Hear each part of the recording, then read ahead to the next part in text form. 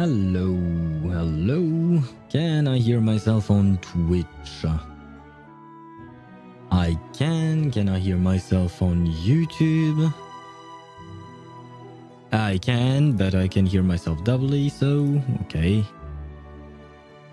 Okay, everything is working, which means that I can switch scenes, except I forgot to activate my webcam, so that of course makes it less not working as well as I hoped it would. My eyes. No god. Forgot about the ring light on my on my webcam. It certainly is quite strong. Now let me move it down a bit. There we go. And we should be almost good to go. There was one thing I needed to remove, and it was that. Okay, good. We are ready to go. Hello, hello, hello. And there we go. We can finally start off more or less. Let me launch Discord as well, because I had to quit everything when I restarted my computer. There you go. What else do I need? I need my chat, of course, my chat. And hello, Tosh. They are weird and unfunny. Those are your first words today. They are weird and unfunny. Okay, hello to you. Welcome to the stream. I hope you're doing well. And may I ask, what are you talking about? What is weird and what is unfunny? I am a bit confused about that. Now then, let me do a couple of things. There you go. And I wanted to do that. I think there is something wrong with chat, I said.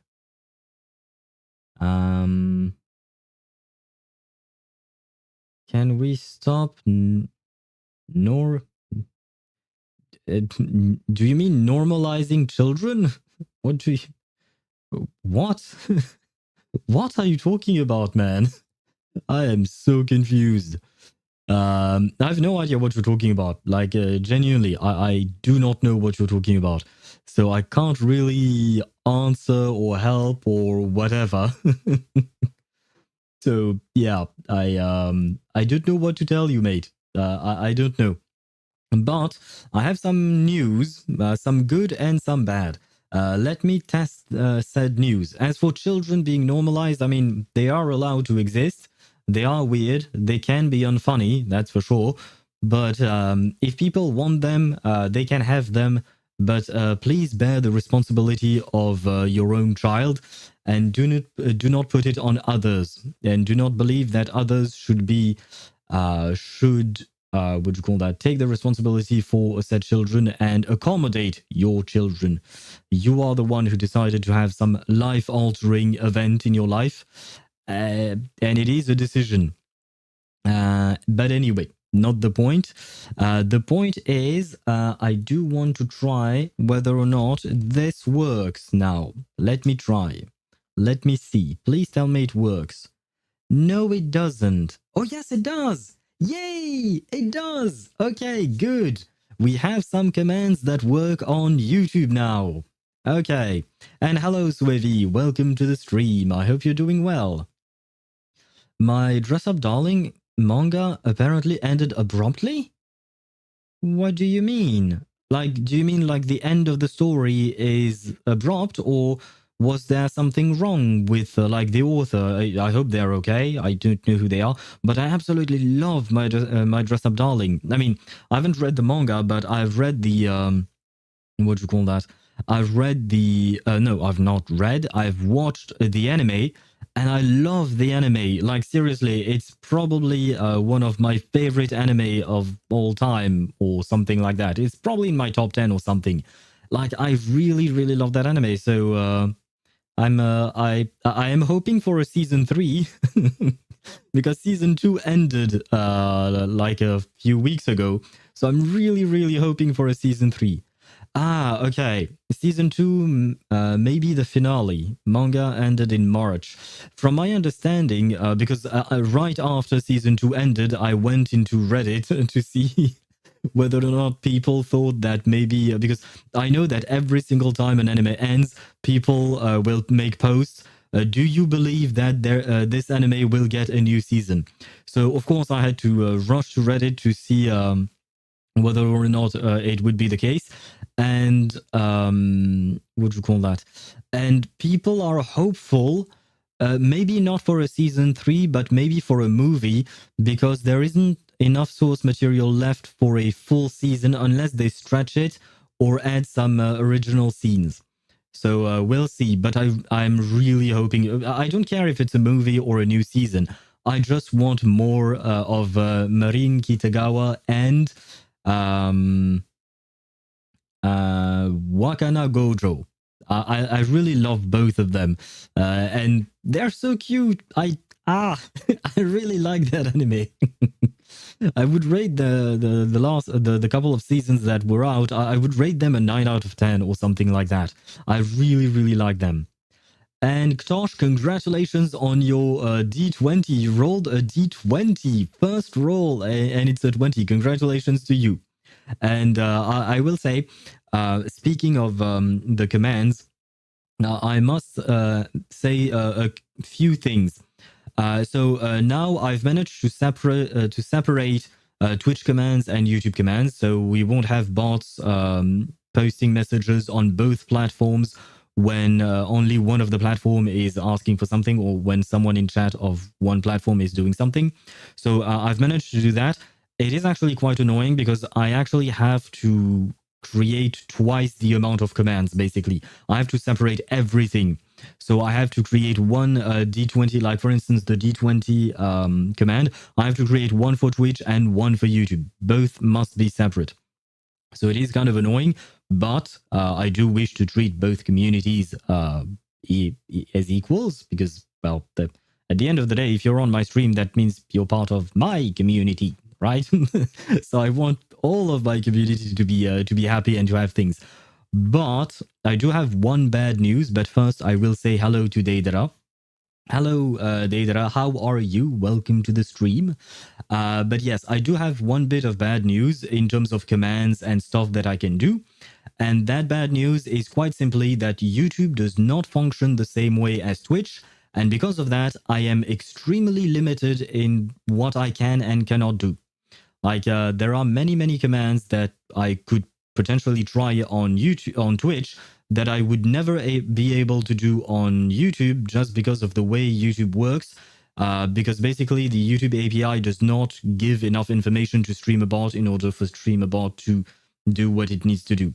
So yeah, we are very limited on YouTube, unfortunately, but I will do what I can to add more fun things to YouTube. And one day, if we actually get partnered on YouTube, maybe we can finally add some custom emotes. Because I am proud of the emotes that I've drawn. And I want everyone to use them. But anyway, hello Dan, how are you? Welcome to the stream. I hope you're doing well. How do you do? I'm doing okay-ish. My head hurts a bit. I am cold. And I haven't had time to rest because I wanted to rest a bit before the stream, just not to sit in a chair, just not to be sitting on a chair. But unfortunately, I didn't have time to, because I was editing videos and stuff like that. It took me way too long. But other than that, I am doing well. I am very excited today, actually, because I do kind of want to try and finish Reverse 1999 story, but also because today we had the live stream announcement for version 2.7 of Wuthering Waves, and I didn't watch the actual live stream. I only watched and recorded a reaction video to the trailer. The video will actually come out later today at 8 p.m. Central European Summer Time. I think that's when I scheduled it. But the point is, I watched the trailer, I watched the events and all that, but I have one thing to say. My God, Galbrenna is hot. Like, seriously, she is so freaking hot. I can't. I can't exist in the same world as her. I have a problem, man. I have a problem. She's way too hot. And I don't know what to do, because just as I predicted, Zani is going to have a rerun next patch, although it will be in the second phase. But the thing is, if I pull for Galbrena, I want to pull for her and her weapon. Usually that's how it goes. She's probably going to be a main DPS, right? So you kind of want to get her weapon. But I need my last two sequences on Zani. I want my last two sequences. She's S4, I want her to be at S6. Just like Arcana is at P5 in reverse 1999.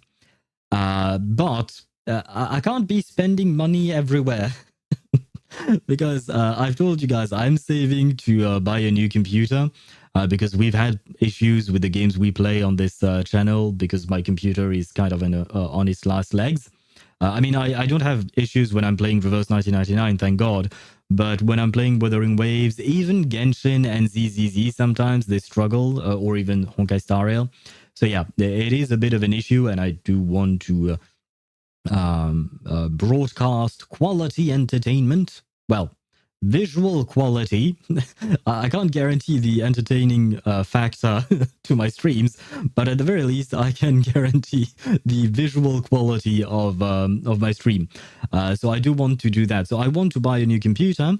I also kind of want to buy a software, a license for a software called DaVinci Resolve. It's the software that I'm using to edit my videos and stuff like that. And it is an awesome software. And there is a free version, which is what I'm using.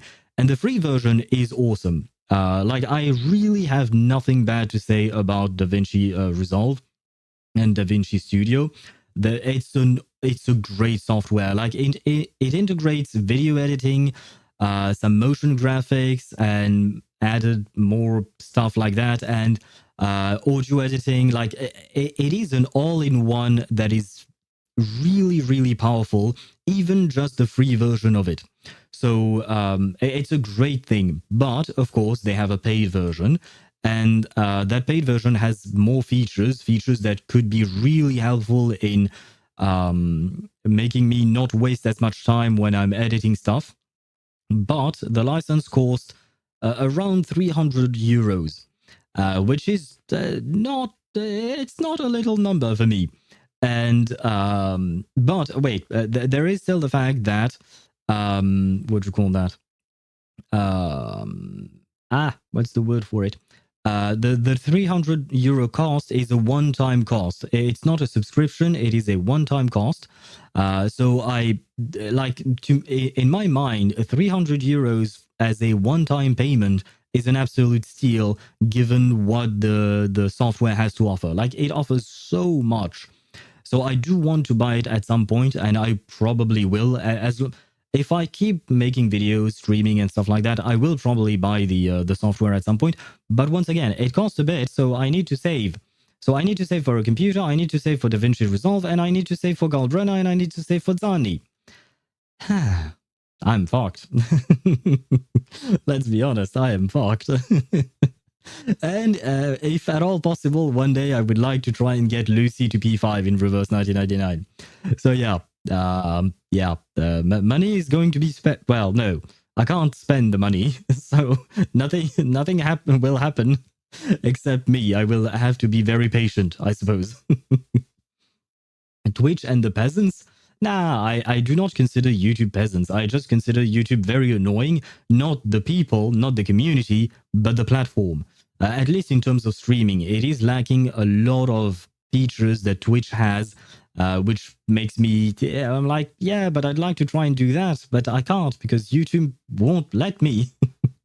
So it is what it is, but I still enjoy both platforms for different reasons. Did you see my Nautika stats? Yes, and maybe, I don't know. Was it what you sent me in DMs? No, it isn't. What do you mean Nautika stats? What you sent me in my DMs was a Kuching stat, not Nautika. So I'm confused. Congratulations on your top 3% Kuching, but yeah, I'm confused about Nautika. No server? Oh no, I did not see that. What did you... Oh, nice. That is actually a good piece. 46 over 249. That is actually a great Nautika. I did not see that. You have a great Mawika. I think your Mawika might even be better than mine. I would say, yeah, probably. I think. I don't remember what mine is in terms of stats, but I think your Mawika might be better than mine. How am I doing? Only 600,000? With those stats, you should be doing more. I assume it depends on your rotation and what character you use. Because, well, of course, if you want to do more, then you have to have proper characters with her. And my Mawika, and like I said, my Mawika is probably not as good as yours in terms of raw stats, but mine can hit easily. Like she hits constantly 900,000 between 850 and 1.1 million. That's where my Mawika stands. Mawika, C2 Shilonen, Sitlali, and Bennett. Okay, there is something wrong in what you're doing then. If you have C2 Shilonen on top of that, because my Shilonen is C0. And I use Mawika, Shilonen, Sitlali, and usually I use Yansan because I try to keep Bennett on another team. But if your Mawika is only doing 600k with that team, you must be doing something wrong with the rotation. The proper rotation, I would say, is probably Mawika E, Shilonen E, Bennett EQ, Sitlali EQ, Mawika Q, and there you go. Her burst is level 8, so it could be higher, but it's just 2 levels. It can't be that bad. Yeah, I don't think it's just the level, because granted, my Mawika is triple crowned, so I do have 2 more levels than you on that, but I don't think there would be a 300 to 400,000 difference in damage between the two of us, especially when knowing that your build is better than mine. You know what? Let me actually check what my build is. Although, to be fair, my Mawika is C1R1. Do you have Mawika's weapon? Do you have her signature weapon? Because that could be a factor. I still don't think it would be like, because that's a like 30% increase in damage. You know what? Maybe. Huh. Serpent Spine. I mean, Serpent Spine is not a bad weapon either. I don't know how it compares to her actual main weapon, though. And hello, Joel. How are you? Welcome to the stream. I hope you're doing well. And wait, I missed a message with Swavy earlier. This is what happens when I get news about manga/show that I don't watch. Okay, don't worry. At the end of the day, we managed to understand each other. And like I said, yes, season 2 ended like a couple of weeks ago, I think, for My Dress Up Darling. And we don't know yet if there will be a season 3 or a movie or something to finish the story. It would be really sweet if they did, because it's a great story. Like, I mean, the story itself is nothing amazing. It's just the character interactions and the dialogue that they always make my day. Like when I watch My Dress Up Darling, I always have a smile on my face. Like throughout the entire 20 minutes, I just have a smile on my face, and sometimes I even laugh out loud. And just for that pure little bit of joy that it brings me, I love that anime. Where was I at? Speaking of Star Rail, oh god, 3.6 is aiming to be the next best version of 3.x? Seriously? Oh wow, you're praising it quite hard there, Deidara. Interesting. Okay, well, hopefully we'll be able to start 3.6 tomorrow if we manage to finish Reverse 1999 today, chapter 10 here. Serpent Spine. Oh, right, I read that already.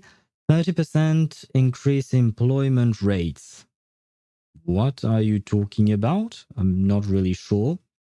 Come on, my message got flagged. Don't worry, I what do you call that? I allowed it. Romance mangas make me happy. Yeah, I mean, I don't read. I'm a gacha gamer. I do not read. But I do watch a lot of romance anime, and yeah, they do make me happy as well.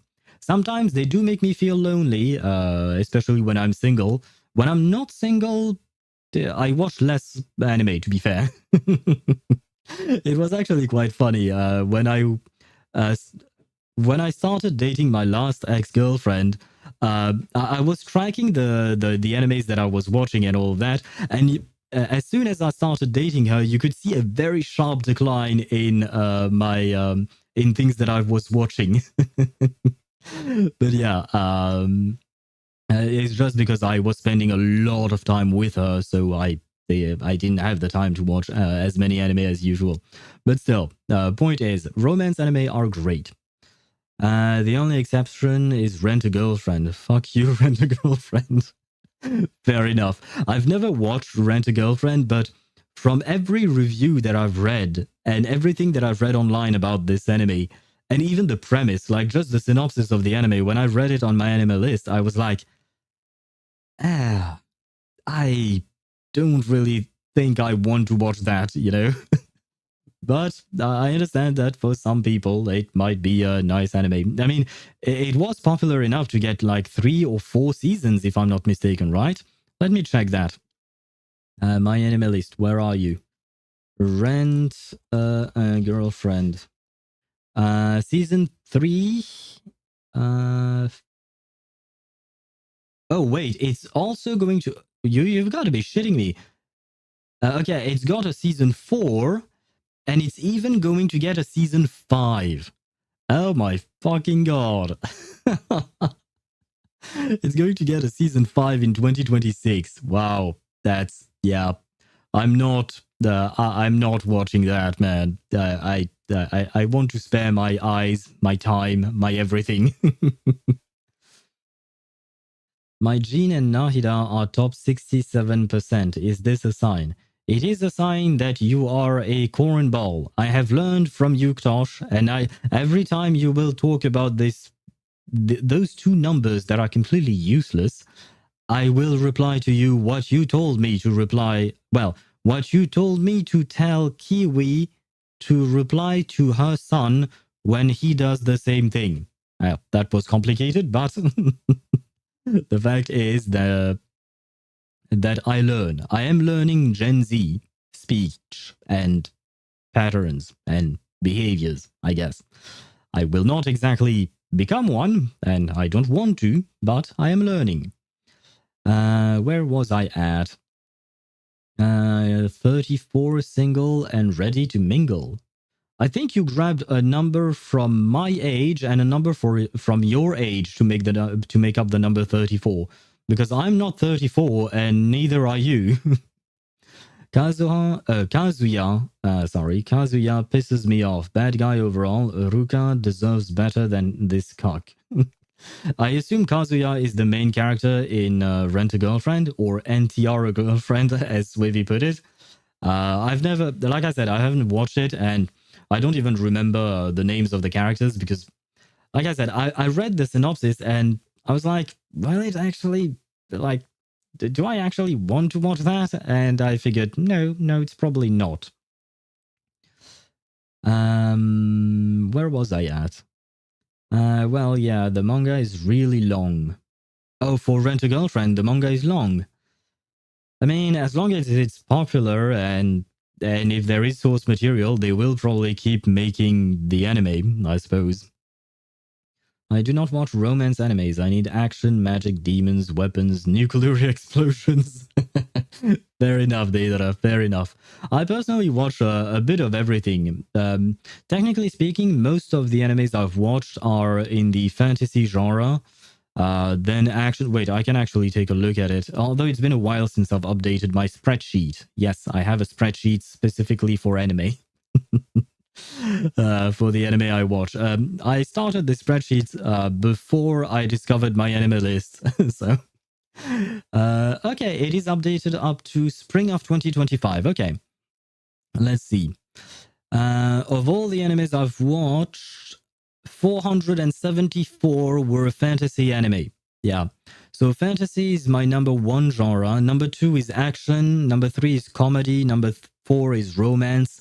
Number 5 is adventure. Those are the types of anime I watch. So I do like a bit of action and fantasy, quite a lot actually. But yeah, romance, I also like romance. I mean, I don't mind having an anime where there is action and romance, but I also like just plain old rom-com types of anime. They are quite nice. And they give you warm, fuzzy feelings in your body. And I also like slice of life animes. How many slice of lives have I watched? Oh, only 47 had the tag slice of life. Oh, I'm disappointed. I thought I had watched more of them. Anyway, sorry about that. Let me close this. There we go. Where was I at? No, but they are actually top to 67%. I should probably build them. Which were the characters that you mentioned? I forgot. Jean and Nahida. Nahida you should definitely build. Jean, it depends. If you have a good healer to pair with Farina, then you don't need Jean. But if you don't have a good healer, then build Jean. She's great. I swear I heard you're 34. Early 30s then, right? Yes, I am 32, not 34. Yeah, I will soon be 34, well, in a couple of years, but not quite yet. Everything I know about Rent a Girlfriend is from memes. Same, most of what I know is also from memes, so I shall continue to spread misinformation. I don't think it's that bad if you're spreading misinformation about Rent a Girlfriend. It has a poor reputation online, from what I've seen at least. Last anime I watched was Uma Musume, right? And did you watch everything then? I've transitioned into ripping light novels. Reading, okay, because I was like, reaping? What do you do? I'm in too deep. And may I ask what you're reading these days? Wait, I missed a few messages. If Daedra wants action, watch Ragnar Crimson. Very goated. I watched the anime, but got intimidated by the sheer amount of chapters. Oh, wait. For Ragnar Crimson, I did not finish Ragnar Crimson. I watched like quite a few episodes of it. I don't remember how many, but I never finished it for some reason. I think I left it at like 16 episodes or something like that. Where is it? Maybe it was lack of time. Ragnar Crimson. Where is the crimsoning of the Ragnar? Where is the vampire? Oh yeah, Ragnar Crimson. Yeah, I left off at episode 15 for some reason. I don't know why. It's on hold. One day I'll probably go back to it and finish it, but yeah, for some reason my I decided not to continue the anime. But it was quite good. I mean, the animation was pretty good. The characters I wasn't exactly a fan of. The story was interesting enough, but the characters themselves, they weren't exactly my cup of tea. Transition that I read, I was a strange fusion between romance and shonen. There is a bit of examples. DNA Angels and Shakugan no Shana. Isn't Shakugan no Shana, isn't that Akatsuki of the Dawn? Like the English translation? I think it's... Oh no! Yes, it is. Wait, no. Maybe not. Wait. Because I know I've heard of that anime, and it is on my to-watch list, but I never had the time to watch it. Oh no, it's just called Shakugan no Shana. No, okay, so Akatsuki of the Dawn is another anime, but for some reason it reminded me of that. Okay, never mind that. But yeah, it is on my to-watch list, but yeah, just never had the time. It does seem very interesting though. I don't quite remember everything about the premise, but I do remember that when I read it, it was quite nice. Or rather, it intrigued me. However, DNA Angels, I don't think I've ever heard that. DNA Angels, let me check. I am curious. Oh, it's just DN Angels, okay. No, never heard of that one. Daisuke Niwa is a clumsy, block-headed, and wimpy middle school student who has few redeeming qualities. Ah, so we are following an asshole. Yay. On his 14th birthday, he finally decides to confess his love to his longtime crush, Risa Harada. But is rejected. Ah. I'm not going to read all of it here because otherwise it's going to take too long. The only time I've read over 100 chapters was when I was reading Dark Gathering. I think I've watched a couple of episodes, but I never continued. I didn't really get into the anime at all. Last rom-com that I purposefully went out of my way to read was Kaguya-sama. Oh, Kaguya is great. I didn't watch the last movie. I haven't had that. Well, I haven't taken the time to watch the last movie, but I really like Kaguya-sama as well. Romance is fine for me, but won't go out of my way to watch a show specifically for it. Right, I just, every season what I do is that I go on my anime list and I will just look at the seasonal animes and I will click add to whatever anime I feel like might be interesting. And then I'll try a lot of them. I've been pacing myself with the novels, so I have content to enjoy. Fair enough. Also waiting for Danmachi to update a Danmachi light novel. I'm once again anime only, but Danmachi is a great anime slash light novel, I suppose. It is the original source material after all. But yeah, the anime at least is really, really good. I mean, there are certain seasons that I preferred over others. I really, really liked the season where Belle was stuck in the dungeon with Elf Lady. Ryu, I think is her name. Ryu, right? The Gale Wind, I think. I really like that moment because, like, you could truly feel the despair that Belle and Ryu were in. Like, it was really well portrayed. Ryu is the true ship. Elf girls for the win. Not gonna lie, yeah, I agree with you. Ryu is a better ship than Ryu x Belle is a better ship than Belle with what's her face? No, I'm turning into Goddess Hestia. Valen, what's her face, right? Wallenstein, eyes. Yes, thank you. Eyes Wallenstein. I don't have anything against the eyes. It's just that she's plain. Like as a character in terms of personality, she's plain as a piece of bread. Like there is nothing. They've showed us nothing. To be fair, they've showed us nothing.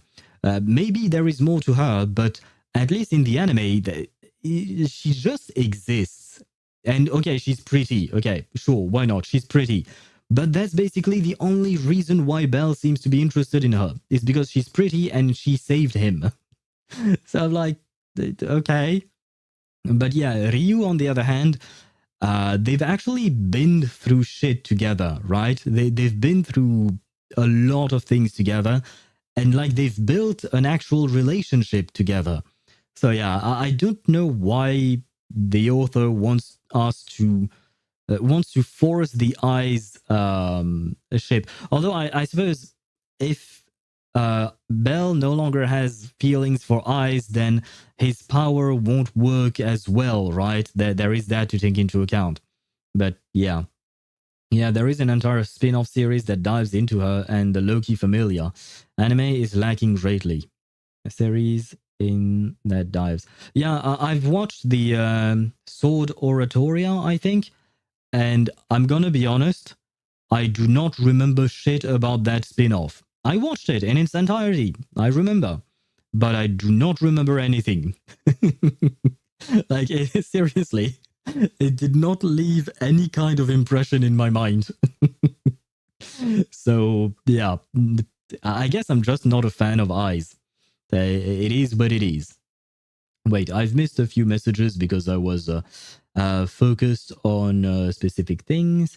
Yu Yu Hakusho is a shonen, but the relationship is pretty amazing. I think I've heard about Yu Yu Hakusho, Dedra. I think I've heard of it. The name rings a bell. I haven't watched it, but I do believe I've heard of it, at least. Well, I'm looking at images, but yeah. I probably saw some images of it, or I saw it being mentioned, but I've never watched it. 41 years for 41 but 41 goals. What are you talking about, Tosh? Oh, and earlier, Swevy, you were mentioning 86. Is 86 story like finished, like the manga or whatever is the original source material for the anime? Is it finished? I forgot Elemental Galade. Same, I've heard of that but haven't watched it. It's also a fusion of romance and shonen. Okay. We should all watch High School DxD. I've watched, I think, the first couple of seasons of High School DxD, and honestly, I know there is a lot of boobs there, right? But beyond the boobs, there is an actual story for High School DxD. I will say that much. They have an actual pretty decent story. It's not all about the ecchi and the boobs being flung around everywhere. I'll forever glaze Made in Abyss and Dark Gathering. Dark Gathering was very unique, and Made in Abyss is just very good. I was tempted to watch Made in Abyss, but I just never took the time to do so. But I have heard a lot of good things about it. In summary, I love when in action and fantasy there is a bit of romance. Yeah, fair enough. I do enjoy it myself, so I understand the feeling. It is quite nice. Having a touch of romance is quite nice. Sometimes it's not needed, but sometimes it is that little something that adds some spice to the story. Might be just my taste, though. I mean, no, I have heard good things about Made in Abyss, Joel. Dark Gathering, I don't remember if I've heard anything. I just couldn't get into the anime myself, but that's something different. And this one, Erotica, I read when it was so enlightening I had stopped reading it. It was all about finding your own happiness. Huh. I kind of want to ask, but I kind of want to ask what you meant, what you're talking about, but yeah. The entire finding your whole happiness thing was so enlightening for an erotica. Once a happiness was in being happy in the present, even if it ruins her future. The happiness of another character was being a stripper as it was freeing. And shit like that, like an erotica, should not be like this. So deep, bro. I came to Goon and enjoy the fan service, not become Buddha. Fair enough. Yeah, but see, just because there is fan service and stuff like that doesn't mean it can't have a good story, right? There are good stories everywhere, even in hentai sometimes, apparently. I've never seen a good story in a hentai because I don't watch a whole lot of hentai, but from what I've heard, there are some that actually have good stories. Light novel. Oh, light novel that dives. Oh, you were talking about light novels, Wavy. So what about Sword Oratoria? Isn't that a spin-off? From what I've heard, 86 is approaching Endgame. 2 or 3 more novels, maybe. Huh. I mean, we're still hoping for season 2, right? We're still hoping for season 2, man. Made in Abyss seems like nightmare fuel. Probably. From my understanding, like the characters look cute, but the overall theme is mostly horror. Honestly, I can handle extra ecchi without ending in certain anime pages. Yeah, I mean, I've watched quite a few ecchi animes. Some of them are pretty good. Some of them, I just watch them because I can turn off my brain. Like, I don't have to really pay a whole attention to it because there isn't much plot. And I'm talking about actual plot and story. But yeah, some of them can be funny. There are a lot of ecchi animes that I actually didn't enjoy because of the ecchi, so I stopped watching them because like it was just about the ecchi part and there was nothing else to it. Like sometimes even in ecchi anime you can have like proper relationships within the characters, like stuff that are genuinely interesting. So DxD is banned for me. Honestly, DxD is pretty good. Like I said, there is a lot of ecchi in that anime, but the story is actually decent. It's actually quite good. As Seikon no Quasar. I've heard of that. I think I may have watched the first anime and I thought, that is not for me because it was way too much. Too much ecchi. Like, if I want to watch adult videos, I'm going to watch adult videos. I don't need that shit in anime that I want to watch for the story, you know? I don't mind body horror, but something about Made in Abyss art style gets me. Cute plus horror, maybe, the contrast. Isn't that what they call gap moe or something like that? Like the contrast between something that is very cute but also uh, completely horrific? Yeah, that's how they get you. Apparently, there is this manga called Tomahawk and Angel. Never watched it. I think it's cool though. I've never heard of that. Dark and edgy anime without mentioning Juju Juijik Jujika no Rokunin. A crime. That thing literally has so many crimes. Mostly the R word. I don't. Do I know this? Wait, why can't I? Well, there you go. I want to copy this. Oh, it's not an anime. It's a manga. But I feel like I've heard of it for some reason. Hmm. Wait. My anime list. Anime list. There we go. Okay, it is a manga indeed. Huh. Yeah, no. For some reason, it rings a bell, but I, like I said, I don't read manga. I don't read. Period. I'm not much of a reader myself. Yeah, okay. Well, why not? I have an etchy meter. I'm uploading a video to show you. Oh God. Is it something I can show on stream, Deidra, or is it something that I that I should keep to myself or keep between the two of us? Because that is also a question. In the meantime, I am going to launch the game because I said that I was going to skip the usual yapping session, and very clearly, we did not. We did not skip the yapping session. So I don't know if we'll be able to finish Reverse today. We'll see. We'll see. If we do manage to finish it, that's great. If we don't, that's okay. Let me see. There we go. Yes, the video is to show how crazy I am. Oh God. Okay. In that case, I might not actually show it on stream then. But yeah, I am launching the game. I am going to take a little something for my head. My head is starting to ache a bit. Give me a sec. Oh wait. I'm also gonna put socks on because I'm cold. That's the word for it.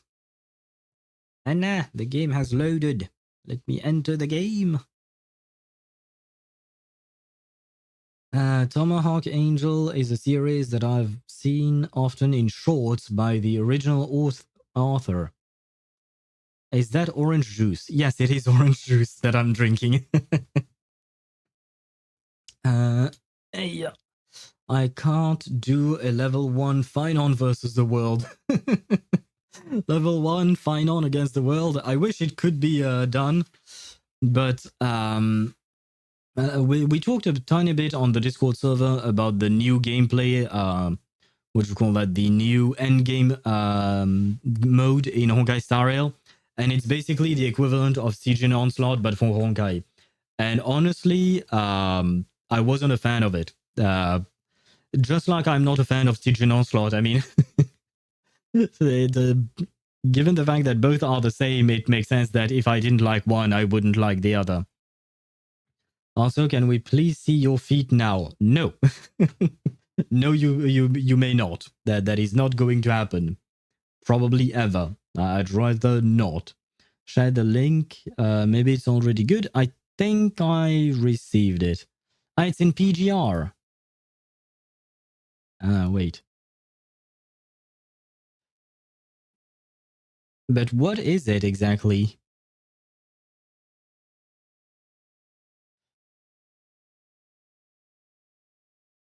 Wait. Okay, can I... what am I doing? Wait,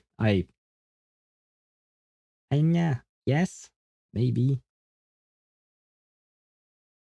There...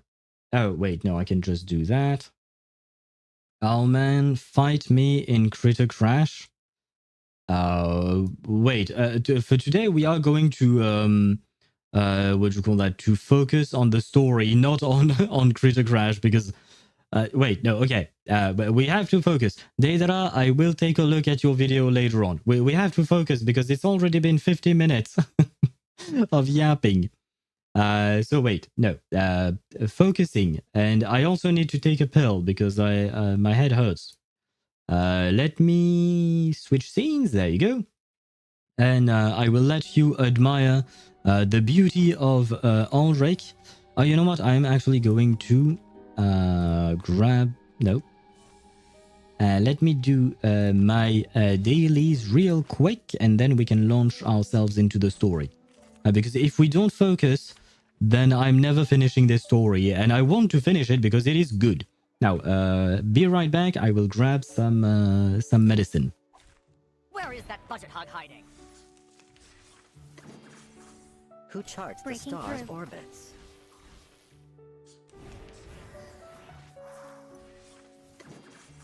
We have taken a strong position. A fort. Che la morte ti dia la pace che cercavi. Requiescat in pace.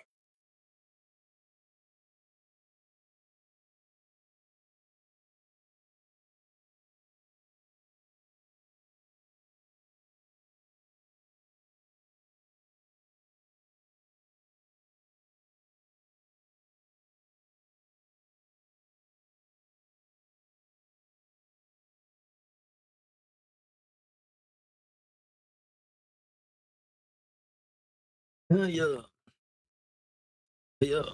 I am back. Where we at? Wait, I lost my chat.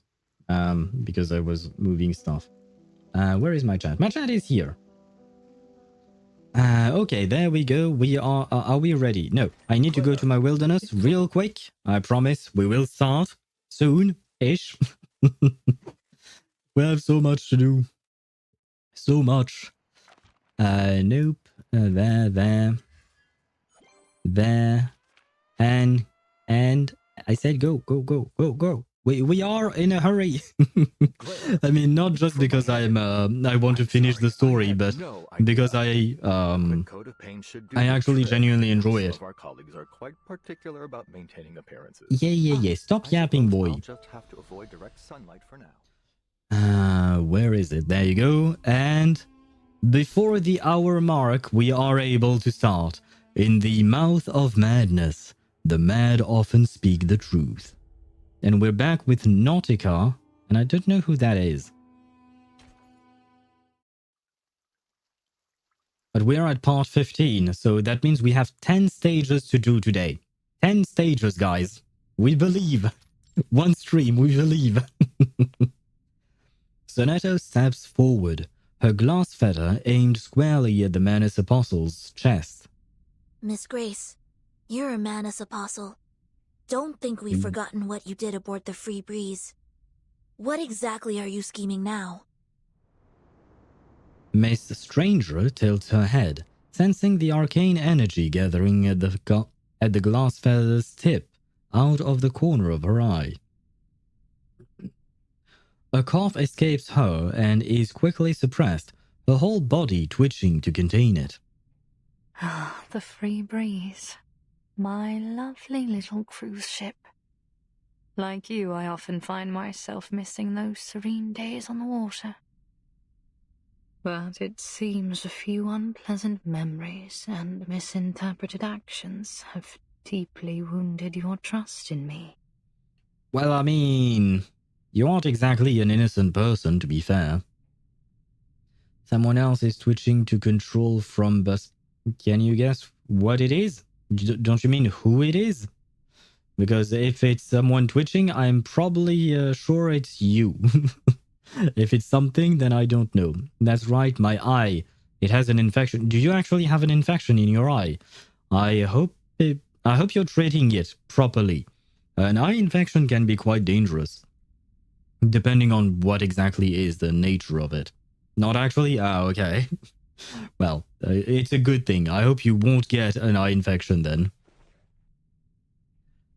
She leans closer until the glass feather point presses against her skin. The timekeeper steps forward and stands beside Sonato, allowing her to lower her shaking, outstretched hand. Timekeeper? It's fine, Sonato. I have a few questions I'd like to ask. Oh. Wind lifts the ribbon around Miss Stranger's neck as glistening powder dissolves into the snow. On our way here, we discovered a couple of items that I believe belong to Dr. Doris. A stethoscope and a typewriter. It seems they were intentionally left behind, like a series of signposts pointing us here. You wouldn't happen to know anything about these items, would you? Do you? How about the powder we found on the typewriter? It's finer than snow and reflects the sunlight differently.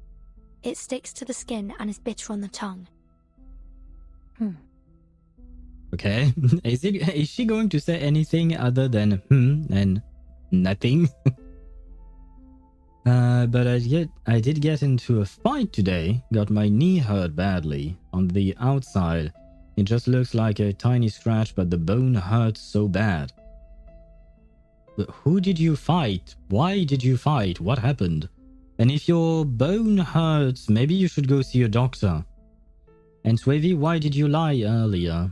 I still read 100 Kanojo manga. Oh, 100 Kanojo, that's 100 girlfriends, right? It's the something 100 girlfriends that really loves me or something like that, right? I've watched the first season of the anime and it is very funny. I will say it is more of a comedy than a romance, in my opinion. I mean, technically speaking, there is romance, but yeah, for me it's more of a parody or something like that, right? Actually, no, wasn't the MC dating one of his cousins? Really? That much I don't remember. I don't think I've seen that in season 1 at least. Got into a fight with a classmate and yeah. Did the situation get resolved at least? Author age forwarded her and she's hot. What, the cousin is hot? Welcome to Japan. Well. I mean, yeah, to be fair, they don't view incest the same way we do in the West, usually.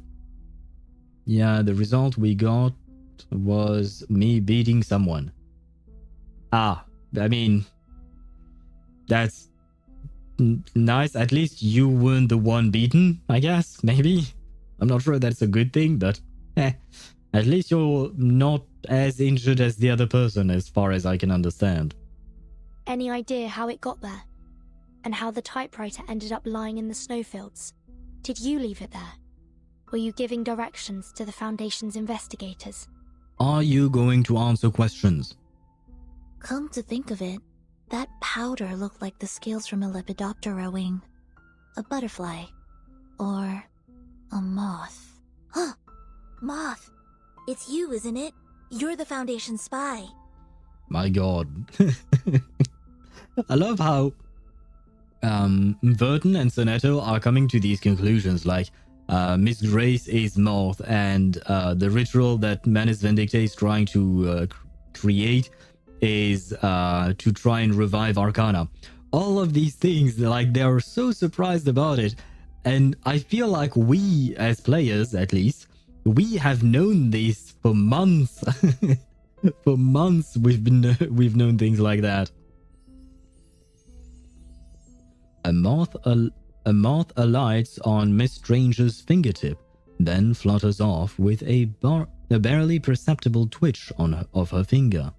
Oh wait, if Miss Grace is a moth, then she becomes, let's say that she becomes a playable character, I might have to pull for her, because Evelyn is my main in Zenler Zone Zero, and her symbol is the moth, and it is kind of her favorite animal, right? So, maybe I should pull for Miss Grace, if she ever becomes playable. But bro, what's worse than incest? NTR and incest. Well, those are two genres that I tend to avoid. I don't think, usually I tend not to watch any NTR at all. I don't really understand the purpose of that.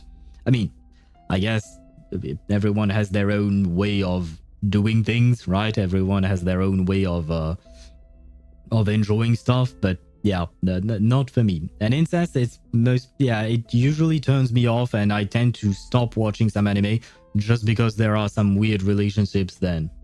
And hello, External Soul V3. Right. Wait, what was the nickname you said you used? Is it Lucky? I think it was, right? But hello to you and welcome to the stream.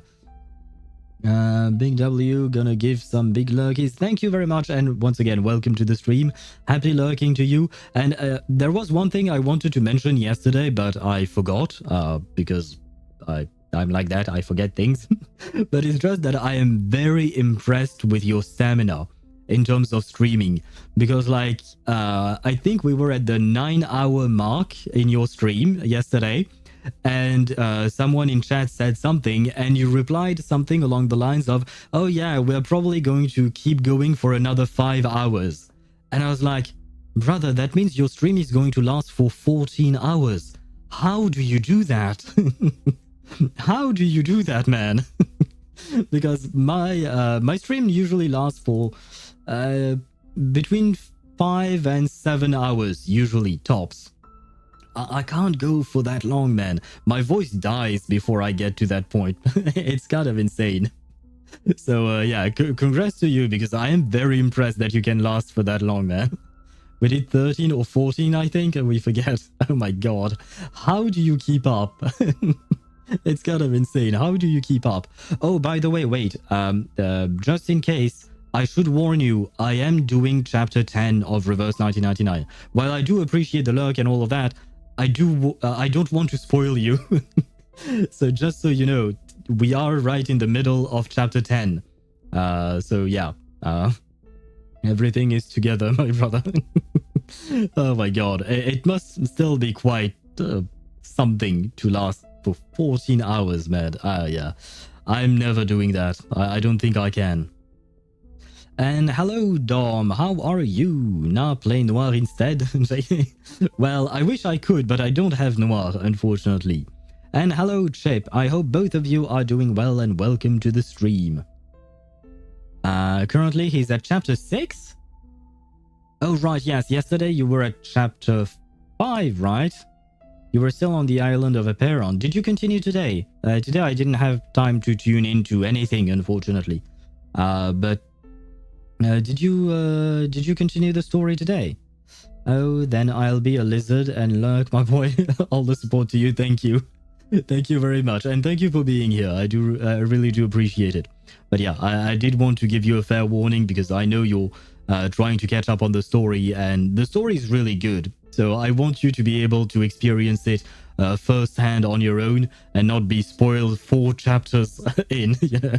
Like, I'm 4 chapters further than you are, so yeah, it would change your experience. He's about to experience what is peak. Yes, he is.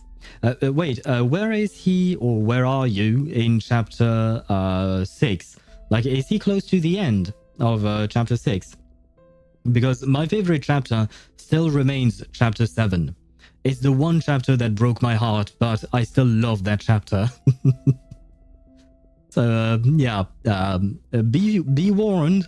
You will have you will have emotions during chapter 7. I mean, I assume. I could be wrong. Depends on how you feel about it. But yeah, chapter 7 is very emotional. At least it was to me. Oh, right, I forgot. Yeah, unfortunately, I do not have Noir. I have a P5 Ezio. I had to trade, right? I had to choose. And I chose P5 Ezio over P0 Noir, which I feel like I made the right choice, probably. Love that chapter the most. Love Marcus, yes. Marcus is a great character. I loved her relationship with Greta Hoffman. And Greta Hoffman, in my mind, she is still the best NPC we've ever had in Reverse 1999. For me, she will forever remain the best. I mean, maybe one day she'll be dethroned, but as of right now, Greta is the best. But yeah. Let's not dive deeper back into the trauma and the depression. Still, Marcus is You know what? Marcus is that one child I would be willing to adopt. Usually I don't like children, right? But I do make exceptions for some. Marcus is probably that one child I would actually agree to adopt. Especially after, you know, what happened with Hoffman. She might need... Well, I don't know if she has ever had a father figure, but I could be a father figure to her. Or just the stupid uncle. I could be that as well. I could provide you with a detailed account of the Foundation's phototaxis experiments if you need further proof of my identity. But we're running out of time. If we are running out of time, my dear Miss Grace, why are you not answering our questions? Their astonished stares hold on Miss Stranger as she turns her face towards the ruins beyond. I'll lead you to the sanctuary. Dr. Doris, Miss it's already inside. Yes, I guessed as much. Please lead us to her. Please lead us to Vertin's mother. I am sure she is her mother. I can tell. I need my answer. I need my confirmation. Freddy? We all love him. Freddy? Really? No, you know what? I think, Tosh, you might adopt Freddy. I'll adopt Marcus, and you can adopt Freddy. Oh, you know what? Flutterpage I might adopt as well. She's kind of out there, like she's kind of an airhead, but she's cute. Freddy, on the other hand, I've said it before, I will throw him off a bridge. Run, the world is ending. Well, in Chapter 7, the world was kind of ending indeed. But here, I mean... Is it really the end of the world if Arcana comes back? We all love Arcana, right? Well, she's life. She's everything to us. Phototaxis name dropped? I was wondering what that was. I was kind of not paying attention. It's my bad. But yeah, she mentioned that, and I was wondering of the Foundation's phototaxis experiments. What is the phototaxis experiments? I don't know. Is that wait? Phototaxis. What does that mean? Has to do something with light, maybe? Phototaxis is defined as the movement of organisms. Oh, such as archaea and bacteria in response to light stimuli involving sensory photoreceptors and signaling pathways that trigger changes in motility systems based on light conditions. Oh. I don't want to read more about this because I've studied archaea and bacteria and all of that, and it was a pain. I did not enjoy those courses.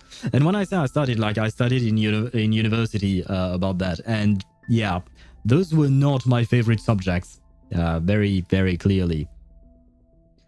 I would adopt Aino, not gonna lie. Fair enough.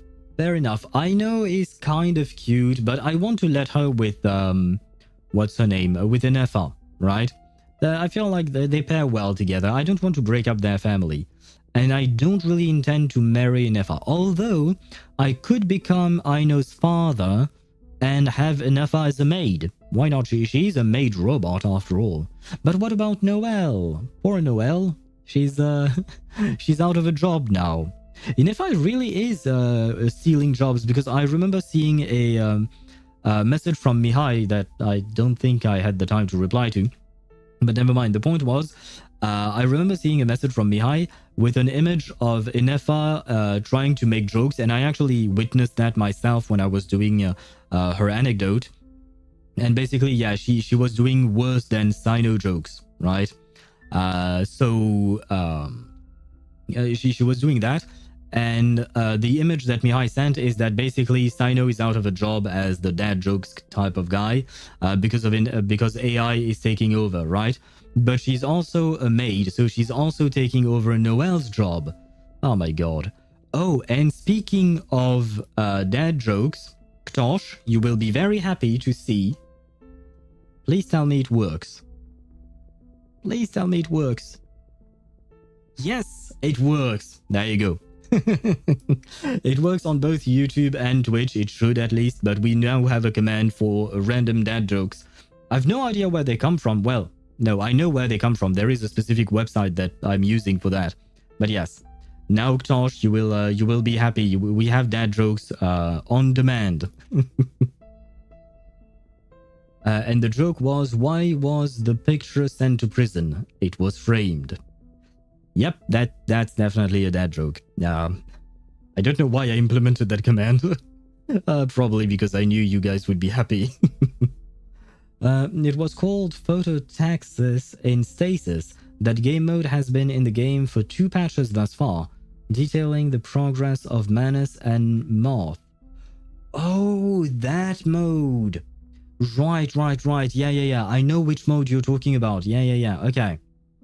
But for some reason it didn't come back to my mind until then. But yeah, it was very moth coded. I mean, there were literal moths on the in the UI and stuff like that. Okay. Thank you. Slept like a log last night. Woke up in the fireplace. Bro, that was funny. See, I knew you would be happy, Ktosh. I knew you would be happy. Oh, and my moths have just brought some new information. Your human friend has also gone in that direction. With that, she turns her back to them and advances without fear. A wary yet relieved sigh sinks into the snow. The gate to the sanctuary won't stay open forever, Timekeeper. Shall we? We shall, and I will gladly follow you.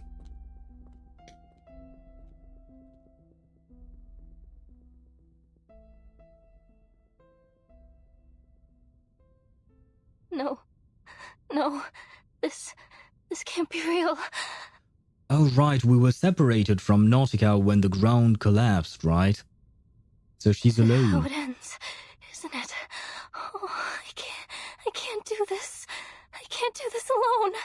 Nah, don't worry, you're not alone. You have your earworm with you, I guess. Vertin, Sonetto, Miss Radio. Trudging alone through a perilous labyrinth had never been Nautika's idea of an ideal scientific expedition. Possible cause of death 1. Freezing. Frozen solid with a bunch of unstudied samples clutched in my hands. Oh my god, please stop thinking like that. Possible cause of death 2. Getting torn apart. Cold, sticky monster fingers sinking into my skin and ripping me to pieces. What is wrong with you? Stop thinking that way. This is not helping. You're not helping yourself, my poor Nautika. Possible cause of death 3. Killing myself before 1 or 2 can happen to me. Okay, I was not expecting that last one. That was dark as fuck. I mean, I understand the reasoning she had, but that was dark. Oh god. An empty room. I hope she doesn't actually commit to it. I hope she doesn't go with option 3. Please don't be in option 3. Don't take option 3. Does the bot say some bad jokes or only the good ones? No idea, man. From my understanding, basically there is a website on which, like, the website allow you to connect to it in order to draw these dad jokes. I have no idea the amount of dad jokes that exist on there, and I cannot tell you the extent of it. Like, I don't know all of them, right? The best time on the clock is 6:30, hands down. Yep. I mean, at the very least, they are dad jokes, right? But yeah. Lucky said he's grateful about meeting you. Oh, thank you. That's sweet. Same. I mean, there is a reason why I stayed up on his stream up until, I think it was like, yeah, it was close to 4 a.m. when I left his stream, because I had to try and find some sleep at some point, right? But yeah, there is a reason why I stayed on his stream for so long. I genuinely enjoyed his stream as well, so I am glad we met in need.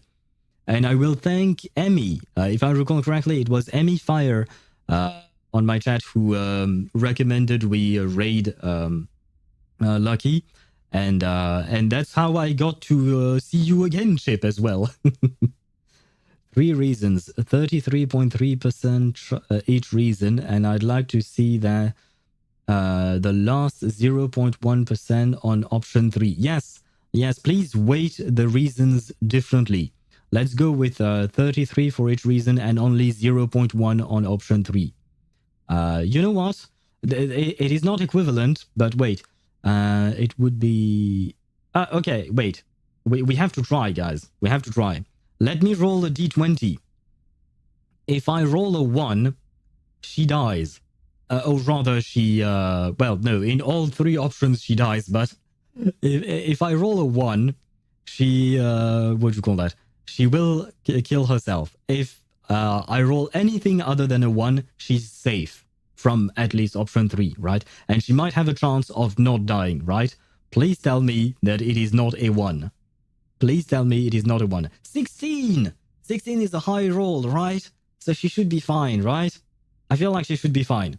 According to Happy Owl Bot, thank you, Bot, she's going to be fine. So there you go. We have our answer, Chip. We have our answer, and it's a good answer. I was really worried. Oh no, Ktosh. Oh, Ktosh rolled a 5. I guess Ktosh is not surviving. That was so bad I didn't even understand it. Do you mean the joke about the clock? It's because when you... Oh god, sorry. It's because when you look at a clock, it goes like 6 is towards the down, to like when it's 6:30 on a clock, both hands on the clock will be towards the bottom, like they will point towards the bottom. So yeah, that's what the joke was. But anyway, just trying to be rational in this situation. Very stark arcanist resonance versus human reason comparison. You're right. Yeah, you've got a good point there, Dan. And Tosh spamming D20, but it does seem like she's surviving. What do you mean, sadly? We want her to survive. Nautika is a cute girl. She's a nice girl. We don't want her to die. Gacha with a life. Yeah, we're playing gacha with a life. I mean, isn't that what we do every day, unfortunately? I mean, the 4 points is still a possibility. 4 points? What 4 points are you talking about? Like a waddling penguin moves from nest to nest, Nautika swivels her head around in constant search for her lost companions. I hope they'll be okay. Please be okay. A break in her rhythm finally comes. This room holds life, yet the occupant possesses neither brilliant copper hair nor an arcane suitcase. Who is it? Who is it? She drops into a crouch, tucking her legs in close to her chest, turning instantaneously from penguin to armadillo. I love this comparison. In appearance, anyways. Who was that? She summons every ounce of courage in her, forcing her head and vision up to the figure. Freely? She survived? Wait, did she join Manus? I hope she didn't join Manus, but at the same time, it's nice that she survived. Hello. The once bright parka in her memory has faded with the wind. Its dull hue mirrors the owner's new ashen demeanor. Is she a zombie? Or is she a hallucination? Nautika uncurls, half stumbling as she rises to her feet. Oh, I thought you were gone. Yeah, so did I. I thought she... yeah. Personally, I prefer Lilia. I agree with you. I do like Nautika, but I also prefer Lilia over Nautika. Maybe it's just nostalgia factor because I've been... like, Lilia has been on my account for like 2 years. I've played her. I've seen her in the story quite a lot, and I really love her. Like she's a very funny character. So maybe there is a bit of bias there, but yeah, I do prefer Lilia as well. Tears burst forth as Nautika clutches her friend's gaunt arms. The survivor's glazed eyes roll into focus. 2 labored breaths escape, each exhaling without drawing anything back. Oh, thank you. Thank you, Mother Spirit. Thank you for keeping us both in one piece. We'll find a way out of here. We'll look after each other. Oh, goodness, Frile, you're a sack of bones.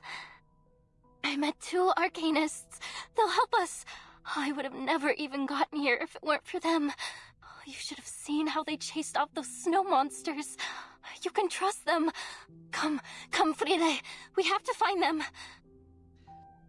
There is a problem. Frile hasn't said anything thus far.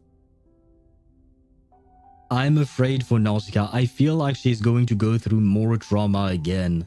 They'll protect us. They'll get us home. Why do you not speak?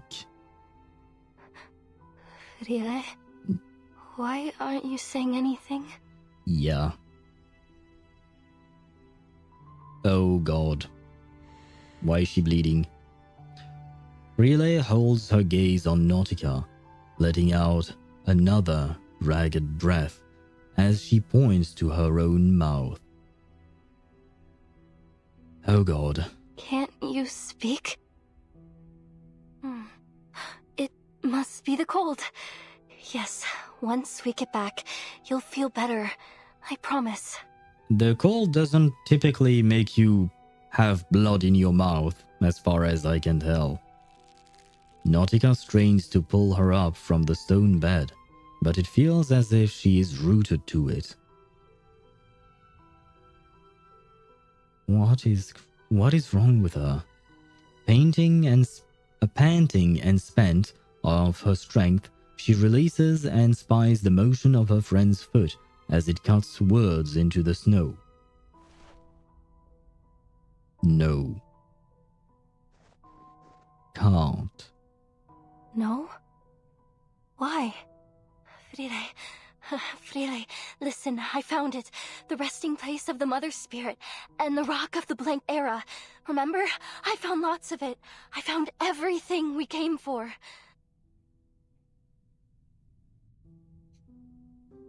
Frile holds her eyes on her once cherished friend, shifting into a devout smile. She wipes away the words, writing something new. Mother Spirit? Nautika gasps. Will see me soon. What does that mean? Because if the Mother Spirit the Mother Spirit feels kind of like a god, right? Or a goddess, I suppose. Usually when you say that someone will meet their maker or their god, that means they are going to die. Frile nods with a smile, fingers clenched on the pendant around her neck. And see, there is even blood on the ground.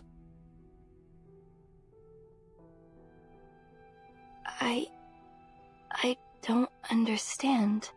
Did Bluepoch just bring Frile here so that Nautika could have one last look at her friend and then watch her die?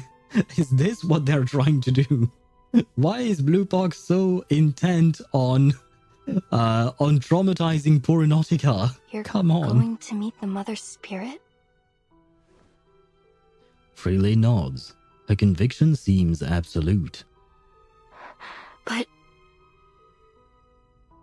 Cold sweat runs down her spine. you mean she has a mortal form? She's a living creature, like us? And she's here, in this ruin? Frile nods. But how? Is she talking about Arcana? Or could it be actually misheard for some reason? One Piece mentioned. Did they mention One Piece here? Piotr. Oh my god, I'm going to have to translate that, man. Please don't write in another language. English is fine. French is okay as well since I speak it, but Google Translate. Like I said, I have to translate everything. Where is it? And this is a long-ass sentence. Piotrek told me to start smoking cigarettes because it helps to have a deeper voice. Maybe if I smoke for 3 years, my classmates will stop hitting me. I don't know who Piotrek is, but he has terrible advice. Do not listen to him. Do not start smoking, especially not if you just want to have a deep voice. Wait until your balls drop. It will happen, I promise, at some point. Nautika's blood surges into her limbs with sudden intensity. Frele tries to object, but only produces wheezing breaths. With visible frustration, she smooths a fresh patch of snow. Homage? Approach. A great gift. Is this what the ninth story in the Tales of the Mother Spirit is about? Mother and child. Their heartbeats both align in joyful union through the womb of time.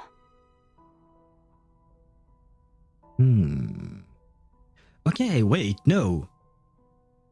Because thus far, Nautika's legend thingy from her people, it always talked about like the mother, right? The mother spirit. And now it mentions a child, and apparently they are going to reunite. What if the mother spirit is indeed Dr. Doris, or Miss Erd, or whatever you want to call her, and the child is Vertin? That could be a thing, unless Arcana is Vertin's mother. But I think Vertin would have recognized her own mother, so she would have known. Whereas Dr. Doris, Vertin has not seen her. Like the only time they were on screen together, technically speaking, Vertin was unconscious. So my bet would be on Miss Erd then. Why do fish live in salt water? Because pepper makes them sneeze. Aha, great job, Robo Uncle. These are not Happy Old Bots jokes. He just writes them. Technically, he's taking them from a website. I do want to give credit where it's due. I don't remember the website's name. I think it is I Can Has Dad Jokes. And the has is written with a Z, if I recall correctly. She nods, her relief obvious through gesture alone. No, it can't be. The tales say that the mother spirit should be asleep. She shouldn't wake up until after the Arctic polar day. Nautika grips her head tightly, as if preventing it from flying off. So if she's asleep, then who are you going to see? Frile, I really don't understand. Yeah, but it doesn't seem like Frile can talk. And I was wondering about the blood in her mouth. Does she still have her tongue? It's a genuine question. Or was it removed, probably forcefully? Frile merely smiles. Hypoxia sets in, whether from this information overload or the bleak coldness, and Nautika crumples once again. You really won't come back with me? But if you come with me now, we'll be home soon. I drew a map, like you always did. There's food cached in the depots on the way. I even managed to train new sled dogs and... Frele slaps a hand over her mouth. With a swift kick, Frele sends a wave of snow bursting upwards, then shoves Nautika flat against the ground. Nautika presses down deeper as the snow blankets her. Footsteps crunch closer, deliberate, unwavering, methodical. They halt at the room's entrance. The ritual is ready. They are waiting. Nautika hears Freely get up and walk away. The sounds pause for a moment. Time to go. The footsteps resume without hesitation, fading until silence reclaims the room. Okay, so Freely probably tried to protect Nautika by hiding her or something like that from the Manus. And I guess maybe Freely is going to be used as a sacrifice during the ritual? Which is not good for her, but well. Nautika emerges from the snowdrift. On tiptoes, she darts to the doorway, desperate to catch a glimpse of her friend. But beyond the door, there is only one spot of color, a pendant lying in the snow. Amundsen? Oh, it's Nautika's name. Shaking off snowflakes still clutching to her nose, she stares at the engraving. Onward, child.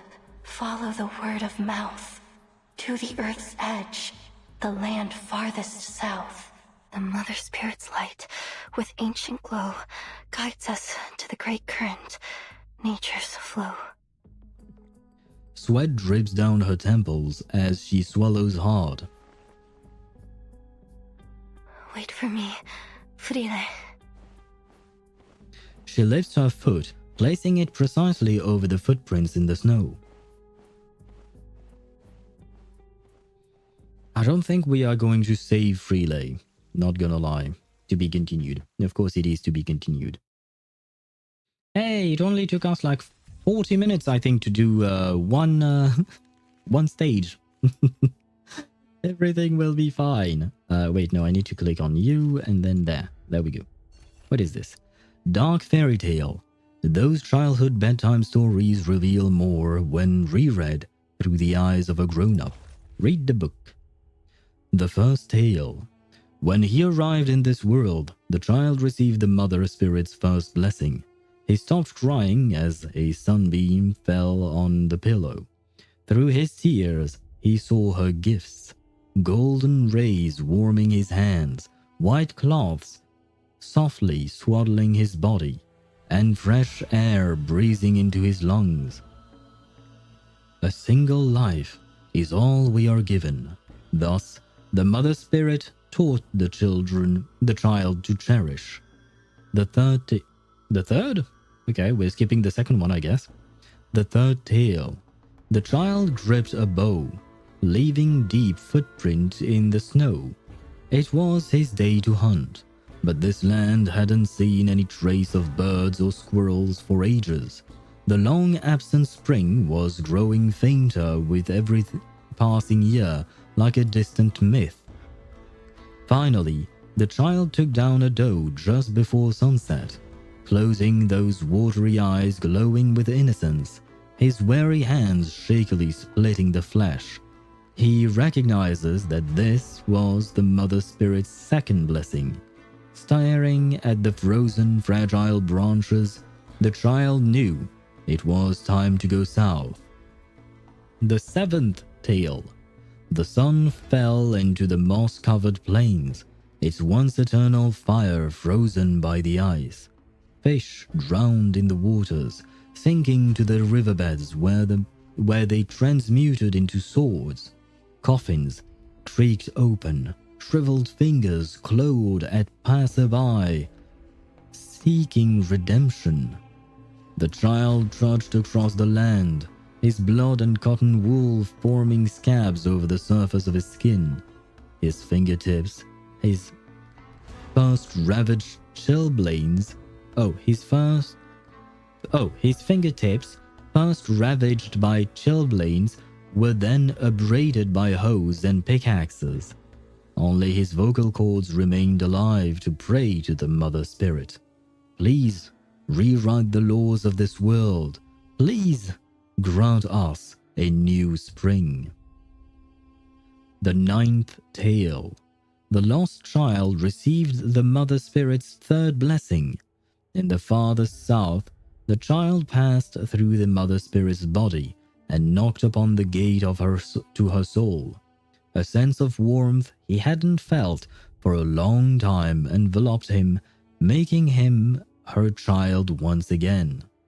cradled in the Mother Spirit's arms, he heard the last message.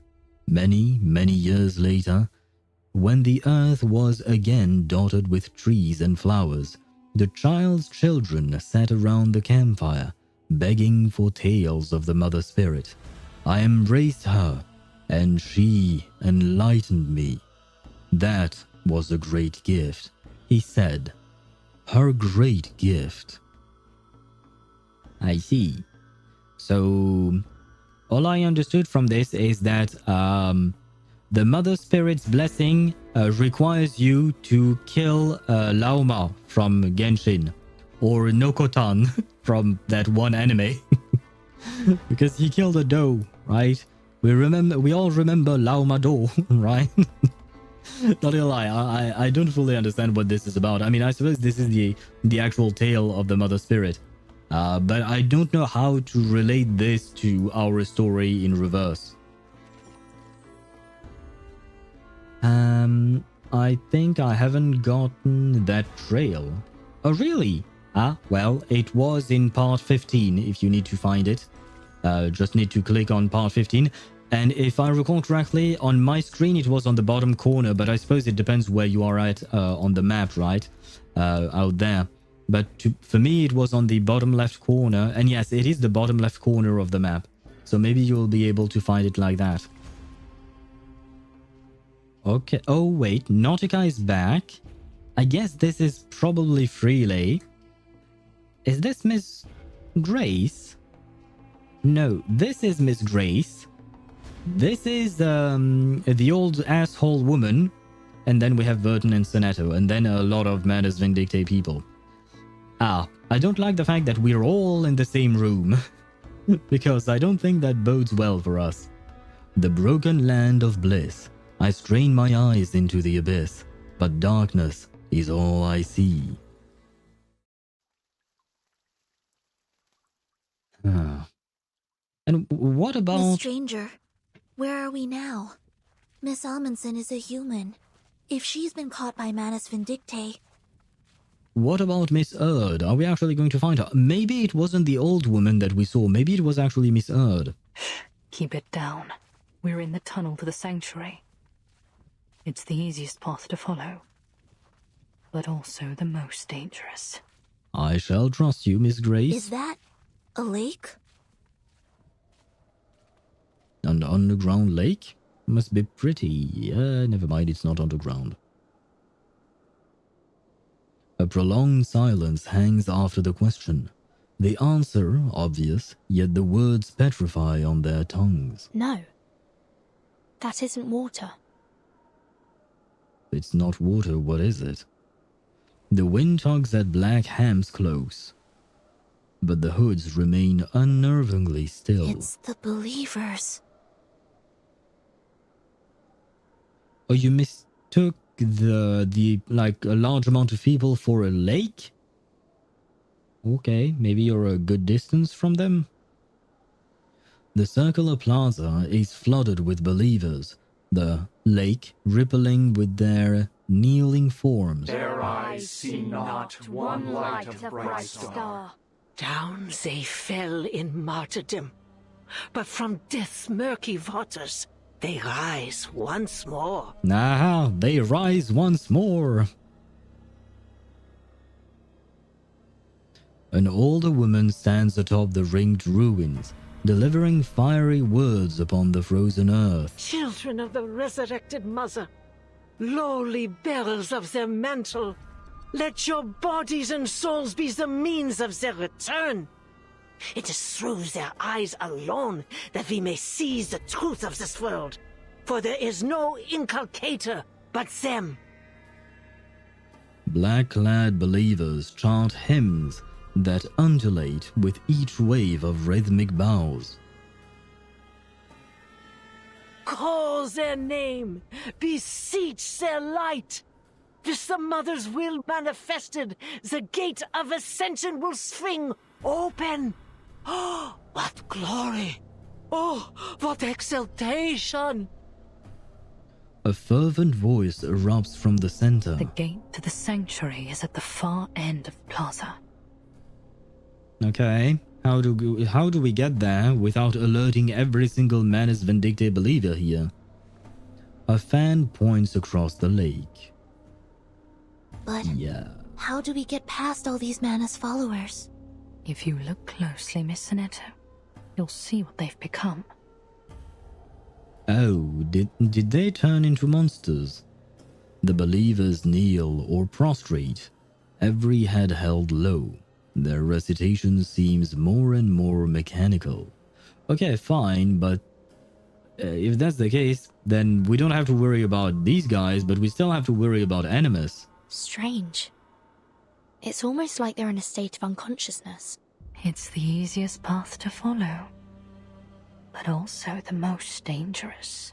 Whenever a sacrificial ceremony is held in the plaza, Animus has all the believers put on masks to ensure she has full control over them. Right now, there is only one thing on their minds: the ceremony.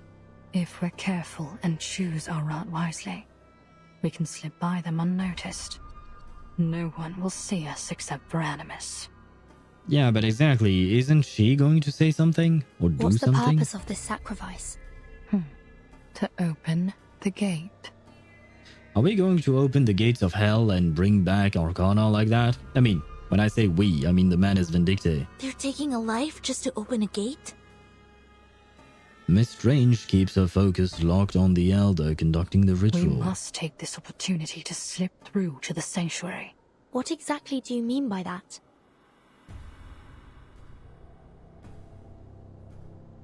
Another rising wave from the distant voice muffles their whispered discussions.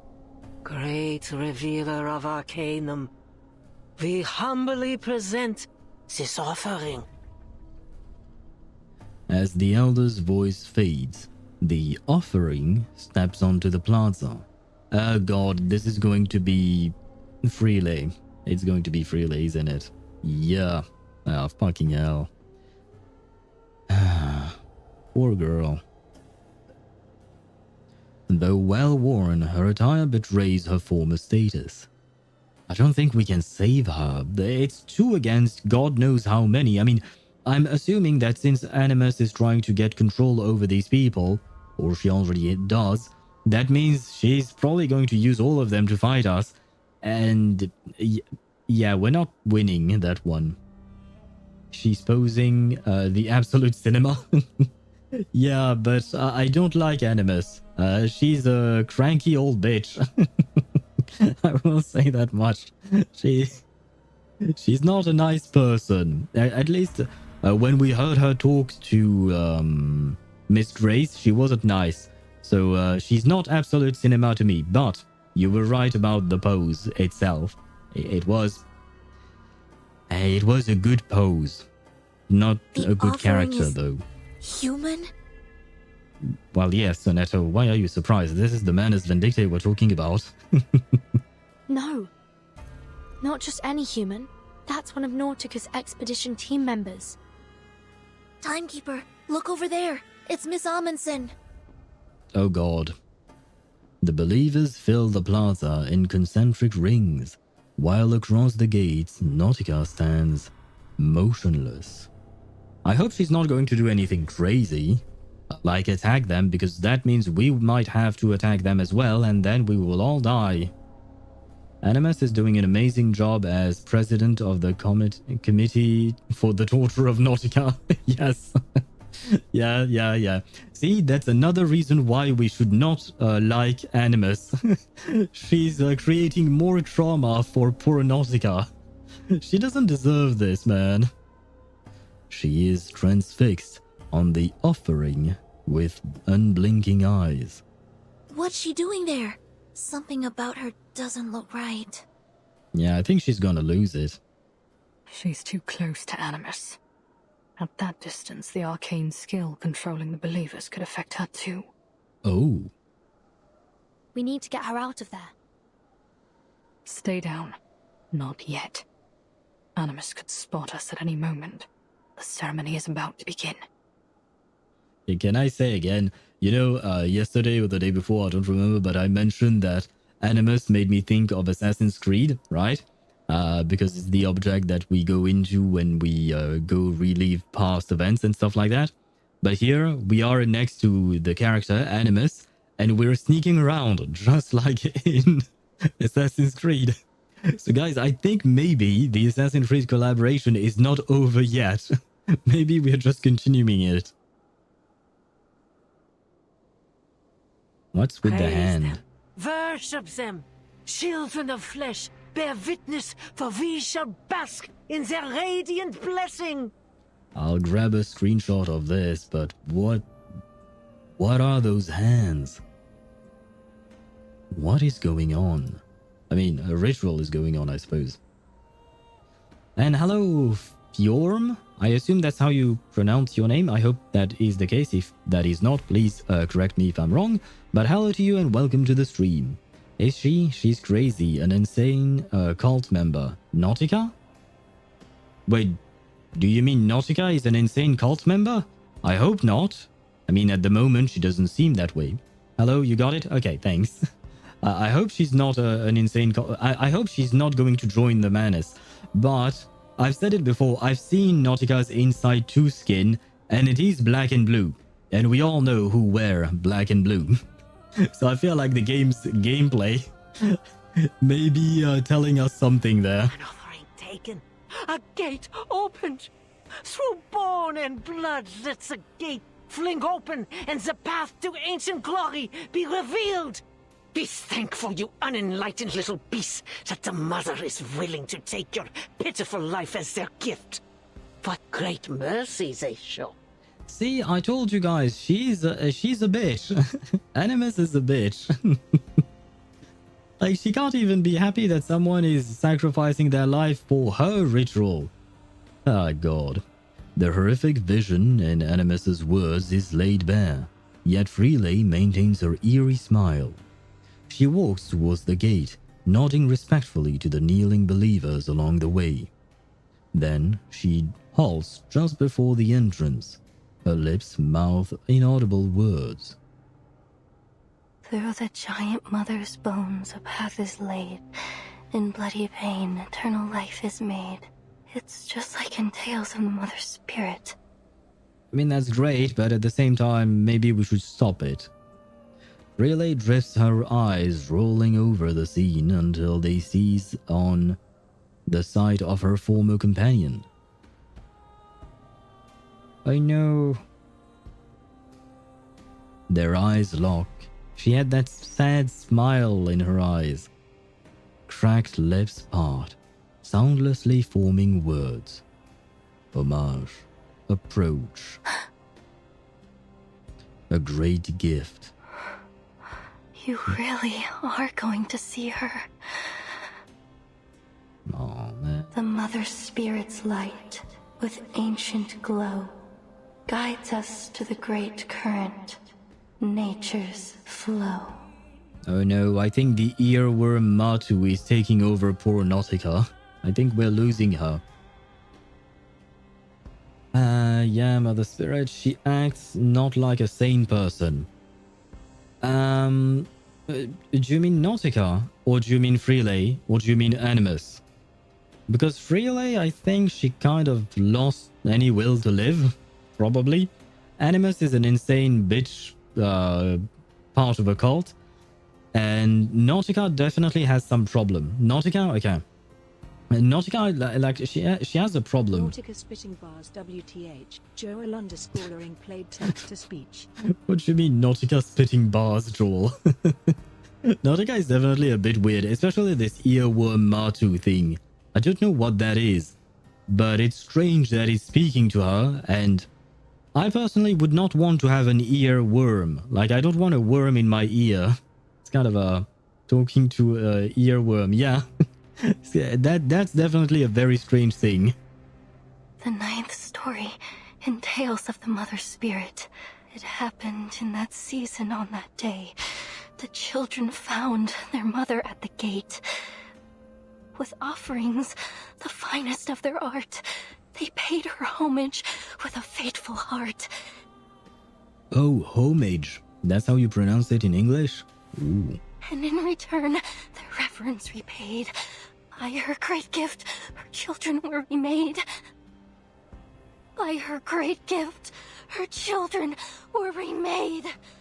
Guys, I think she's losing it. I think what little sanity she had left is gone. Countless hands reached from inside the gate, swarming over Freeley in waves. Oh no! I'm going to grab a screenshot to remember Freeley and her sacrifice, but man... We didn't really know much about her, but she seemed nice enough. I mean, she tried to help Nautika survive, so... Yeah, she didn't really deserve this. I want an ear in my worm. That's a strange thing to say. Homage, tomato. The heck are you talking about? Oh, homage. Yeah, it's just because there is like a very similar word in French which is pronounced homage, and so whenever I read that word, I think of the French way of pronouncing it, not the English, so I keep forgetting.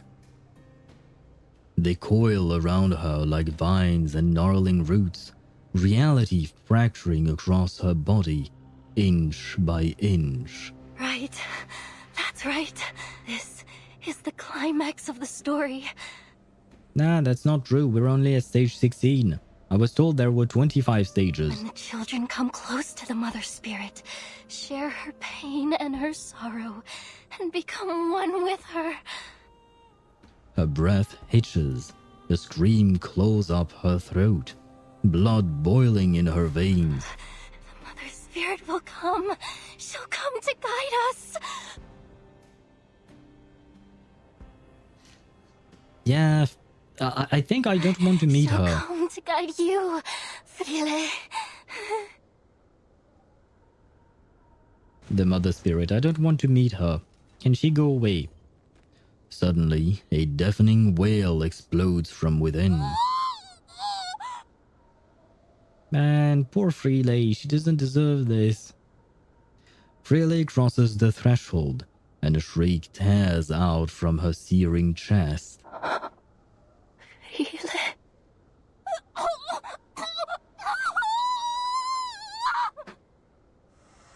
The scream echoes across the expanse. Its force so profound even the lava seems to halt mid-flow.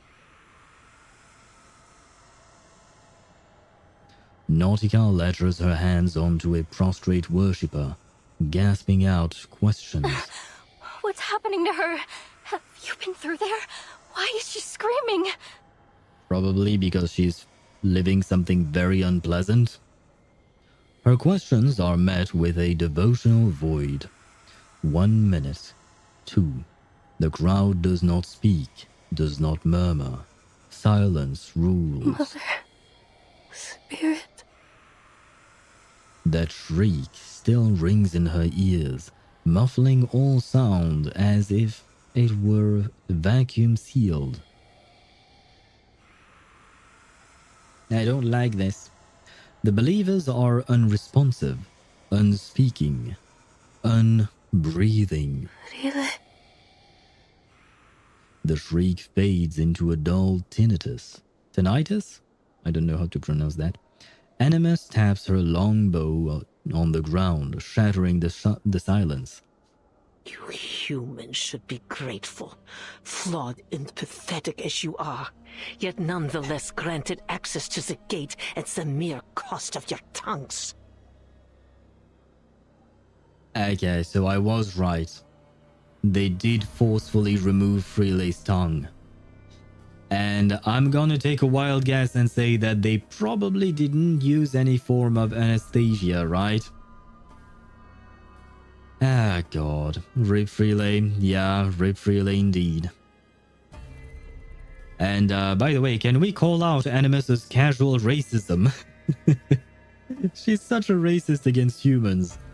I mean, I suppose it is to be expected since she's part of Manus Vindictae. Deeper is her sin than our cleansing could purge, greater her crimes than our judgment could meet. Yet, in their boundless benevolence, the great Mother of Resurrection has seen fit to accept her. May the Guiding One return to us and restore this world to the ancient order. I mean, I do want to see Arcana back, but I want to see her back as a player. If I were on Team Vertin, I wouldn't want to see her back, of course. But at the same time, I'm not overly fond of the sacrifices. Just give me a second. I need to reduce the heat of my heater because now I'm getting too hot.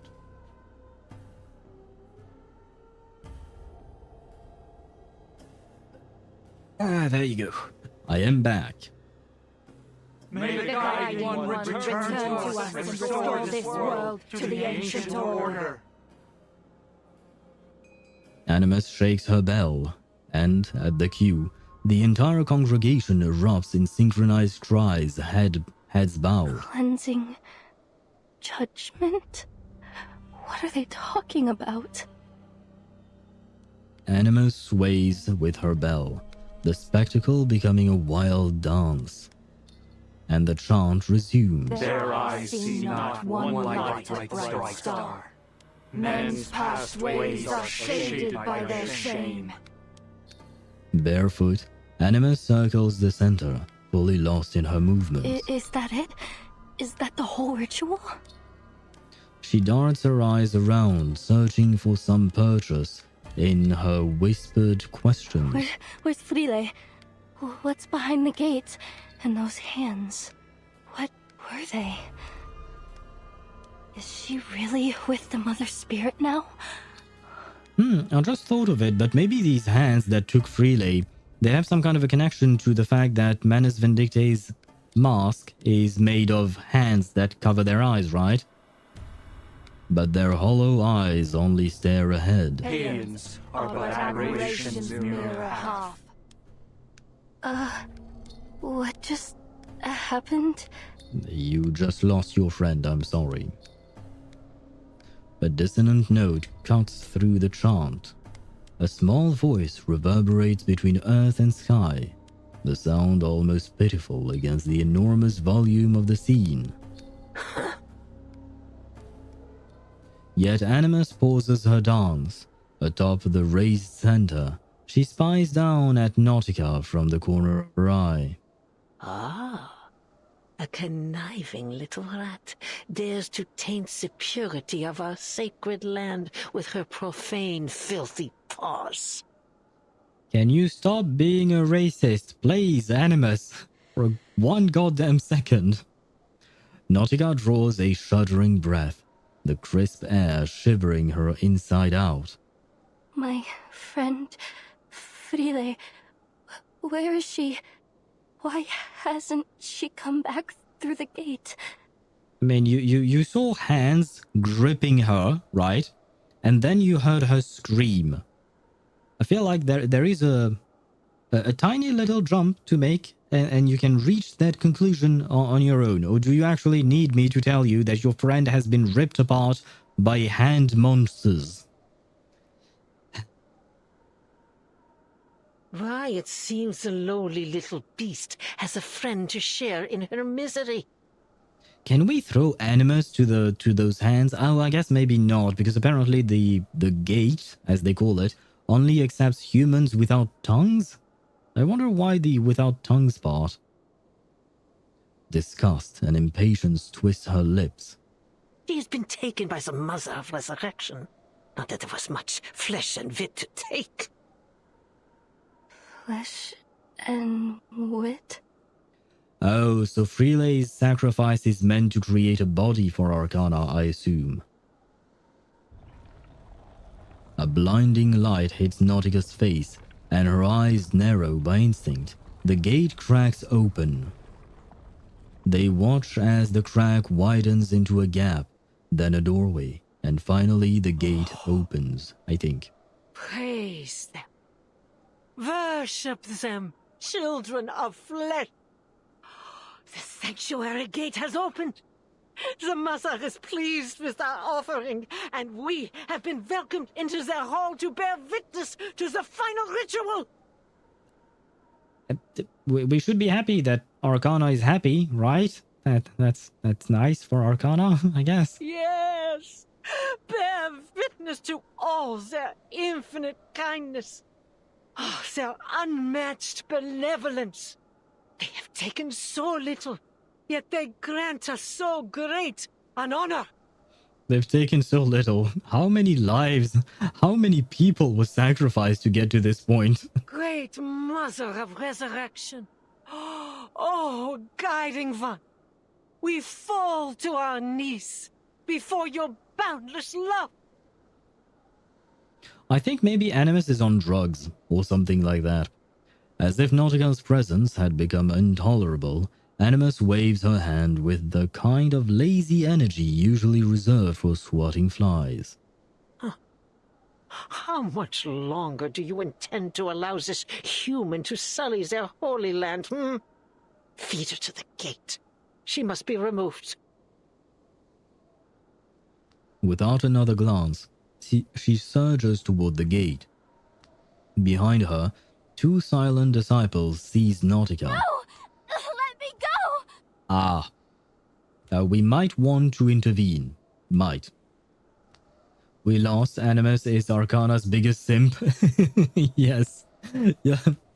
I suppose you're right. She's her biggest simp. But the problem is, technically speaking, Arcana is supposed to be the leader of Manus Vindictae, and she's like, she's crazy powerful, don't get me wrong. She's extremely powerful and all that.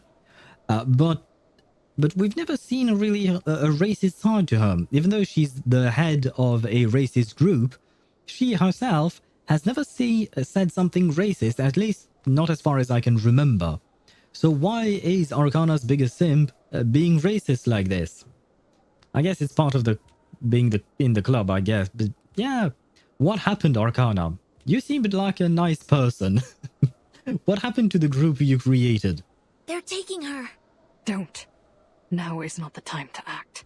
When is the time to act then? When we see our friend being torn apart like she saw her friend being torn apart? If Animus spots us, she might lift her control over the believers. Then we'll find ourselves in some serious danger. So what, we just give up on Nautika? Nautika lifted up like a fledgling bird, then slammed onto the ground. Still, halfway in a daze, she looks up toward the gate. All this, it was all just to open the gate? But this feels wrong. Horribly, horribly wrong. This isn't how it's supposed to be. Is it, Matu? Ah, who is Matu? But Frida did say that she was going to see the Mother Spirit. So she must be with her now, right? Well, yeah, she's dead, I suppose, so she has seen God now. And by the way, I know that Matu is the earworm, but I want to know what it is. Like, what exactly is this thing? What is an earworm? And why is it talking to her? And the Mother Spirit must be there. She must be behind that gate. Animus stops, turns back with an inscrutable smile. Mother Spirit. What nonsense are you sputtering? Nautika staggers to her feet. She is the tides, the flowing light. She is the rocks and the soaring partridges and the swooping peregrines. She is the energy behind all things. Yeah, I think technically you might be describing the same person, but I think you might be wrong on what type of person she is. She will give her children a great gift. A gift that will change their lives forever. I mean, I suppose, yeah, if the gift is death, then it will certainly change your life forever. That's one hell of a gift, I guess. Being a sim doesn't erase her bad sides. Oh, do you mean like she was racist already, and then she became a simp for Arcana, but she kept the racism, so the racism actually doesn't come from Arcana, it comes from Animus being an old bitch, like I said. It lives in her head. Take it how you want it. Yeah, but I need more information, like, How come she has an ear in her head? Nobody else does. Where did it come from? Was she born with it? Is it a parasite? Is it her twin that she ate, but it actually still grew into a worm inside her? What is it? I need more details. I have traveled all the way from the northernmost edge of the world to this place, following her guidance. And I have found proof. Proof that the legends were true. Proof that she is here. Yeah, but once again, you're missing out on a few key details, I think. Ah, I see. Animus strides towards her, longbow tapping once again over the ground. Mother Spirit. You don't have to mock her. Said you don't have to mock her. Stop. Stop That's how you imagine the supreme being of this world, is it? A deity no greater than a charlatan shaman? And what flattery to claim yourself personally guided by a goddess. Yet, still, I cannot help but feel a twang of pity. What hope can there be for a kind born with minds too narrow to comprehend true greatness? She really is a bitch. My god. She can't stop herself from from constantly talking shit about other people. It's crazy. Playful malice kindles in her eyes. An inescapable predicament indeed. Before you are thrown to the gate, allow me to share with you a fragment of truth, so you may die knowing what you've served.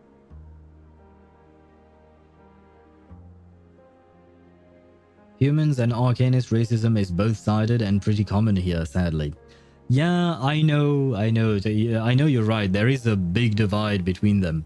Technically, some people try to bridge that gap between humans and arcanists, but yeah, there is a lot. I mean, if I recall correctly, the very first chapter, or perhaps it was the prologue, it all started with racism between the two, right? Even Spathadia was racist at Uluru Games. No! No!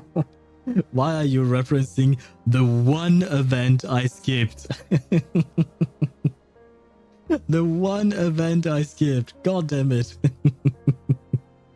You managed to point the finger right there. Because I've been playing the game since the first week after launch on Global. And the Uluru Games, the first one, was the one event I had to skip because I didn't have the time, so I had to go through the story, grab the rewards, and that was it. But yeah, it's the one event. But you had to reference that one. Arms spread wide, Animus shuts her eyes with sick devotion. There is no Mother Spirit. The great Mother of Resurrection has cast their eye upon the earth from time immemorial, and Nautika has ever been the sanctuary of Manus Vindicte. Here we serve Arcana, the only and eternal mother of Arcanum. There you have it. Finally, we hear her name again. I mean, I know that in a previous stage, I think one stage or two ago, Vertin mentioned Arcana because she thought, oh, maybe the ritual from Manus is to revive Arcana and all that. But I feel like, I could be wrong, so feel free to correct me if I'm wrong, but I feel like ever since 2.0 started and since then, we've never heard of Arcana, like they never said her name again. They kept calling her the Mother of Resurrection, the Sufferer, and other titles. Like they give her many titles, but for some reason, for the entirety of 2.x updates, it feels like they stopped mentioning her by name. And finally, she is being name-dropped. Her lids slip open again, and a flood of venomous glee surges out. Few are fortunate enough to learn this truth. What was that pitiful thing's name again? Freely. Her name was Freely. Really? Oh, no matter. Your little friend came to me boldly claiming to share our noble faith, and pleaded to be thrown to the gates so that she may meet her goddess. Can I throw Animus off a bridge? She's going to join Freddy. I'm throwing both of them off a bridge. I mean, I think she's even worse than Freddy. Is she? Yeah, she's probably still... Yeah, she's worse than Freddy, but still. And so I was inclined to turn down such a blindly foolish request. I agreed. Well, I mean, it was convenient for you, I suppose. Local Voldemort. Yes, the one who shall not be named. Although, I will say that, at least Arcana is hot. I mean, technically speaking, the actor who played Voldemort in the movies, he's a hot dude. He's a good-looking dude. But under all the makeup and the CG to remove his nose and all of that, it doesn't look so hot anymore. Hear me out. Animus is a pretty reliable person in Manus Vindicte, doing everything she's supposed to do. I mean, yeah, I don't disagree with you. She is reliable in that sense, but at the same time, she's kind of a horrible person. She's constantly putting down people. Been ever so disappointed when the flesh dissolved from her bones and her body melted into naught but a lump of flesh behind the gate. Oh, that screaming and crying. Oh. You didn't have to actually say all that, you know. See, this is what I'm talking about. She's doing everything she has to do for the Manus and all that. But see, this part is completely unnecessary. She's just taking pleasure in torturing Nautika. I suppose, wait, you were the one who said that...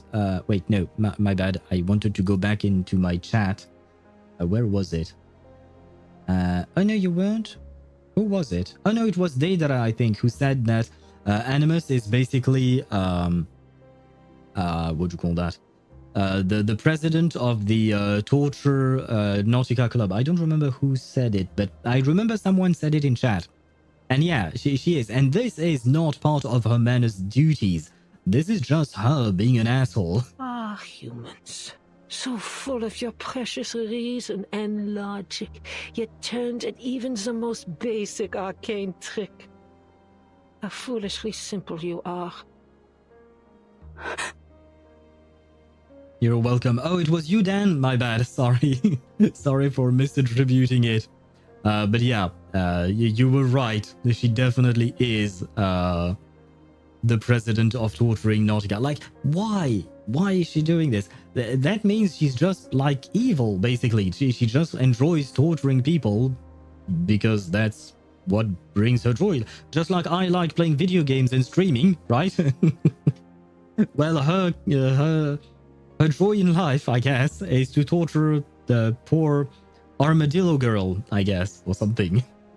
She's a bit toxic, yeah. She's absolutely the type that would definitely write GG's. I'm sorry, game. You know what? I could totally see that happen, yes. Yeah, she's the toxic LOL player. I'm sure she plays League of Legends. And she plays in ranked games, and she throws games, and yeah, I know. I see it absolutely, Fjorm. That is her. That is... what's her name again? Oh, yeah, right. Animus. I mean... Oh, man. It's... Why do we have to have... You know what? She kind of reminds me of... what was his name? Heinrich? Yeah, it was Heinrich. That asshole who murdered Greta Hoffman. I shall never forgive him. And you know what? That dude took a bullet to the chest thanks to Isolde, if I recall correctly.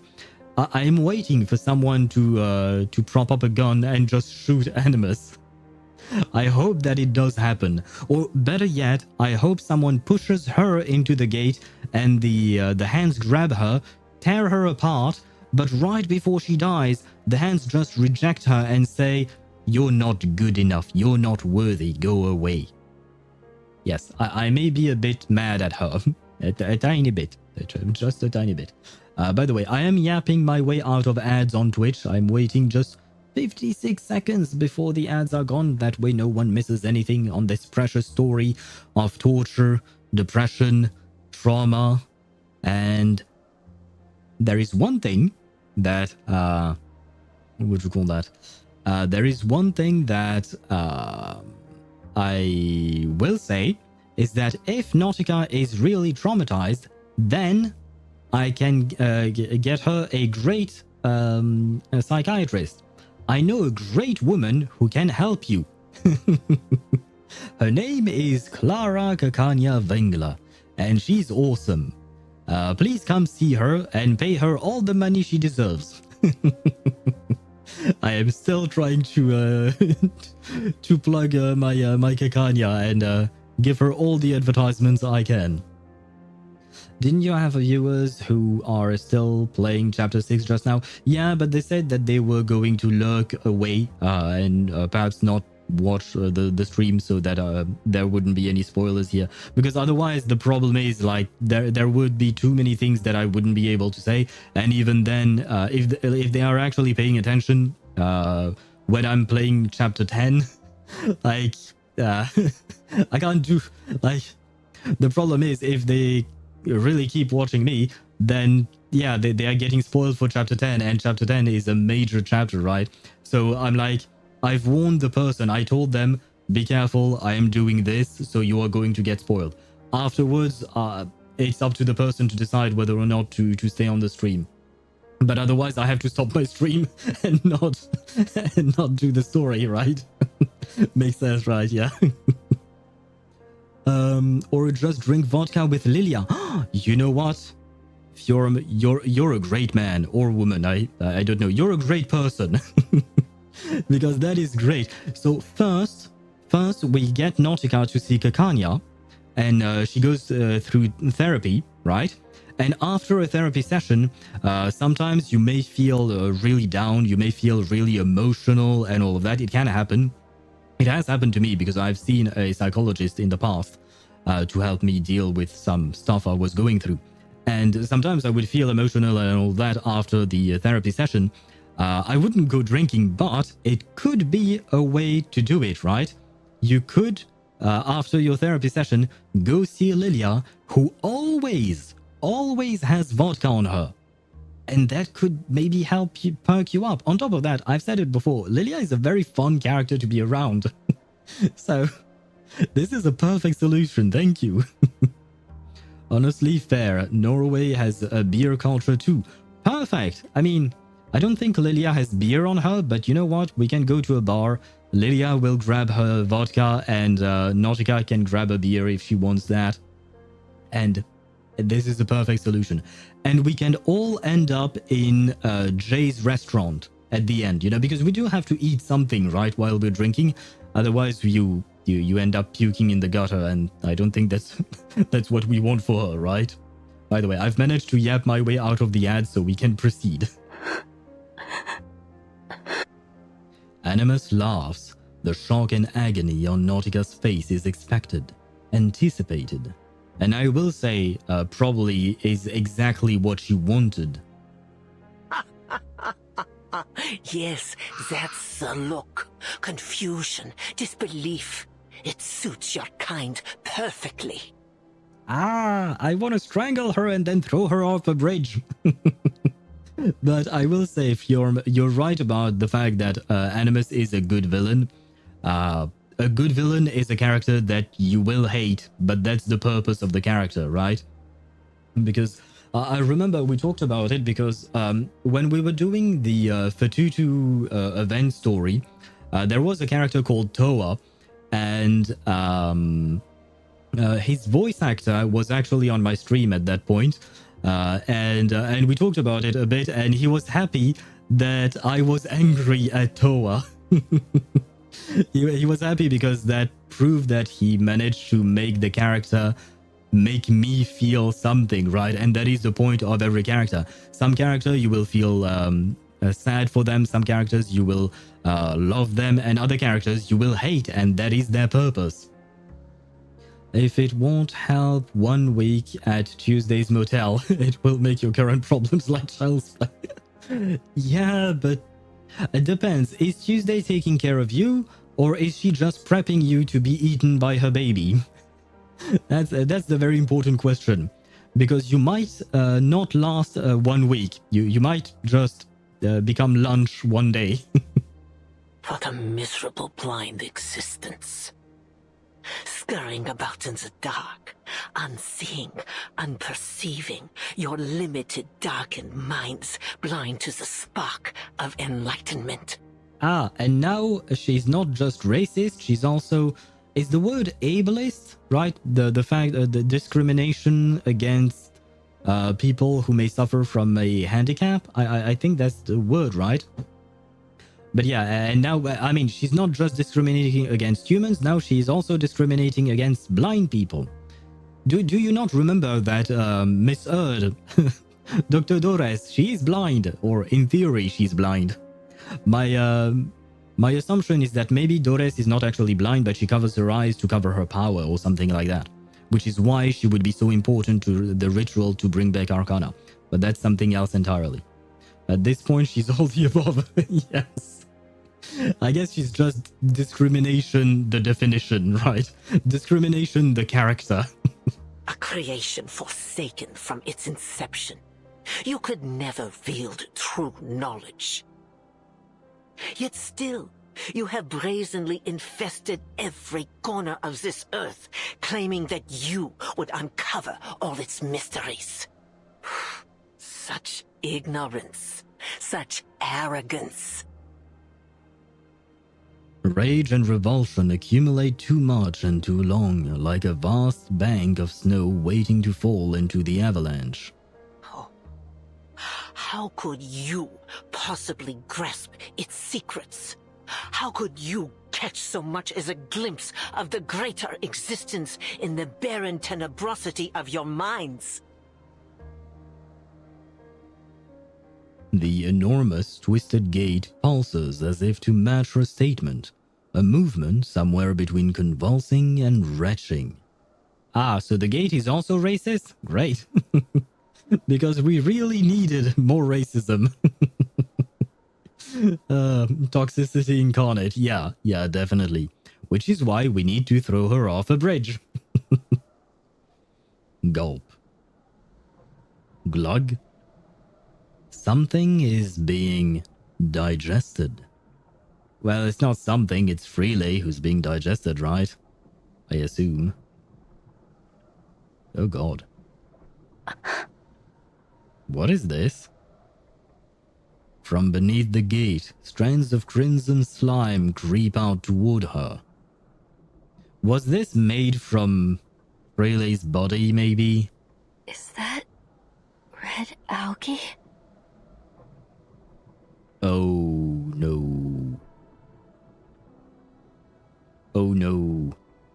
Because, like, if it is indeed made from human bodies, she's also, yeah, it is Nautika's favorite food, yeah. That's why I lost my smile all of a sudden.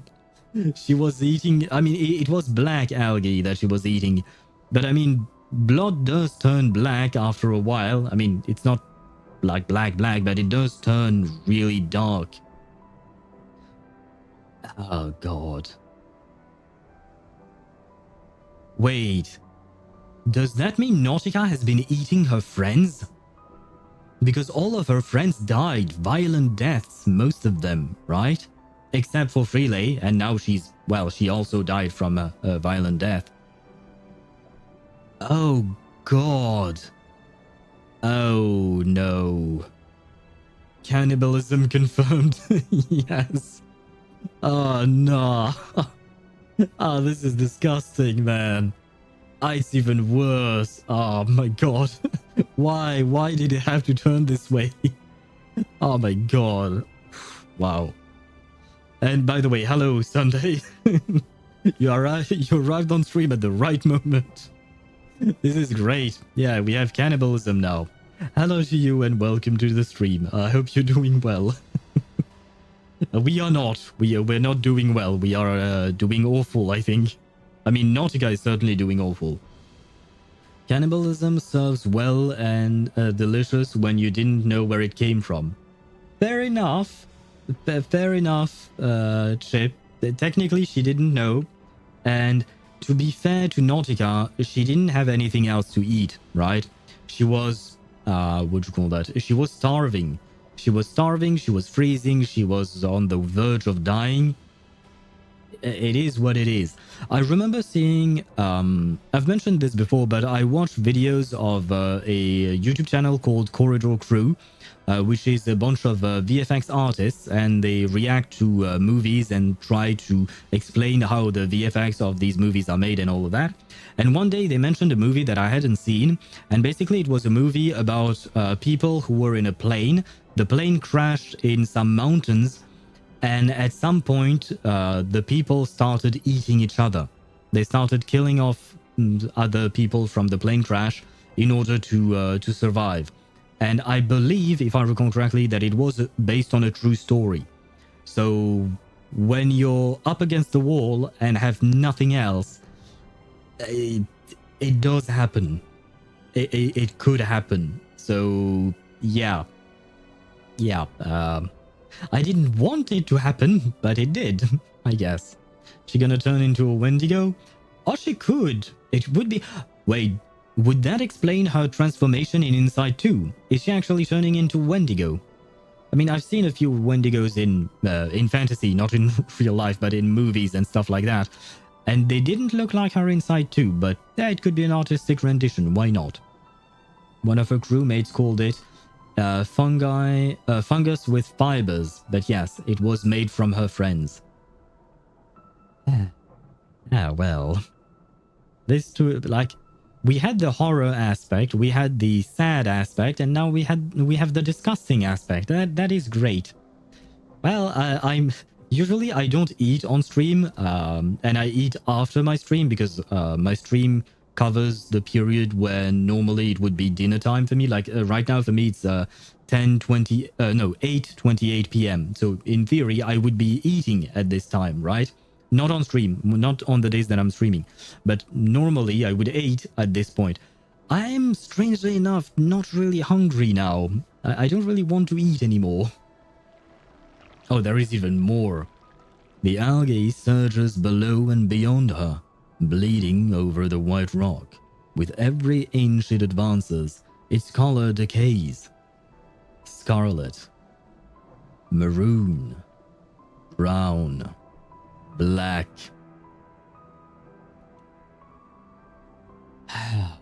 Fucking hell, man. Red and black algae crawls across the ruins in tangled knots, their tendrils creeping toward the glacier beyond. Blackened arteries pumping and pulsing over the land. There's black algae here too. No, I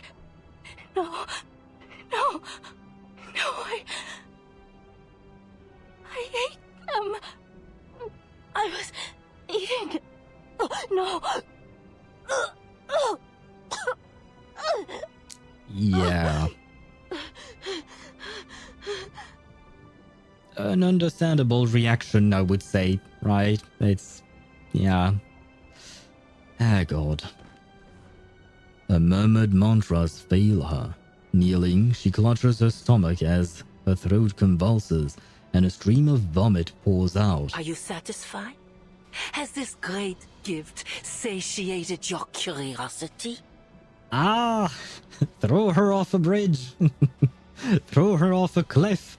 Throw her anywhere but here. Or I'll do it myself. Animus steps onto the soft, viscous algae.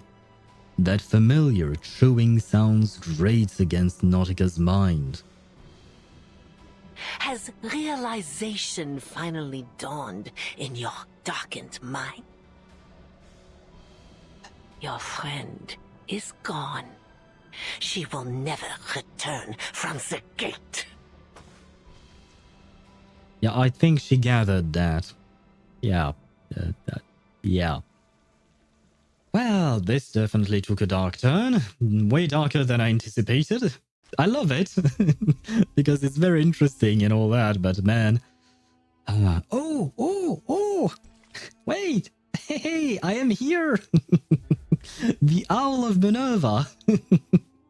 I am right there! I am in the story! I've made it, guys! Usually, the nori leaves for sushi are made from red algae. This chapter by itself makes regular sushi a great Halloween treat. I mean, we are approaching the end. Well, we are approaching the end of September, but we are close to Halloween season, right?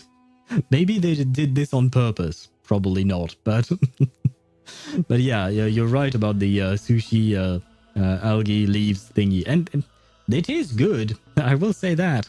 I just hope that it's not made from dead people. I will say that much. Now then, stage 17, the best stage in the entire game because it speaks of an owl, and specifically the Owl of Minerva. Oh, I suppose that... Okay. Did Minerva also have an owl? Because I've heard of the Owl of Athena, and technically speaking, Minerva is the Roman version of the Greek goddess Athena, so I guess maybe she had an owl too?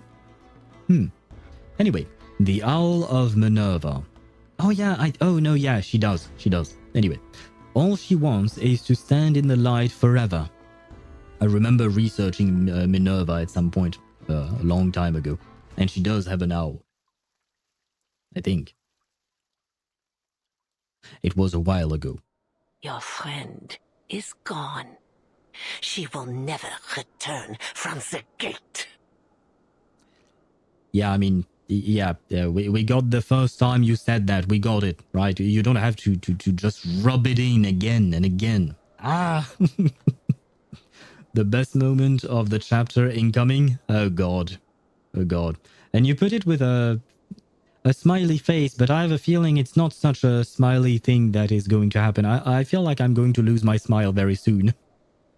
Her eyes crinkle with pleasure, drinking deep from tears running over Nautika's face. Still held under the arcane skill, the believers remain frozen in place. Timekeeper, now! Are we going to try and save Nautika, or are we just fleeing? 3 figures burst in from the edge of the plaza. I don't know what that means, but hopefully it helps. Miss Strange charges through the believers, a fan spell dazing the gate-guarding apostle just long enough to reach back for the other two. Go! Through the gate, Timekeeper! We can't just leave Nautica here. Sonetto! Wait, we're going through the gate? Subito sera. An incantation is cast from Nautica An incantation is cast from Sonetto's glass feather, and Nautica's bonds begin to unwind. Yeah, but will she be able to move? She lifts her head, but her glazed eyes don't fix on her rescuers. The gate only stays open for a brief time after an offering. You have to pass through it before it closes again. The Manus' arcane skill falters too soon as Animus shakes off its effect in a blink. Come, Nautica! Half conscious, Nautica is tugged toward the sacred gate, her wavering vision briefly pausing over a blue neck ribbon as it flutters in the distance. Why am I not surprised? You go away, leave us alone. She sneers. Sie musste mich leben lehren oder sterben lehren. Was that German? I assume it's German. That letter, the big B that is pronounced like double S. That's a B, right? But I don't know what it means. What is it? Yeah, I mean, Z is just the, if I'm not mistaken, but the rest I can't. Oh, she had to teach me to live or teach me to die. Is that what she's saying? Oh god. Well, I mean, I suppose it makes sense that she would say something like that, and she would use it as a phrase for her, what do you call that? For her spells. Yeah, we call it S-set or sharp S. Yeah. I remember my brother told me that, and then I forgot. My brother actually lives in Germany. He speaks German fluently. He's been living there for 10 years now. Probably more at this point. I don't remember. But yeah, my German is not good at all. My German is non-existent. So thank you for the help in the translation. Rawr! Huh? The still disciples flanking the door snap into motion, their massive hammers barring the threshold. How I thought I saw hopelessly something naive. flying. How delusionally optimistic. Go away, I said. There you go. Thank you. Their rescue teeters on the brink. Animus approaches slowly, wiping her long bow. Or whipping her long bow. Has the thought not crossed your ignorant little minds for even a moment? The thought to murder your ass? Yes, it has crossed my mind many times.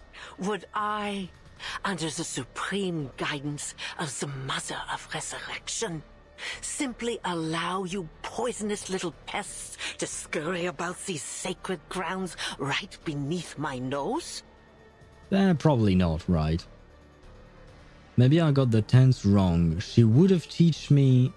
Oh, she would have to teach me to live or teach me to die. She would have or had? I feel like had makes more sense, maybe? Sonata's so cute with that hat. She is. She is indeed. Since the moment you stepped foot on this holy land, every one of you has been under my watch. Nothing escapes my gaze. Not here. With a raised arm, she raises more believers up from their trance. They swarm in to encircle the group, some seizing the intruder's wrists at her signal. Oh no. From behind the dark wall of believers, Animus holds a hard stare on the face of Miss Stranger. And you, Miss Grace, indulge my curiosity. Well, she didn't like you to begin with. This is all your fault, Animus. She betrayed you specifically, not Arcana. Animus closes in, halting just before the intruder, letting her longbow's tip rest by Miss Stranger's feet. That noose about your neck, is it simply a choice of fashion or a reminder of the precariousness of your situation? I mean, it looks more like a scarf than a noose, but okay. Life must be ever so suffocating, knowing that the smallest breeze could tighten its grip at any moment. Oh wait, that actually kind of looks like the image I chose for my thumbnail on YouTube. I guess I chose right. I will still grab a screenshot of this. You must be longing to loosen it. You're making sport of me again. She tucks her hair behind an ear, a moth slipping out from her collar as it twirls toward the light. You okay, Grace? Animus snaps it from the air, crushing it into glimmering dust between two fingers. Hey, that's mean. Creatures easily overlooked when eyes are turned to matters of greater import. Tell me, how long have you been with us? What made you worthy to ascend so quickly to the glorious heights of Apostle? A throbbing drumbeat provides cover as she circles Miss Stranger with measured steps. We have painstakingly cleared the path to their final ritual. Yet ever since you reared your head, greater and greater complications have continued to arise. Do not take me for a fool, girl. I know treachery when I see it. Fair enough. Yeah, I mean, it makes sense, I guess. I will grab another screenshot of this. Although it is exactly the image I chose for my thumbnail on YouTube. It's kind of funny because I didn't know what image to choose from my thumbnail today. Because I didn't know exactly where the story was going. But it is an image that that was in the trailer. I always choose my thumbnails from trailers and stuff like that. That way, nothing is spoiled. Everything has been officially released and all that, right? But yeah, it is kind of funny that this image would actually show up right there.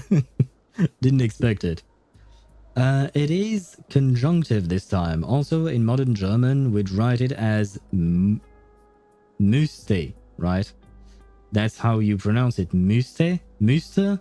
Müsste, right? Because the umlauts on the U makes it not sound like a U, but like a U, I think? Or is it the other way around? Because of our spelling reform, but müsste... right? Okay, thank you. Müsste better reflects the older time period. Oh, wait, do you mean like the S set or the sharp S is being removed from German? In modern German? And it's just being replaced by the double S? I mean, it would make my life easier when I see German words, but I mean, at the end of the day, it's not that difficult to understand that the S set is just a double S, right? Kind of like in Straße, right? The street, right? Where when you're writing an address, you can either write it double S or write it with an S set. I remember when I was writing mail to my brother or stuff like that. But I didn't know they were removing it. I guess they just want to conform to the more commonly used alphabet, I guess. I mean, it's just one letter. Oh well. Do you think it's a good thing or do you think it's a bad thing? I'm genuinely curious.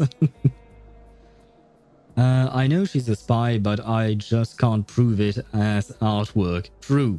Also, I think Animus has a Karen haircut. You might be right. I mean, she definitely fits the definition of a Karen in regards to how she treats people within her own organization, right? I could definitely see her in a restaurant or a supermarket say, I want to speak to the manager, or something like that. You were lucky, taking Mr. Forget-Me-Not's place after his expulsion over his alchemical failure. What? Forget-Me-Not was expelled from Manus Vindictae? I guess alchemical failure is because he tried to create the elixir of youth and failed? But how? What? This is the first time we've heard of Forget-Me-Not being expelled, right? I know we haven't seen him in a long time, and I've always wondered what the fuck he was doing, to be honest. I mean, we've caught a glimpse of him in one of the chapters or events. I don't remember. They kind of all blur. I don't remember exactly when. I remember we saw him at some point. But...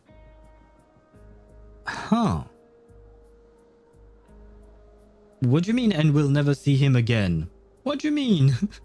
Like, no, like, did something happen to the character, to the voice actor? Like, what? I guess the voice actor could be replaced, but no. Last seen in chapter 8. Okay. Well, chapter 8 was like at least 4 months ago, right? Something like that. So it was a while back. But even then, he was seen for only half a second, if I recall correctly. Where was I at? Wait. What do you know about Epstein's Island? What the fuck kind of a question is that? I mean, all I know is whatever I saw in the news, man. And it's certainly not a good place to be in. Not really, just for the time being, during the ritual. I don't know what you're replying to, Fjorm. I don't remember what I said. I said too many things. Not removed, but its use has declined to make spelling more consistent. In short, single S, double S, and S set represent 3 German ways of combining long, short vowels and 2 S sounds. Okay, so it's just too much, and in order to simplify it, the people tend not to use it. Okay, understandable, I suppose. I think they'll reveal it later, but it's so funny to me that he got off screen despite being an early major villain. Yeah. Wait, is he going to end up like what do you call that? What was his name again? Ah shit, the guy in Honkai Star Rail. Duke Inferno, right? Duke Inferno had been hyped up and all that. And then he got off screen by Acheron. I mean, at some point we did see a CG on screen, but technically speaking, he was off screen as well. I hope it doesn't happen to Forget Me Not. Forget Me Not, not expelled from Manus. I hope so. I hope he doesn't get expelled for real. Chad Duke Inferno. He was a Chad, but he was also, well, he's also gone completely. And what do you mean Screwloom? Screwloom is not off-screen. Screwloom is on-screen. Quite a lot since Symphoria started. More so than before, at the very least. But fortune can be fickle, don't you think? You need no reminder that the trial of the Guiding One is not to be tampered with. Those who sow discord will be silenced forever. You've fallen. Your ladylike visage cracked. I can only imagine how strenuous the fight against their will must be in the face of your waning willpower. Miss Stranger runs a hand through her hair, releasing a shower of scale powders. You are courageous, I suppose. Ambitious, even. But my, do you lack wit, for you have found yourself in service to the wrong master. The foundation is already crumbling at our feet. The information you risked your life to provide has been of little import. At this very moment, the Foundation's fleet is stranded off the Antarctic coast, and the only reinforcements you've received are some arcanist children. And a human. Yeah, but it's not just any arcanist. As Animus paces away, the two intruders from the Foundation exchange nervous glances.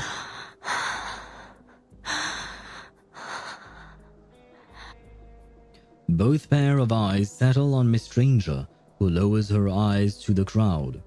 As I said, you must be jesting, Lady Apostle. I fell ill at sea while serving the Guiding One aboard the Free Breeze. The Timekeeper isn't an enemy to be taken lightly, as I'm sure you're aware.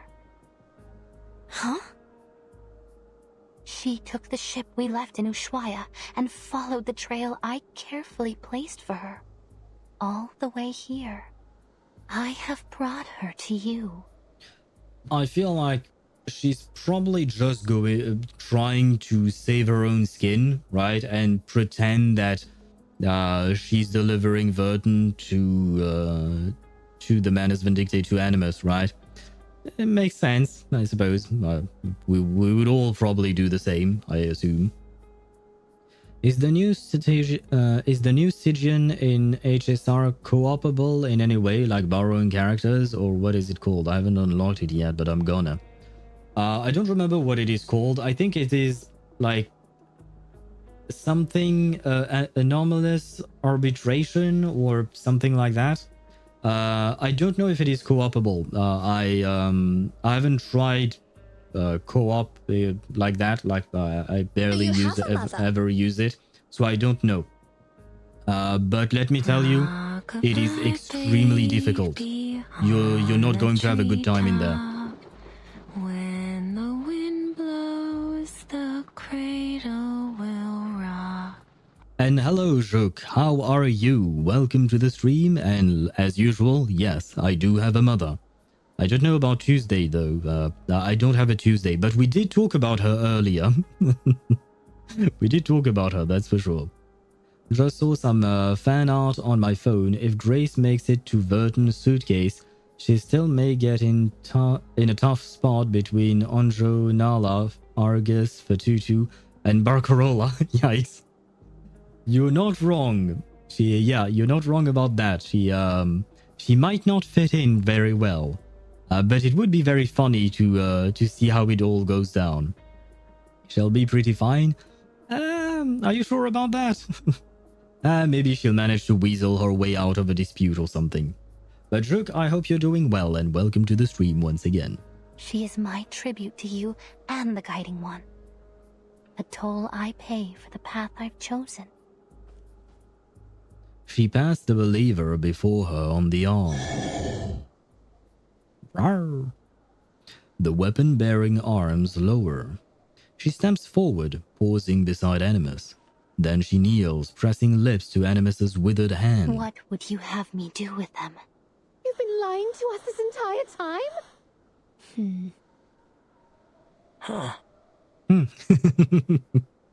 I wish I could watch you streaming the story, but I'm going to sleep. No worries. If you're tired, especially if you have work, Rook, I understand. Sleep is important. Rest well. I wish you a great rest of your night. But it is important for you to rest well, especially... I don't know if you have work tomorrow or not. I assume so, probably. Maybe that's why you're going to sleep a bit early. But yes, you should sleep first and foremost. Take care of yourself. It is important for you to take care of yourself and not be too tired for work, because otherwise it will make for a very painful day, right? Grace will probably switch to another body. Wait, but no, I like this body. She's kinda cute. She's kinda hot. Let her keep her body. Animus lingers on Mrs. Strange's youthful face, weighing the truth of her allegiance. What did I say about airs and graces? It'll take more than a kiss on the hand and a few hostages to prove your loyalty, girl. I mean, it's not just any hostages. She brought Vertin. Does Animus not know who Vertin is? Have a good and happy stream, Sava. Yes, I am doing well. Thank you for asking. I hope you're doing well too, and I wish you a great night. Good night to you, Rook. Have sweet dreams of Arcana, Vertin, Tuesday, Il Dottore, and all the characters that you like. I hope you're doing. You'll have a wonderful night, and thank you for joining us. I don't think she can change her body totally because Grace/Kayla looks alike. I don't really remember exactly what Kayla looks like. I mean, she had a different dress. That was pretty much it, right? I think. It's been a while. I forgo. My memory is not so good anymore. I am old. Remember, Kakanya and Dora nearly made the suitcase's biggest disaster by accident? Imagine if the roommates started an outright war over Manus members joining, though Isolde and Diggers made it. I do not remember that specific one. The one that always comes to mind for me about Kakanya in the suitcase and in the wilderness. Well, not in the wilderness, but in the suitcase. You know those tiny messages that we can read every day? The one that I remember about Kakanya is actually more about Tennant. But basically, Tennant was trying to rizz up one of the girls in the suitcase. And she kind of stopped when Kakanya raised her voice. And for some reason, that made me laugh a lot. But I guess maybe Kakanya is trying to protect the girls in the suitcase from Tennant's irresistible charms. Well, irresistible. She's kind of a girl failure and a girl boss at the same time. She's kind of a strange girl, Tennant. But she's lovely. No, I missed the Yopta. Oh, shit. And I think you missed the Yopta yesterday as well, Chip, because Juk, I believe she was there yesterday, only for a short while, towards the end of the stream. But I think you were on Lucky's stream back then. You had moved on there. So you missed the Yopta yesterday as well. We are seeing a Yopta brethren. No. We're seeing the Yopta siblings being torn apart by time and space, unfortunately. I understand your disappointment, Chip. I understand. Yeah, Kakanya trying to create a particle accelerator on the suitcase using door? Oh, I had not read that one. Oh god. Really? I mean, Wait, how would she know how to make a particle accelerator? She's not a physicist, she's a psychiatrist. Those are very different set of skills and a bit of knowledge. It was a sign-in note, yeah, about Kekania and Dor. I assume that's the one Chip just mentioned and I read. And Isolde needs therapy, and Diggers is just a fool who annoyed Manus into letting him go. Fair enough. But yeah, Isolde... the thing is, Isolde is kind of beyond therapy at this point, unfortunately. And when I say beyond therapy, I just mean that I don't think, at the very least, from the last time we've seen anything about her, I feel like Isolde was at a point where therapy could not bring her back from the world that she had created. The only thing was to try and soothe her so that she wouldn't have any kind of violent outbursts. But helping Isolde is a very tricky thing, you know. At this point, it might be too late, probably. My best one is that balloon party almost sent the suitcase straight into space. How did she do that? Was she just throwing a party and somehow it ended up in creating like some kind of a rocket? How did she manage to do that? She offers her longbow, guiding Miss Stranger's hand to the stream. Go on, end them. The Great Mother will be quite pleased to see their enemies dealt with. Now, they face the intruders together. Perhaps you'd like to start by piercing their eyes. No? I personally find it particularly potent in sowing fear. Please don't. Miss Stranger raises the arrow's tip, holding it level at a pair of cloudy grey eyes. Oh no, the cloudy grey eyes are Vertin's. Timekeeper! Wait, I have a theory. Before anything happens, I have a theory. What if Miss Dr. Dores, etc. is actually Vertin but in the future, and this is how she lost her eyesight? Ho ho! I feel like I'm probably very wrong, but the thought crossed my mind. Could it be? Could it be maybe? Sonetto struggles against the disciple's control. Her hand, still grasping her glass feather, is nearly bent backward. Though now unrestrained, Nautika mutters vacantly, lost in delirium. Pale, slender fingers draw the bowstring taut? I don't know that word, but the bowstring is being drawn. Love how Vertin just doesn't care. Grey eyes face down the arrow's gleam. Follow the wind, timekeeper. Okay. Is she really going to shoot her in the eyes? Oh, she's so pretty. A forceful burst of snow erupts as a squall that covers the plaza, its dazzling whiteness blinding every open eye. Wait, I want a screenshot of her. She's so pretty. Okay, we have to ask. Miss Grace playable when? And also Six's honey, cause why not? I remember about Six's honey. He really likes honey. I think there are at least 2 or more notes about Six's honey. Attaching the balloons on the suitcase, saying it was a fun idea. Fucking hell. I suppose what more would you expect of Balloon Party, right? True, I have no idea why they would let Isolde back into the main story without forcing Kekania to let her go for good. I mean... Wait, have you... no, you haven't played Kekania's story yet, right? So I won't say anything. I think...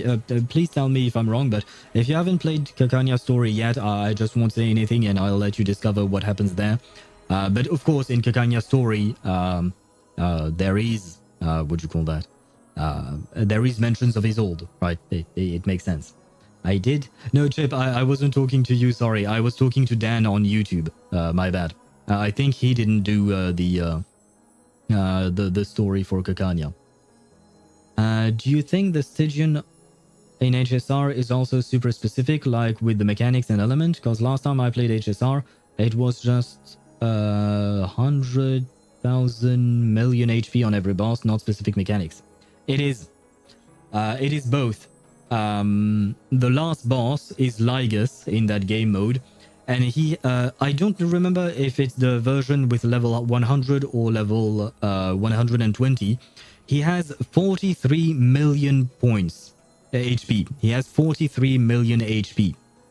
But on top of that, before getting to the last boss in there, you have to go through 3 mini bosses. These mini bosses are extremely specific. Like the first one, you want to use break. The second one, you want to use dot. Because, for instance, like the second one, the more HP it loses, like the boss, the more HP the boss loses, the less crit damage you do.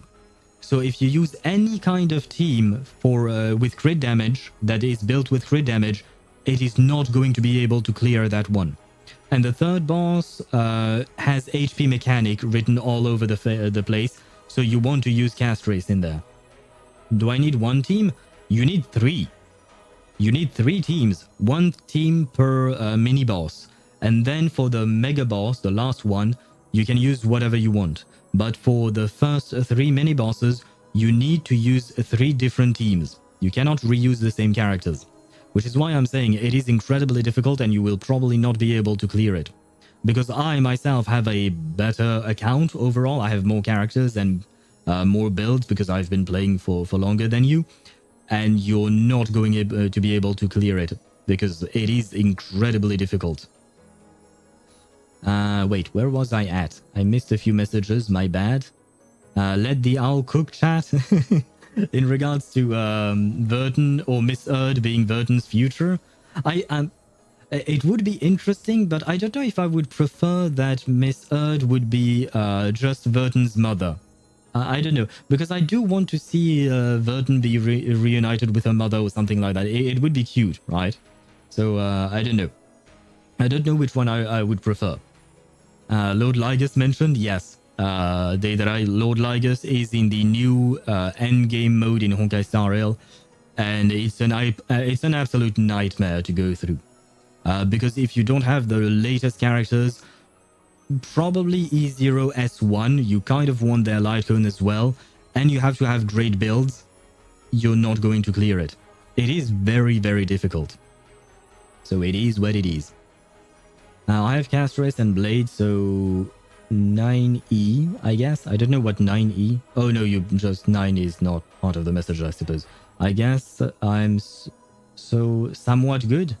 I don't know about breakthrough though. Somewhat, okay. I don't think you'll be good, man. In all honesty, I think you're going to struggle a lot.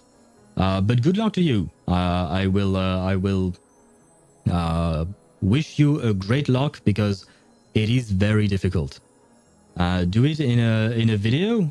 You want me to make a video about the new endgame mode? It's not going to be a happy video, not gonna lie. Because I did that yesterday or the day before, I don't remember, at around 4 a.m. because I couldn't sleep. So I wanted to occupy myself. And honestly, it pissed me off. It frustrated me because it is basically just like Stygian Onslaught. In the sense that it is whale bait. And if you don't have the specific team comps that you need, you're not going to be able to clear it. Like my Firefly team doesn't have all the premium 5-star in it, but my Firefly has a good build. And I was barely able to 1-star the first boss. The second boss was meant for dot units.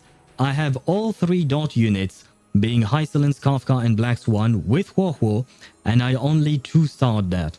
And finally, the third boss, I managed to 3-star it because I was using Cast Race and she was perfect for that, right? But yeah, this is not an easy thing to do. But if the damage of the nuclear bombs is so low, better not. Wait, which nuclear bombs are you talking about? And hello, Cat. Sorry, too many messages, but I finally got to you. Hello, Cat, and welcome to the stream. Just got home and saw the stream was up. Yes, I am here. We are here with Miss Grace, right here. The beautiful Miss Grace. But, we might be on the verge of losing our eyesight. She might shoot arrows at our face. So there is that. Or maybe she's actually going to shoot the Manus disciple and she will save us. Come on, Miss Grace, we believe. Yeah, but I don't want her to get sacrificed. Oh no. What is going on? A snowstorm. Don't let them get away. Rawr! Exactly what I said. A swirl tide of moths come next, thick enough to blot out the sun, wings settling over every mask. Oh, I guess she's already saving us. She's creating some kind of a smoke screen, right? Miss Stranger turns to her Foundation colleagues, her lips curling into a faint, relieved smile. Now is the time to act. What does that mean? Sonetto, now. Sonetto pulls herself free, then casts an incantation from her glass feather, repelling the enemies surrounding her companions. Stop them, you fools! Animus's cries are suffocated in the moth-filled air. It's kind of hard to see anything when the when the screen is so cluttered. Countless wings beating in an audible flutter, reflecting the hinterland's eternal sunlight, washing the world in blinding white.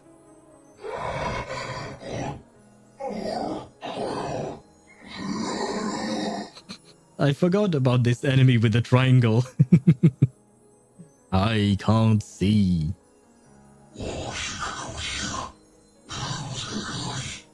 Where did they go? Where are they? The plaza becomes drowned in a cacophony of screams. Rawr! How could you pull such a thing from that feeble body of yours? Just how far are you willing to go in service of the Foundation? Ah, don't be mad. You've just been outsmarted. Go away.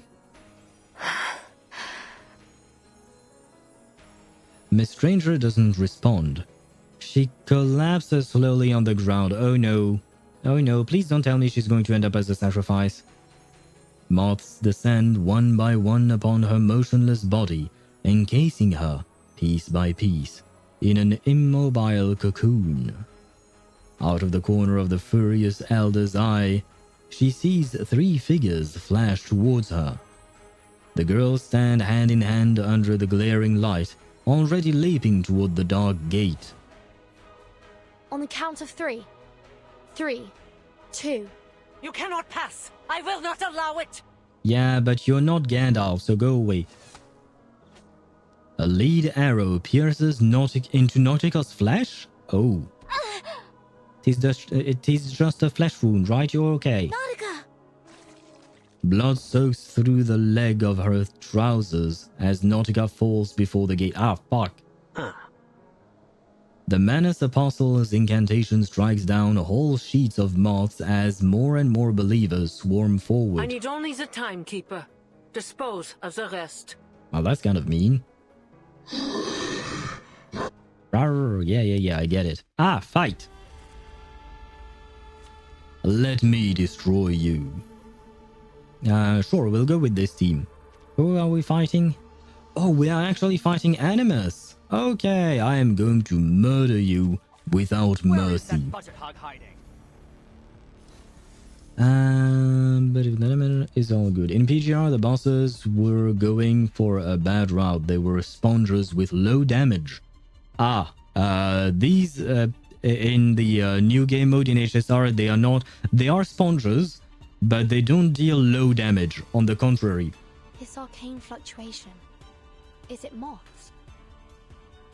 Like, I tried my Finon, even with a sustain, I tried my Finon against Lygus in the as the last boss of this new game mode, and Lygus was able to consistently kill off my Finon, so it forced my Finon to exit his ultimate mode.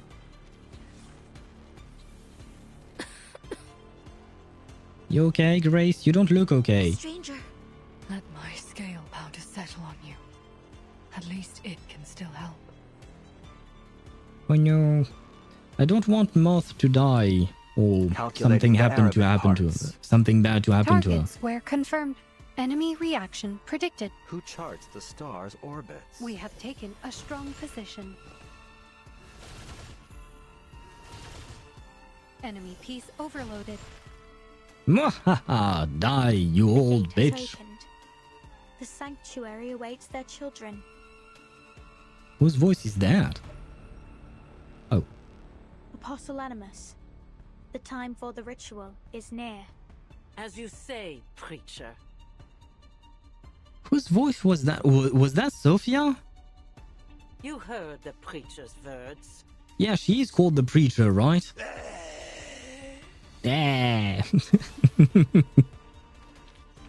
Just as I deciphered. Or prophesized, if you prefer. Considering that we never see the string of Animus's bow, she may use her arcane skill for that. Wouldn't surprise me if she could create arrows which inflict more pain than lethal damage.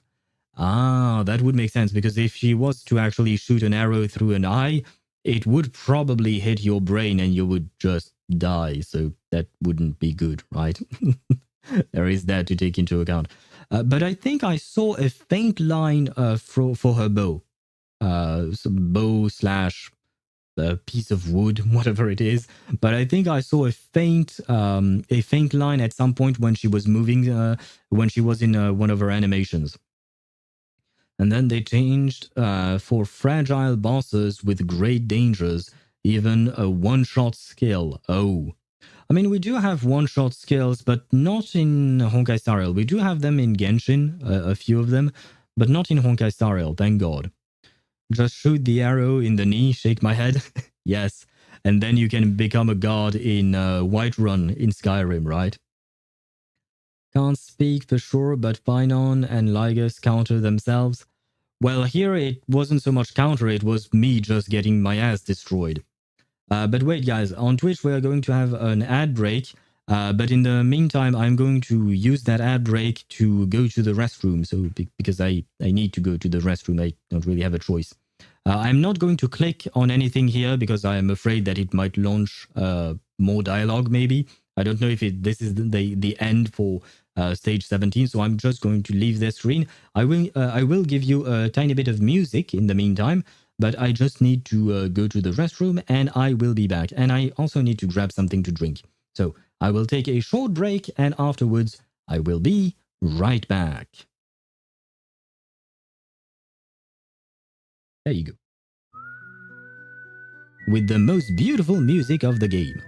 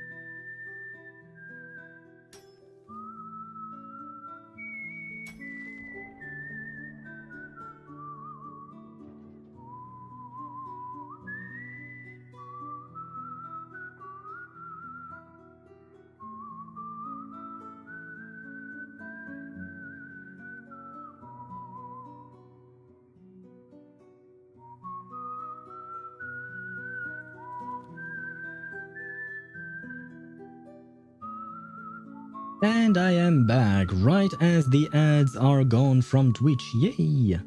I am a professional streamer. Not really. Let me switch scenes back. There we go. I hope you enjoyed Farewell to Rayashki because I love that specific music. There you go. And I grab my chat back. Yes, everything is good. We can continue. I think everything is good. Yes, everything is good. Yay. Sickening little pests. Blasphemous filth. Right. Maybe I should just go back to the restroom. I did not miss her in those 3 minutes then when I was gone. And that ever self-important creature. Animus narrows her eyes at their stubborn resistance, then flashes a smirk. Come, children of flesh. We need not entertain these fools any longer. The mother awaits. What is that power? A longbow taps the ground as arcane light floods the plaza in eerie blue. I mean, it's pretty. At her command, the Manus believers advance like a long-awaited avalanche, layer upon layer closing in, yet none spare a glance for the intruders. The crowd presses around Animus, who stares back at the intruders with undisguised contempt. Then she sets foot into the sanctuary gate. Let this meeting be our last, heathens. Ah, my eyes. The blinding light fades and the plaza is empty. The rushing tide of black is gone. Each and every believer has followed the apostle through the gate. Okay. The gate. It's closed? Ah. Miss Stranger exhales a long breath. We missed the window. Well, I suppose all we need to do is sacrifice someone else. Any volunteers? Ah, shit, Animus is gone. Freddy! Where is Freddy when we need him? Poor Freddy, catching flags since 2.3. I don't remember when Willow's event was. It was mostly with Flutterpage that Freddy interacted with. But anyway, where is he? We need a sacrifice. All eyes turn toward the deserted plaza, now strewn with the chilling aftermath. 2.3, yeah? Hey, I remember. Yay. But ever since 2.3, I shall hate on poor Freddy. But he deserves it. He was an asshole. He was a mini asshole, but he was still an asshole. And it'll only open again. If we sacrifice Freddy, yes. When we make another offering. That's one way of putting it, yes. Who else can we sacrifice? I wonder. Oh, to be continued. Very well. But that means she just fled? And wait, Sophia was there, right? Sophia, sorry. Wait, I don't see her. Because, what's her face? Animus mentioned Sophia, right? She mentioned the preacher. I thought she was here. I'm confused. To a skylark. Goodbye, Martu. Is Nautika going to get her earworm removed? The fuck is going on? This is so confusing. What's going on? But I suppose the stage itself will give us an answer, right? But what? Why? I mean, why not? Are you there? Can we finally get an answer as to what the hell this is? Like the earworm, I mean. What are you suggesting, Timekeeper? Oh, wait, no, we can maybe sacrifice the earworm then. Does that work too? It has a conscience since it can speak. Or perhaps it's just mimicking speech. Though I guess maybe Nautika does not want to sacrifice her earworm. You okay, Grace? Because it feels like maybe you used a bit too much of your arcane powers. She's right. It's the only way to open the gate. Oh no, no, don't you dare. No, you do not sacrifice Grace. She's still alive. She's well. Everything is fine. Grace stays alive. I am warning you, game. Matu? What are they talking about? We have no choice. Listen. You have to offer me to the gate. No! No! No! I don't want that. No. Ah, fuck. I guess I have my answer to Miss Grace Playable when? Never. Great. What? No, Miss Stranger. I agree with Sonetto, so let's go with Sonetto's idea. No. You have to get through. You have to find Miss Erd and stop the ritual. My mission is to get you into the sanctuary. By any means necessary. No, I won't allow it. Thank you, Vertin. I'm on your side. I mean, I am you, technically speaking, so yay. No more sacrifices. Have you heard of the lungfish? No. What? It's an amphibious fish found in Africa. Its gills are so shrunken that it developed a second respiratory system. Lungs. Okay. Why are you telling me this? It's an obligate air breather, despite being a fish. It's not a land-dwelling creature, but if it's kept from the air for too long, it'll drown in its own watery habitat. Sounds annoying for them. A creature that doesn't belong to land or water. Exactly. Foundation is no home to me. And I just used the last of my moths to create that storm.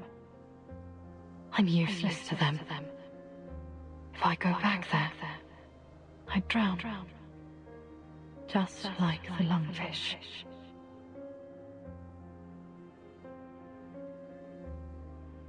Okay, wait. No, I was trying to find, an alternative.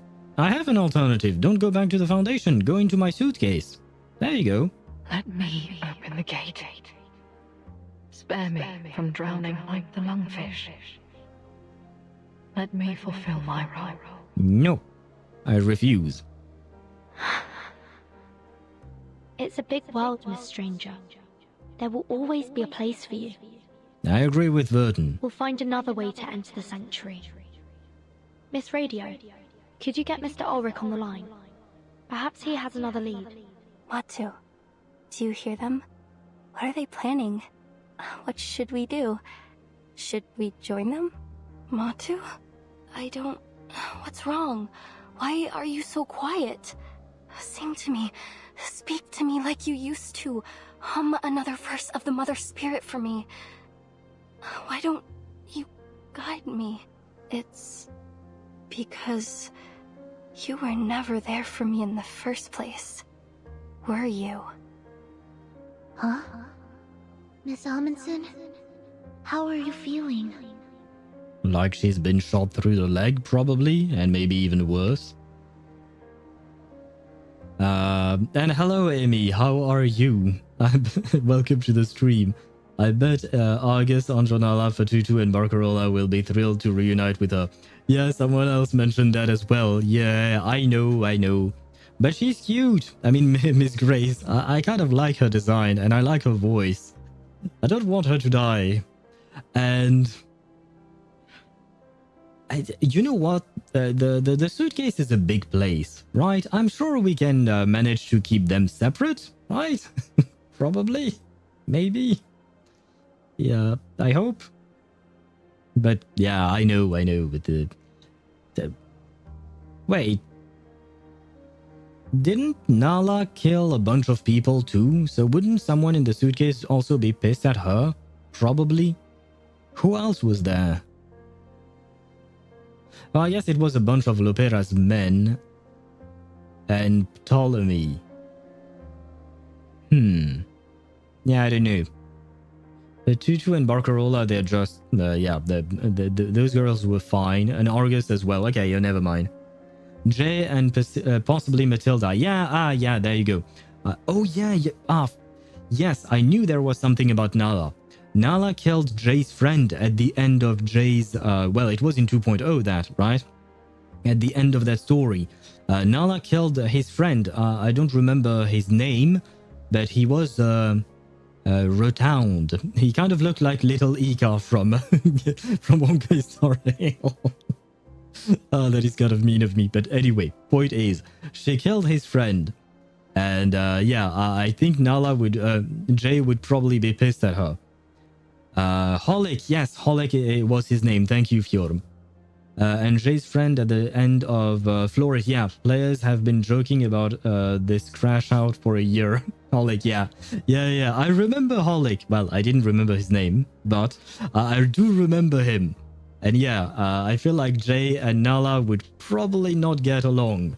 And strangely enough, I have both of them on my account. I have both Jay and Nala. Although technically speaking, I got Jay by losing a 50-50, I think. But I wasn't unhappy because I actually wanted him. But anyway, not the point. Point is, there are other people who are in the suitcase who may or may not get along. It's okay. We can bring Grace along. It's fine. Are you able to get up? Here, take these narwhal ivory candies. They might help calm your nerves. Narwhal ivory candies? Okay. Miss Amundsen, where are you going? Nautika? Does Nautika want to sacrifice herself? Matu, do you know where Frile went? Oh, she's gone to see the Mother Spirit. Oh no. Hasn't she? Is she choosing option 3? That woman, she said that there's no Mother Spirit. And where is Frile now? Is she choosing option 3? I rolled the dice. You forgot your pendant, Frile. I rolled the dice and the dice said she's not going to kill herself. We all witnessed it. So she's not, right? How could you leave it behind? It's so important. It's what? It's ambergris, Yanurov. Be careful, Frile. Gently. Look, there's something trapped inside. Oh, look at baby Nautika. We have a glimpse at baby Nautika. She's cute. A scalpel slides delicately over the ambergris, revealing a small stone that draws in the face of an old man and a child. Beneath the glow of the work light, the newly exposed milky pink stone shimmers with liquid radiance. The reflection, the color. What an interesting structure. This isn't like any rock sample we've studied before. How extraordinary. Wait, where was I? Hello Kiwi, welcome to the stream. I'm gonna drop a quick lurk while I do housework. Much love, thank you very much. Welcome to the stream. I hope you're doing well, and I wish you good luck with the housework. Because usually that's annoying to do, right? I mean, I guess it depends. Sometimes I like washing dishes. So sometimes it calms me. Yeah, well, for some reason. I don't really know why. I don't know, maybe I just like the running water or something. Definitely dishes and laundry are calling. Laundry I don't like so much, because afterwards you have to iron them, and I am terrible at ironing. Like, I am the absolute worst at ironing and, what do you call that? Folding the clothing afterwards. Yeah, I suck. I really suck at that. But, oh well, it is what it is. Sir, I have a kid. I ain't ironing shit. Really? But do you mean like your kid is the one ironing, or do you mean like there is no point in ironing because your kid is going to ruin everything? Which one is it? I hope it's the... Wait, I don't remember. Which one did I say? The second one? Wait, which one was the second? Oh, the kid ruins everything. Okay, well, fair enough. I mean, yeah, he is... he's 10 years old, right? I think. Well, yeah, at that age, yeah, I would, yeah. I can't defend him. I was the same.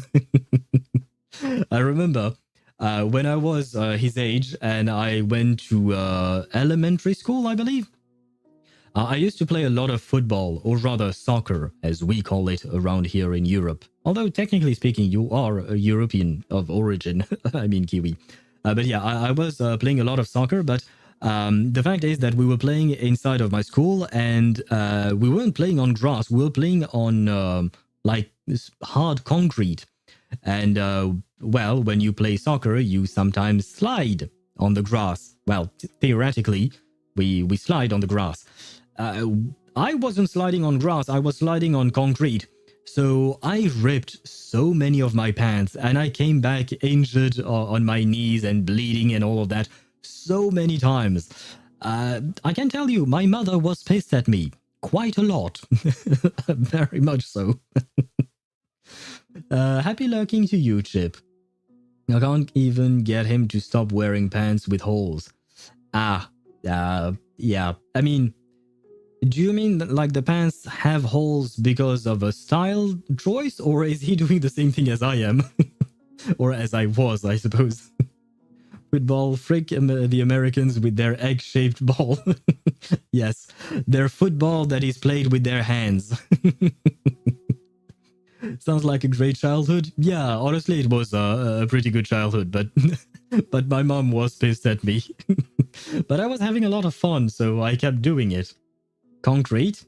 Yeah, concrete, like the what is the pavement on the street, except we weren't on the street, we were inside the school, but in the courtyard of the school, we only had concrete everywhere, right?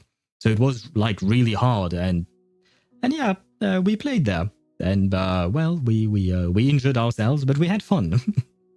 Played with their hands and aimed a ball. Yeah. Makes no sense. Why is it called football? I think we looked it up once on stream, but I forgot. I think we looked it up why it is called football, even though it makes no sense. Okay, gotta stop procrastinating. Okay, good luck to you, and maybe have fun with your household chores. I hope maybe you can find some fun in there. But once again, thank you very much for joining us. And maybe witnessing whatever this is going to be. It's not crystallized magma nor any sediment I'm familiar with. I believe this is a gift from her, Nautika. The great gift of the Mother Spirit. Oh, and I forgot to mention, this is her grandfather. So this guy is the famous explorer that was mentioned yesterday or the day before, right?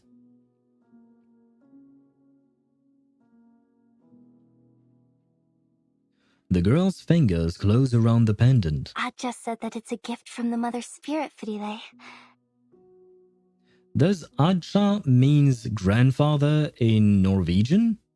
I bet Antarctica is filled with all kinds of secrets about this little stone. The harvest bounty mankind's blessing be. We children blind from mazes must be free. I'll find the stratum Adja never found.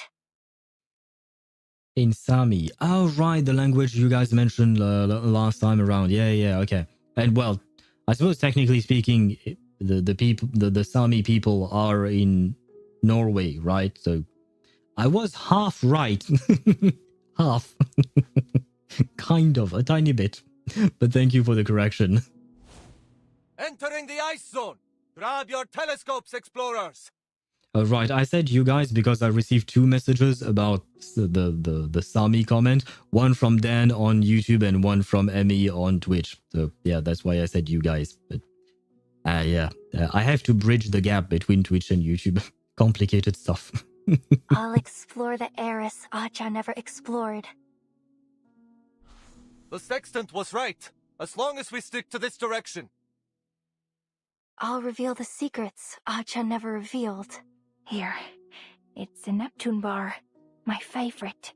It'll keep you warm a little longer. I remember that line. Was that Freelay? I think it might have been Freelay back then, right?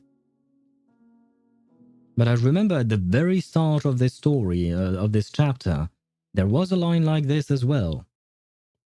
I think.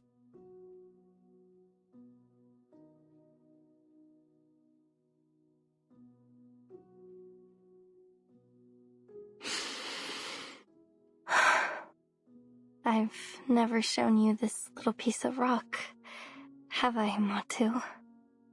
Does an earworm have eyes? Kot, Ase, Freelay, and I, we studied it over and over. We know it like we know the back of our hands. When you came to me, I thought that maybe I would finally understand this rock and the blank era behind it. You gave me hope. You gave me purpose. And you gave me the courage to face every obstacle. You were there every step of the way, whispering in my ear, like a friend. Like you were the voice of the Mother Spirit herself guiding me to where I needed to be. Yeah, I think I mentioned it yesterday that I was wondering whether or not Matu, the earworm, is actually somehow connected to Arcana and manipulating Nautika into doing something for her. For grandparents in Norwegian, you have to know if it's the father's mother, if it's the father's or the mother's side. More, far more, far more. But in a pinch, you can just say bestemor or bestefar. It's kind of funny because it sounds like English words, like far and more and best. It sounds like English words, but I assume the root is probably really different, and it certainly doesn't mean the same thing. But it's interesting that they would have different words for the mother's side and the father's side. I suppose it makes it a tiny bit more complicated because you have to learn a few more words, but also more precise when you're talking about your grandparents then. I kind of like it because in French we don't have that, unfortunately. It's basically the same thing as in English, so grandfather, grandmother, and then you have to just add add more sentences to detail whether it's on the father or the mother's side. But now we must part ways. Okay, so is she sacrificing Matu then? Does the worm count? This expedition has been like nothing I've ever done before. It's tested me and you to our limits. I mean, imagine she would have said the opposite. This expedition is exactly what I've always done, having all of my friends being murdered by monsters and then me eating them when they were turned into jelly. Yay! So, I understand. You have every right to go your own way. Really? Like it's an earworm. Okay. Time for a proper goodbye. Thank you, Matu. My little earworm. Thank you for coming to me in this beautiful, terrifying place. Well, I mean, it didn't have a choice if it's in your ear. It just moves wherever you move. Goodbye now. Even if you were never real. So what, was she just hearing voices and she decided to call them earworms? Just like the Mother Spirit. I'm a bit confused. Miss Amundsen? Miss Amundsen! What do we do?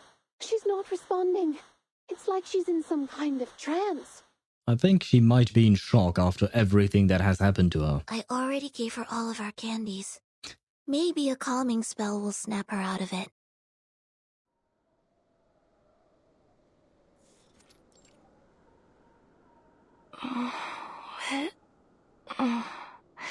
What's everybody doing here? Do you not remember? Nautika! Oh, thank goodness. You were caught in a trance. You weren't responding at all. What's happened? Well, you were on an expedition, all of your friends died, they were turned into jelly, you ate them without knowing it, then you got near death, you met us, we got chased by dogs, we got separated, then we got reunited, then you saw your friend, and your friend who you thought was dead is actually not dead, but then her tongue was cut, and then she was sacrificed, torn apart, made into jelly, and that's when you understood that you were eating your friends. And finally, you were shot in the leg. There you go. I think that covers pretty much everything. The gate's closed. We're trying to figure out how to get past it without resorting to that. Miss Radio is currently trying to reach Mr. Ulrich, so we can come up with a plan of action. Nautika's vision sharpens as clarity returns to her. Her sight finds focus on the closed gate as the thoughts trickle back to her mind. Lava tubes. Every volcano has them. They're pathways made by flowing lava that lead to the heart of the volcano. If we find one, we might be able to get to the sanctuary through it. But how? Because the gate was opened through a magic ritual. Not very likely. No longer able to support herself, Miss Stranger slumps against the face of the gate. The entire volcano is under Manus Vindicta's control. And Animus has eyes on every possible route. Trust me. There's no way of getting in without her noticing. Not even a squirrel could slip past her. You said that on purpose.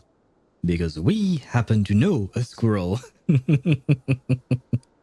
I did not expect Buddy Fairchild to come into play here, but we do know a squirrel.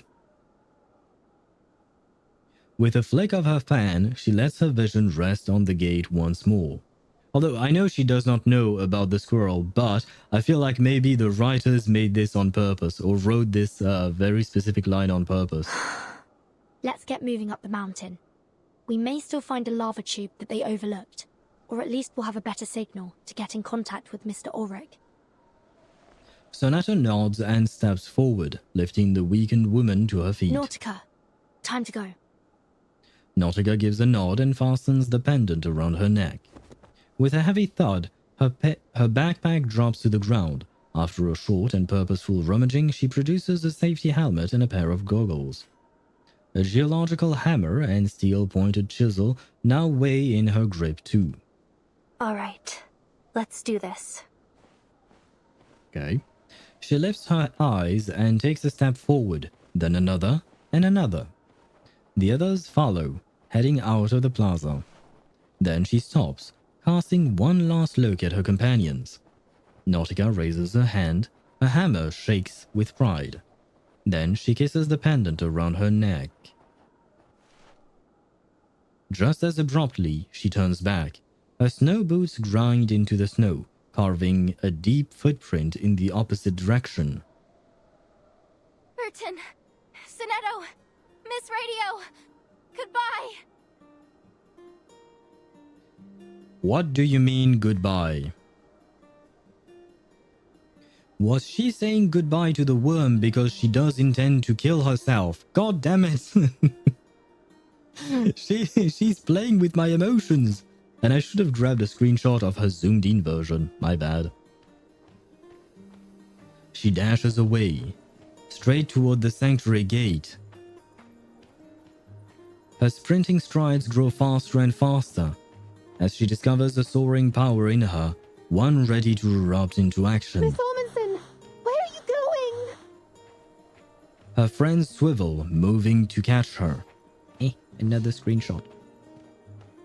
Yet no one could hope to outrun this determined explorer. Really? But I thought she took an arrow to the knee. Like literally, well, perhaps not to the knee, but at least to the thigh or leg in general. I'm sorry.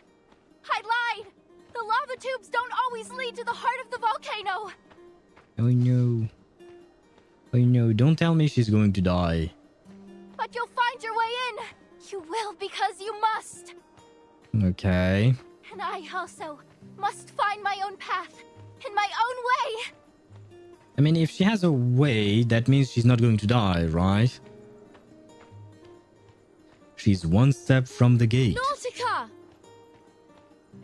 My friends, my teammates, I'm going away. Away where? But you keep moving, okay?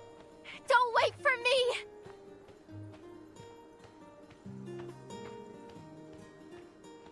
No! Nautika! Come back! God, no. She's running towards the hands. I mean, I know the hands are part of the gate and all that, but I rolled the dice, guys. I rolled the dice. The die said she would be okay. The pendant swings forward with her movement, cutting a decisive arc through the air. She leaps up, fixing her eyes ahead. Oh, God, What's my eyes. inside this ambergris, Aja? A new area for research? A message from the Mother Spirit? Or just an ordinary mix of minerals? The mountains and plains beneath the snow and ice. They're so very large and old. We're just so tiny and young compared to them, you know? I think some secrets will always stay that way. Secrets, no matter how much we explore. Nautika lowers her eyes. She smiles in the frozen light. But still, if I get closer, look harder, maybe I'll see just a little bit more. She lifts her eyes again. A deep and utter silence pulses in the air before her.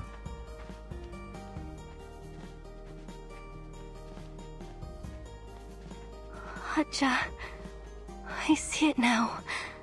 Wait, this thing. Could it be the actual Mother Spirit that she was mentioning all along? Huh. What do you think of Stephen Hawking? What kind of a question is that once again? And Deidara, you said, man, poor Nautica. Well, I think we won't have a Nautica for long anymore. Why does Norway have barcodes on their battleships so they get back to port? They can Scandinavian. Okay, yeah, Scandinavian. Yeah, I got the joke, but anyway. It is kind of funny that the random joke that the bot wrote was about Norway, given the fact that Nautica is from Norway. It was the unknown that I was chasing, not answers. I need another screenshot. She looks cute when she's so close to death. It was the beautiful, glorious unknown.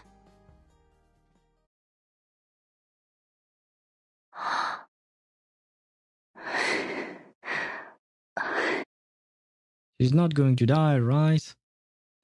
One heartbeat. The world stands renewed.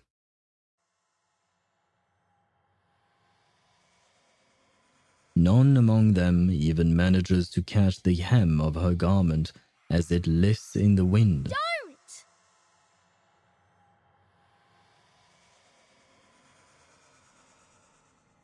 Silence returns, as if sound itself has drained away into a hidden funnel. No wind. The lava lies still. The sun holds its place in the polar sky.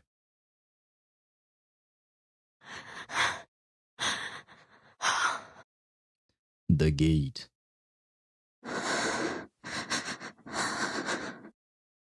Opens.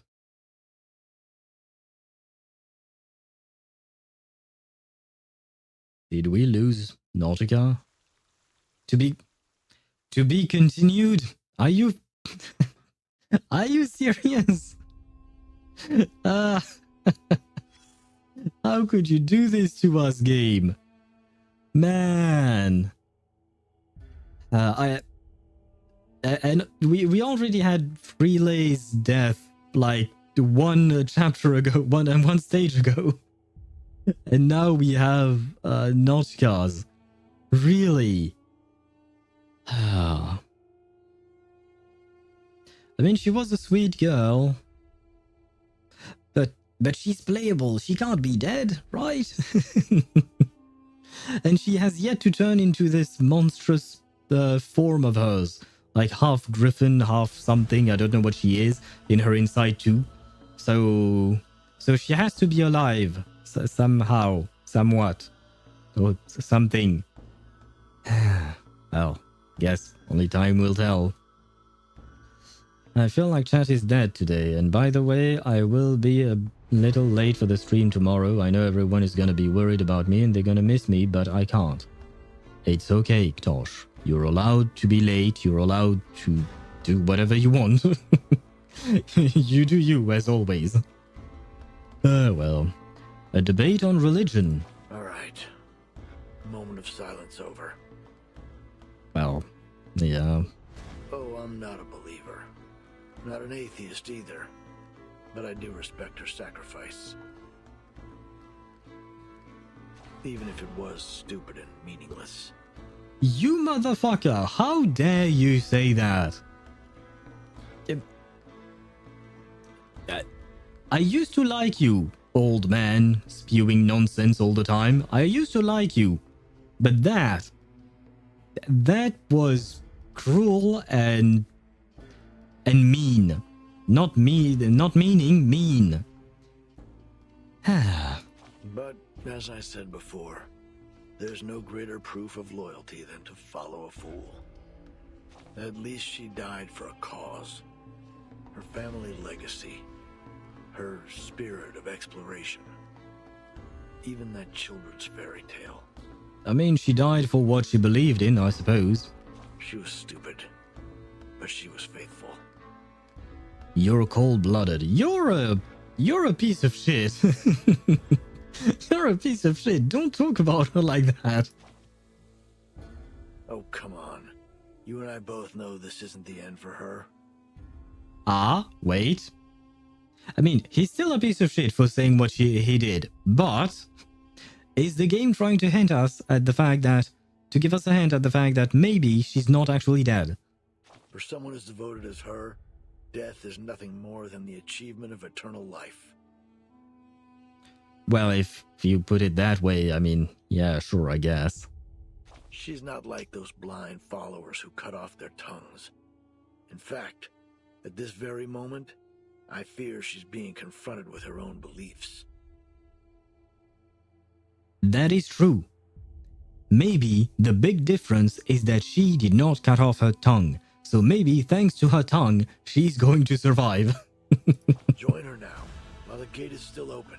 Yeah, we might as well use the opportunity. Or she'll leave you behind for good. Well, hopefully not. Same road, different destinations. And we have a fight. Oh, and Sofia is here, and I think this is Igor. Oh, this is promising. Poor soul, so eager for salvation. Where will you go now? I don't know. Into the gate, I guess.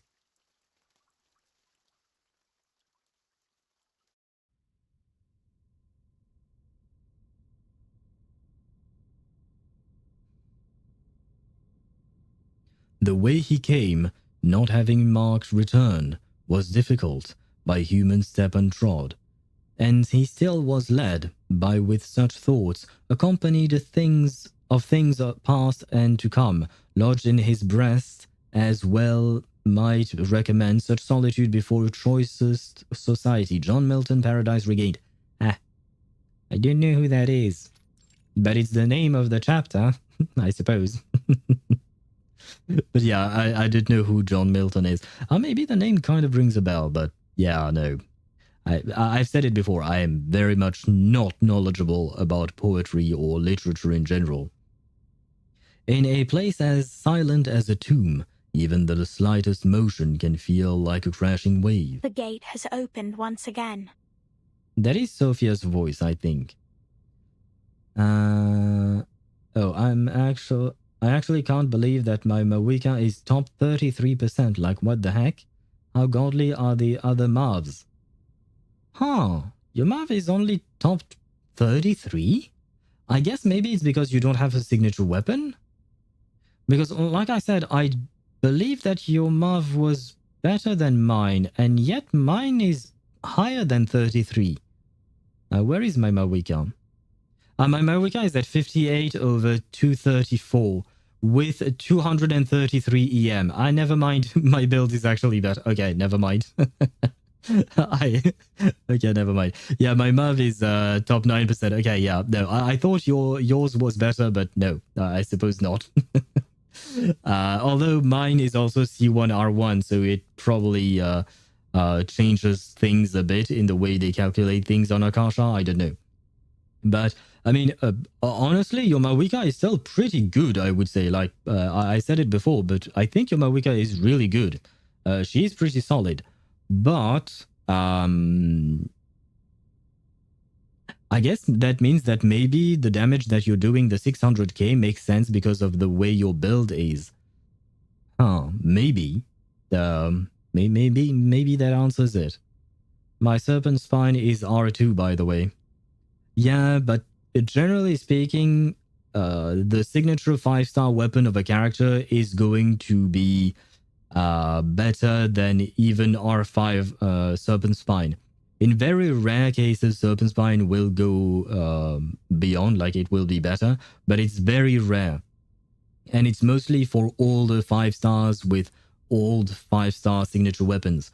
For newer characters such as Mawika, it is almost never the case where the Serpent Spine, even at R5, would be better.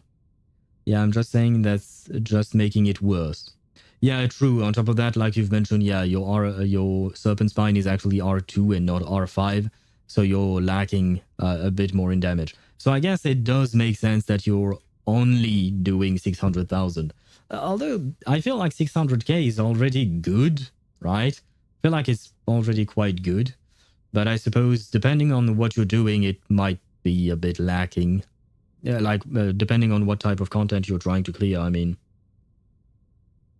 Have you heard of Paradise Lost portraying Lucifer's fight against God from Lucifer's, Satan's, the Devil's perspective? I can recommend overly sarcastic production for entertaining summaries of myths and literature. I know them, and I am actually subscribed to them. I mean, on my private, personal account. But I haven't watched one of their videos in a long time, not gonna lie. But I do know of them, and I do really find their videos very entertaining and quite good. Like, while they are entertaining, they do provide good knowledge, like good information. So I guess I will, you know what, let me note it down. I'm not going to watch it now, but I am going to note it down so I don't forget. That way maybe I'll get a better understanding of what it is that we're doing right now on stream. Wait, where do I note this down? I guess here, Paradise Lost. And I will also note down the overly sarcastic productions, although, like I said, I am actually subscribed to that channel. There you go. It is noted down. Thank you. Although, I think I've heard of it, just to actually answer your question. Have you heard of? I think, yes, I have heard of it, but I don't think I know much about it. And, or rather, off the top of my head right now, nothing comes back to mind other than the fact that, yeah, maybe I knew about it at some point in my life, you know? Which doesn't help. It's time you made good on your word, preacher. And hello, dear Igor. I have missed you, kind of. Well, I have missed you, yes. But more importantly, I've missed your daughter, Moldir. The preacher withdraws her gaze from the distance. Fingers hang over the idol at her chest as she turns. The stage is set.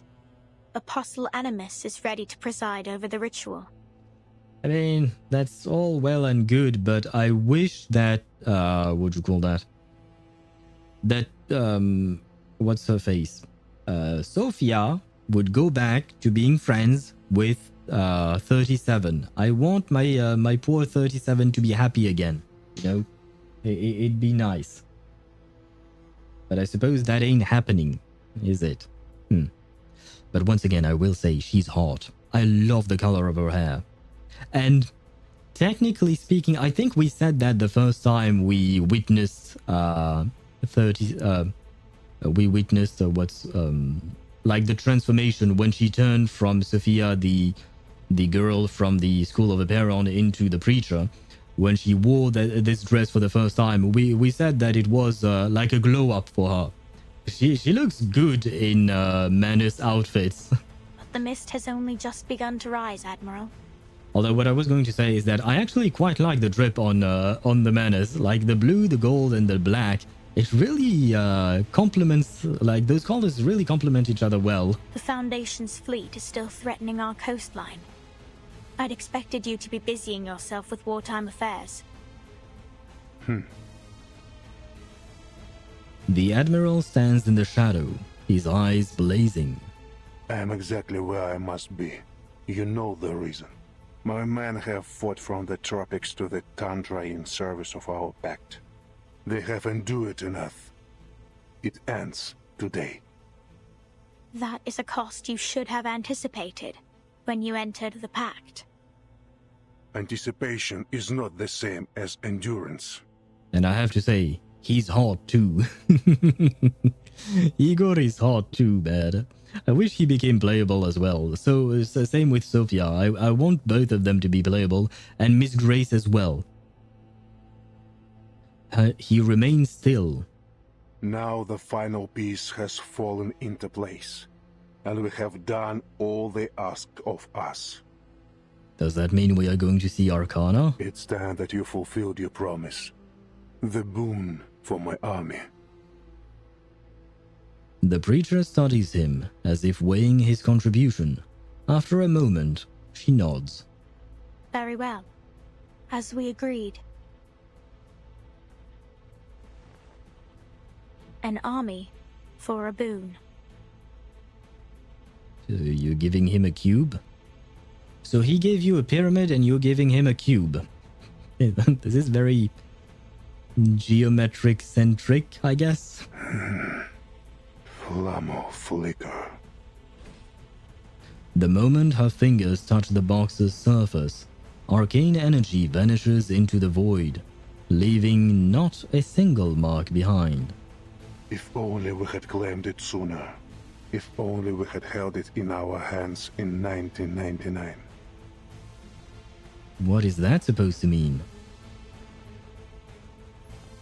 The preacher shakes her head, then presses her hand against the box. The fruit is not yet ripened, Admiral. To pluck it too soon is to bring ruin. What is that cube? The boon will grant precisely what you asked, but not without a price. Take heed of my words. Some doors are better left unopened. She shifts her vision up to the Admiral's chest, where his silver insignia glints under the cold sun. Awarded for surviving multiple storms, it remains polished like new. I trust you laid down your past when you chose to stand with us. My path is set, preacher. Then do not stray, Admiral. The Admiral brushes her hand... Oh, yeah. The Admiral brushes her hand aside, tucking the boon into his coat. He leaves the frozen den without so much as a backward glance. I guess that deal is done, but doesn't really tell us much.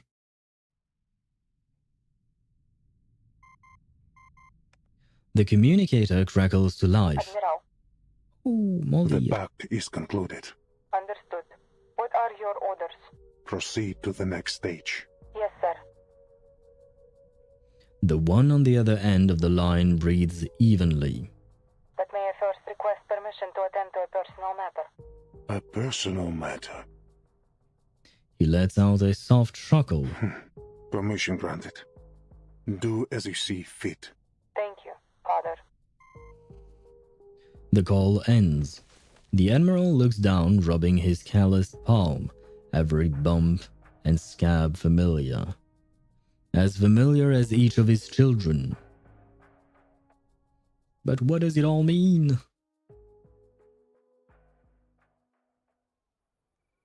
Oh, we're back with Moldir, I guess. Okay. By the way, what happened to Buddy Fairchild and Ulrich? Alright? We've left them on that mountain for a while now. Moldir takes a deep breath, the icy air forcing every fiber of her body awake. Standby is lifted. We are clear to proceed. Sergeant White Gloves? Lieutenant, did you just... The sergeant watches his superior. The gleam in her eyes holds the same unyielding resolve that once belonged to her father. You heard me. Eliminate the Manus spies. Prepare for immediate evacuation. Eliminate the Manus spies. Comms. Block all intercepting Manus signals and get Telemay on the line. Where is Captain Danilov? That is actually one thing that I was wondering at some point, but I didn't voice it. I should have. But maybe Igor feigned betraying the Foundation to join, or rather, maybe he truly betrayed the Foundation, but then joined the Manus only to get something specific that he wanted. But now that he no longer needs them, he's going to actually just betray them as well. Or my other thought was that he actually never betrayed the Foundation and wanted to work as a double agent / spy for kind of like what happened with Miss Grace, right? Kind of in the same vein. But I'm really not sure here. Here, Lieutenant. And I have good news. Your arcane skill did the trick. The helicopter is now fully operational. Very good, Captain.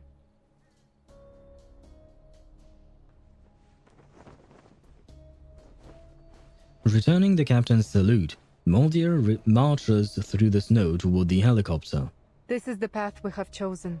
There will be no strain from it. Time to find out whether we are the idiots or the ones to leave victorious.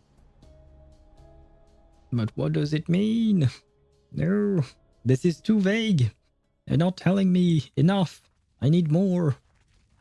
The black lava wall looms, its ancient terror undisguised. The tunnel is as quiet as a tomb. Even a dropping pin would send waves of echoes between the walls. The unwanted visitors lower their voices. Timekeeper, Miss Stranger and Miss Radio have settled down in the suitcase. Thank you, Sonetto. It's the safest place for them to stay, now that we're getting deeper into the volcano. She snaps the clasps shut and picks up the suitcase. Wait, there was one thing oh yeah, Miss Stranger is also in the suitcase. Yay! So wait, so if Grace is in the suitcase, she has to be playable. Where is my Miss Grace? Wait, where is she? She forces herself forward, away from the terrifying gate at her back. The sanctuary is just ahead. Manus Vindicte should be holding the ritual there. Should the worst happen, you know what to do. Yes, Timekeeper. Oh, and I'd like you to have this. The map? The crumpled hand-drawn map bears deep red markings, all records now interlaced with fresh annotations.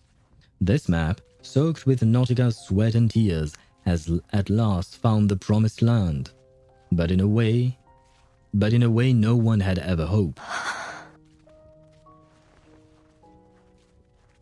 She takes the map without a word, her unspoken feelings driving her every step.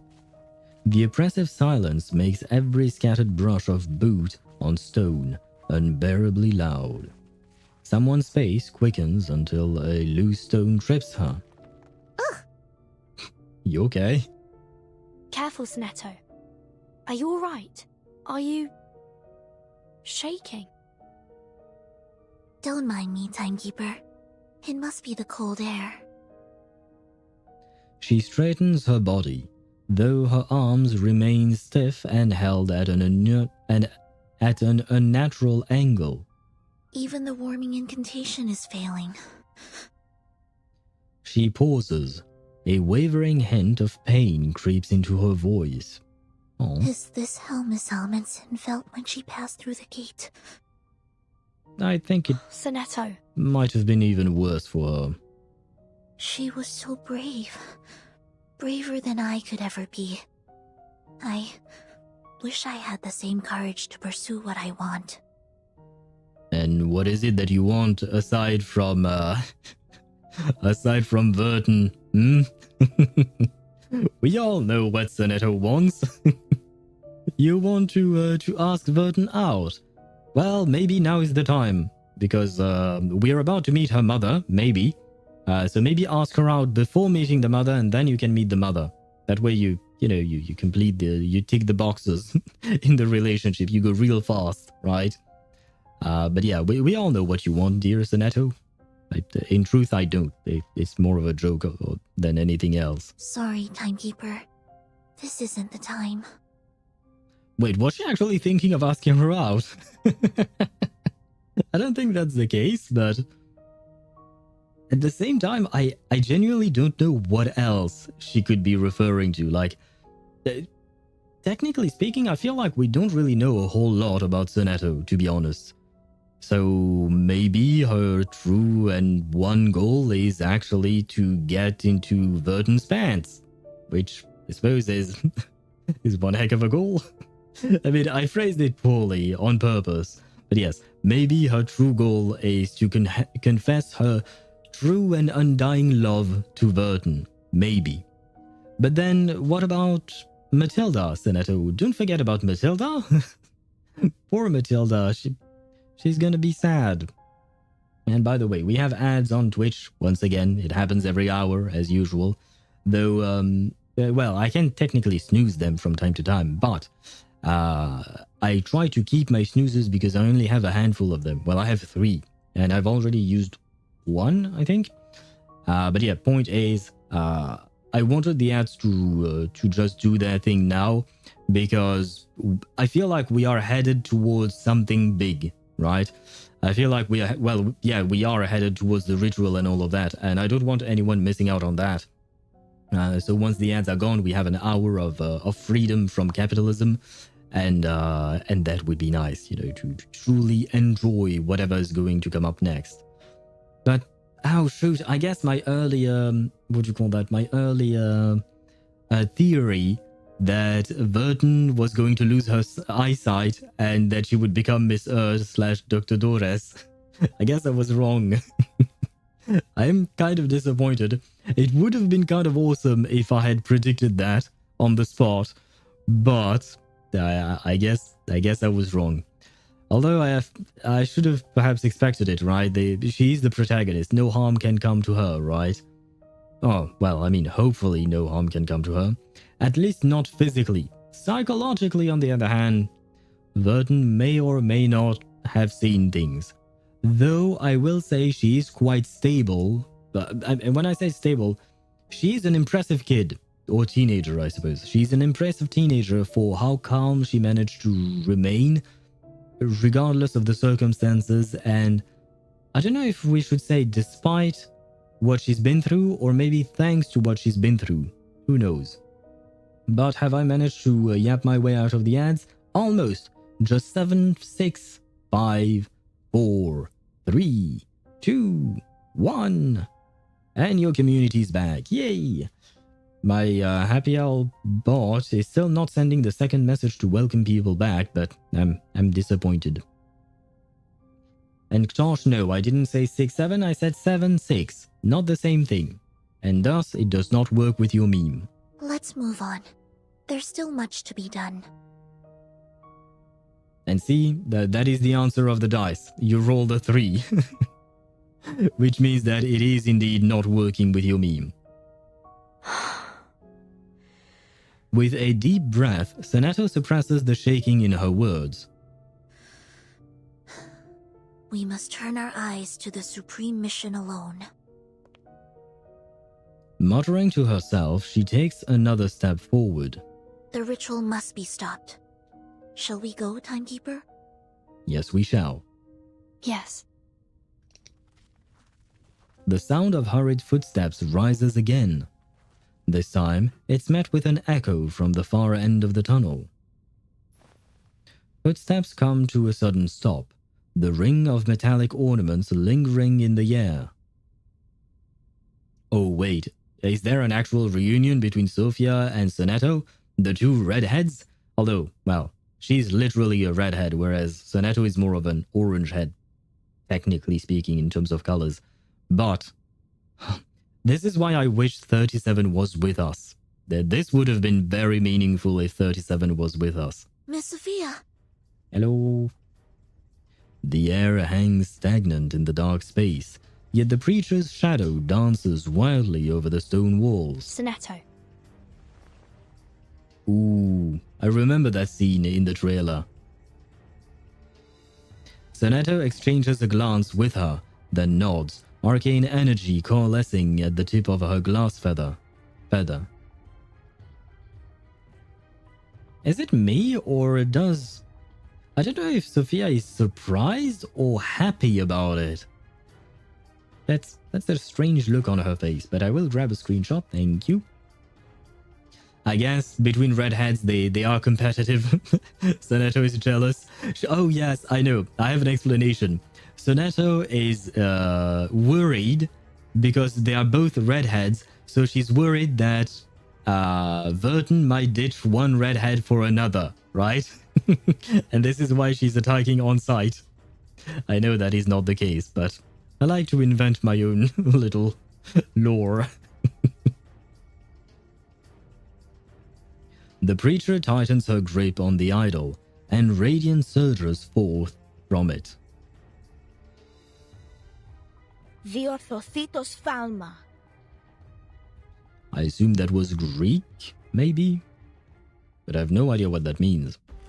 Oh, we are fighting! Okay, why not? Although we have fought Sophia before. She's been in there. I assume she's the same as always, probably, right?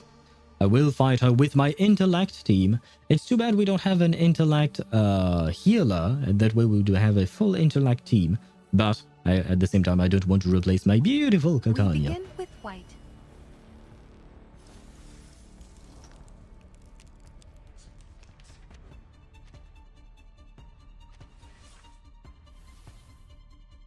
Calculating the Arabic parts.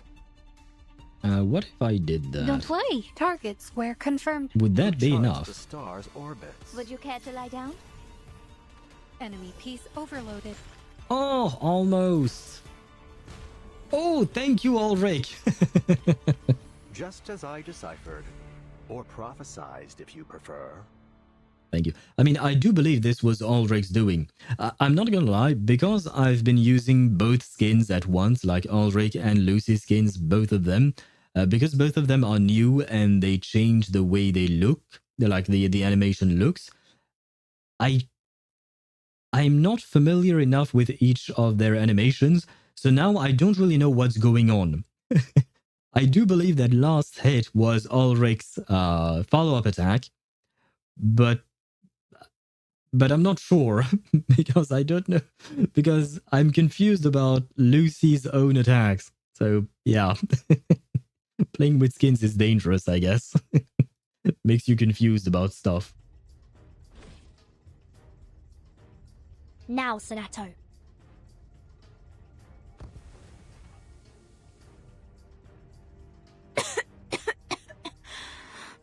What? A haze of pink and purple smoke billows out. When the dust settles... oh. No! Sonetto springs into action, but another wave of dense mist rolls out from the tunnel, cutting her off. This mist. It's not from the misty bubble ball. Guys, we saw Vertin's left eye! Well, it's on her right side, but from her perspective, it's on her left side, right? Because usually that left eye is always covered by her hat. But she dropped the hat, I guess? And we saw both of her eyes at once. I actually wanted to grab a screenshot, but I didn't have the time. I was so shocked. It's so rare to see her left eye. Odorless, thin yet oppressive and omnipresent, like the fog over the lake trying to turn the spinning wheel. Stay where you are. Ah, I can grab a screenshot. We now have a screenshot of Vertin with both eyes. She's so cute. Why don't she show her left eye more often? It doesn't have any kind of defect or anything like that. Come on, Vertin. Through the mist, Sonetto jerks to an abrupt halt. It looks just like the mist that hangs over the lake in the suitcase. You collapsed in it once, remember? Oh, she collapsed in it? Oh. But I do know what mist you're talking about, the one where we have the spinning wheel. You cannot escape. The black mucus surges forward again, chasing after those attempting to flee. Regna sereno intenso ad infinito.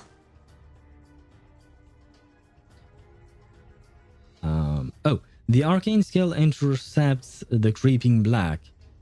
Sonetto steps in front of the preacher, her glass feather gripped tight. It seems this is the farthest I go. Oh no. Oh no, are we losing our redhead? Quickly enter the suitcase. Right, we put Grace and Radio in there, so they would be fine. So I guess maybe we can put Sonetto in the suitcase, right? I just now realized that this smoke bomb is a callback to the prologue when they recruited Regulus, when Sonetto broke Regulus's arm. Bloodthirsty ginger in the early game. Wait, Regulus? No, Sonetto broke Regulus's arm? Because I do remember the scene. I remember Regulus fleeing and then we found her at a cafe and all of that. But I didn't remember that Sonetto actually broke Regulus's arm. That's that changes my perspective on the little redhead. Yeah, the ginger girl is indeed bloodthirsty. Oh god. She just likes to farm aura. Wait, which one is like to farm aura? Oh, you mean Vertin, because she likes to hide part of her face. Makes sense. Makes sense. But she is a good protagonist. I really like Vertin. Only in text, but still. Okay, so we didn't actually see it, but it was written. So it is technically canon, right? We saw it happen. Just like, you know, there are a lot of descriptions in the game that I have to read myself, right? I am the narrator of some kind. So yeah, okay, I get what you mean. But it still counts. It still counts. Timekeeper, go on without me. I'll hold her off. No. I said you go into the suitcase. I already lost one pink copper-haired girl that I just met, but still, I'm not losing my redhead. A final glance is exchanged before she disappears into the thickening mist.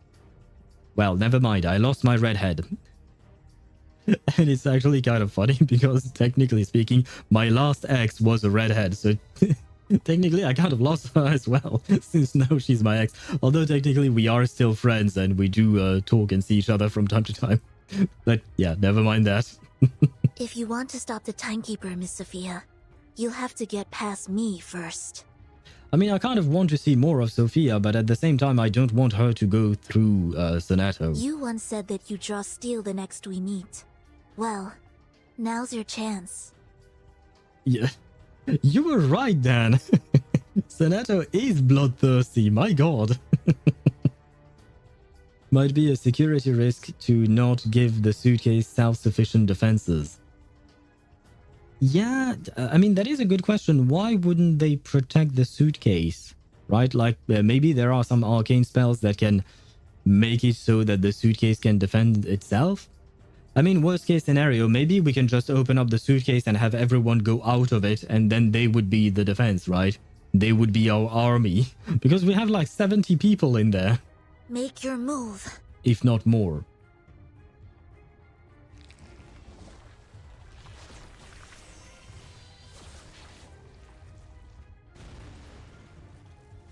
The glow of arcane skills collides and flickers out in midair, over and over. Now, I will say one thing, because, you know, we saw the fight, right? But I wish Bluepoch had the budget to create 2D animations, like hand-drawn 2D animations for these kinds of things. I know it is extremely expensive. It It takes a while to do these things. So I understand why it might not be feasible.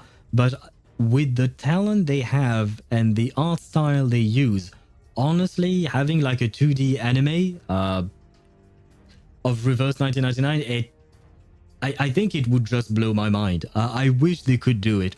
Maybe one day, if Bluepoch blows up in the sense like they become super popular, maybe one day we could get stuff like that. Because one thing that I really like with Hoyo games is the fact that most of them, if not all of them, get 2D anime style drawings, videos that they post.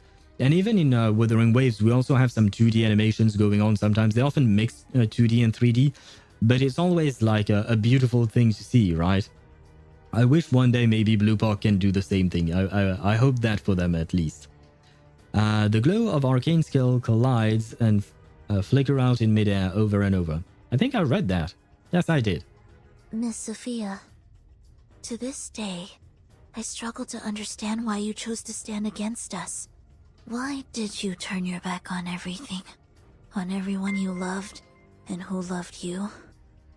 Because she is the square root of 2. And hello, Xiao Ling. I believe that is how I'm supposed to read your name, Xiao Ling. Hello to you and welcome to the stream. Thank you very much for the follow. Welcome to the community where we do strange things and say stranger things. Wait, what is this? Emote? Okay, is it a rat being pat on the head, or is it... I'm not sure I recognize the animal. It is cute, but is it a little rat being pat on the head? I think it is. It kind of reminds me of Jane Doe for some reason. Jane Doe from ZZZ, I mean. You've changed. And that's an... Wait, it is a rat, okay. Oh, and it's written hyper rat, okay. So it is a rat. It is cute. I like that emote. Grown too fond of your own voice and paid too little attention to what's happening around you. Oh no. What have you planned, Sophia? Are you sure this is where you want to be? Yes? Maybe? What do you mean? The preacher fixes her gaze on the tunnel's far end. As we speak, the timekeeper is leaving your watch. Would the Foundation agree to this course of action? Well, sometimes you don't really have a choice, so you do what you gotta do. Shouldn't you be keeping your eyes on her, rather than wasting your words on me? Yeah, but if Sonetto goes with Vertin, then you will just be chasing both of them. So... yeah. A red hair beauty? Yeah, Sophia is beautiful. I really, really like her design. But for now, she's not playable yet. One day, maybe. One day. We can only hope. I trust the timekeeper will fulfill her duty. As for me, I will clear the dust off the path.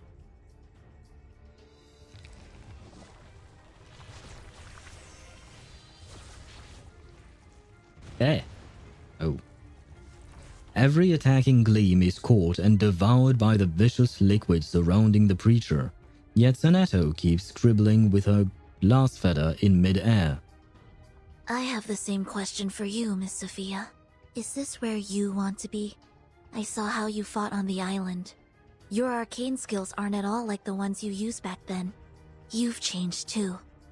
Something new has taken root and choked your old faith out from you. Well, I guess it's a new belief in Arcana?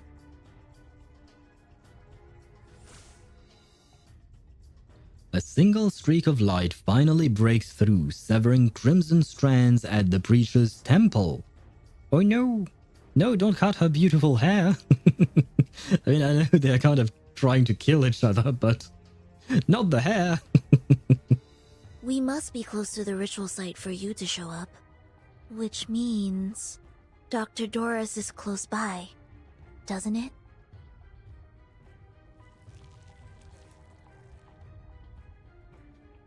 Sophia steps forward to meet those silent, resolute, unyielding eyes as the surging black mucus solidifies into an impenetrable wall again. Miss Doris came to us led by nothing but her own purpose. Yeah, I have to ask, what the fuck is Doris doing? Why is she following Manus Vindicte? Well, I guess she was kind of coerced when she left Brazil, right? But after that, why not try and flee?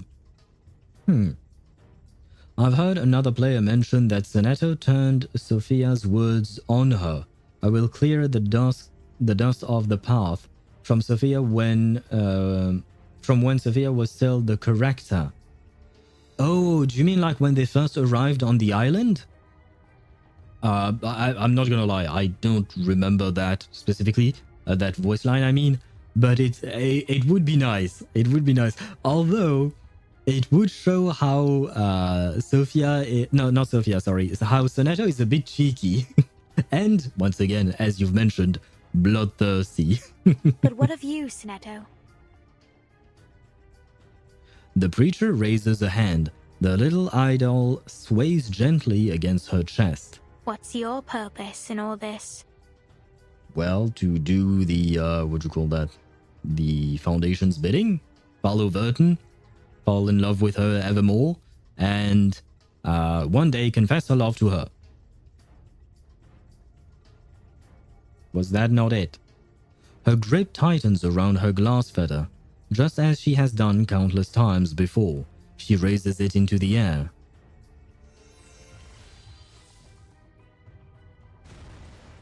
Is it working? I know it's fading to black. That means we're not getting the conclusion to this fight, are we? Yeah, to be continued. Of course, to be continued. Game, I know you. You should... Never mind. I'm disappointed. I wanted to see the entire fight. I wanted to see the next parts. Wait, I have a little problem. Let me correct it quickly. Okay, wait. Give me just a sec. I will be there in just a second. But things are not working out the way I want them to. There you go. And this should be it. Perfect. I think. Wait. Who do we have here? Ah, shoot. I don't recognize who this is. Is this Erd, actually? Because I see the streak on the face, so maybe this is Erd. Huh. Will they finally meet face to face while both of them are conscious? The weaving of our past. Go and seek the golden fleece in the land of endless peace. Could it be that Vertin is finally going to meet her mother? Well, meet.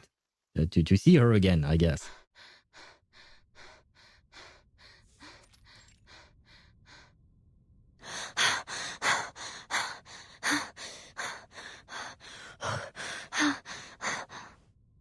Was I right all along, ever since 1.6, ever since we saw Besmert in Junyoung's event story? I've been saying, Vertin's mum.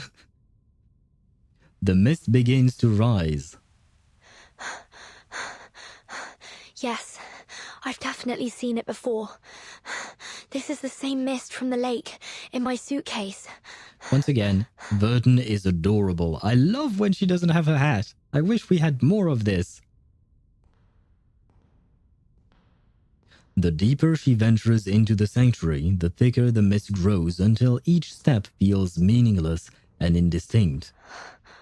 Which way did I come from? Amidst the endlessness, a single golden thread drifts down.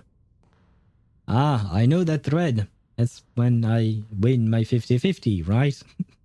That's when I pull my character and I'm happy. I can't seem to grasp it.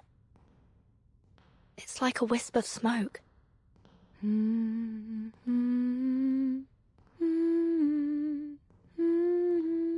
there? That is her. That is Erd.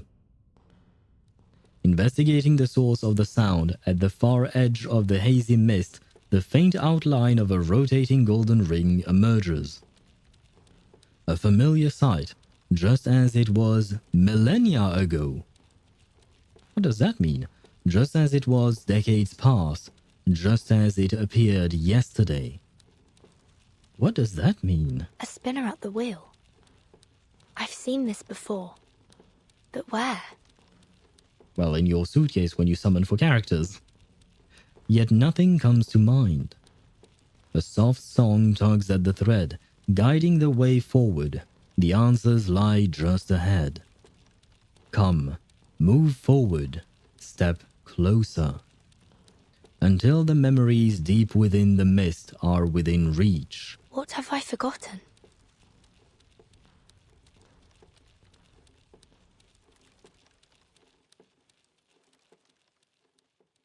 Where do things go when we forget them? Baby Vertin!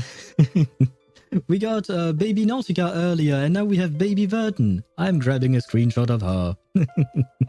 There you go. Aw, baby Vertin is adorable.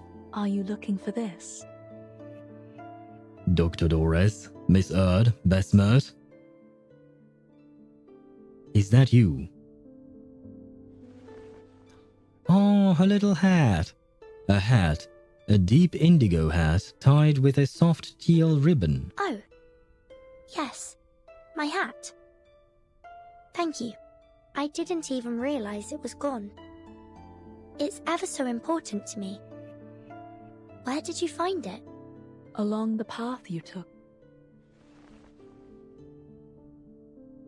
She points into the distance.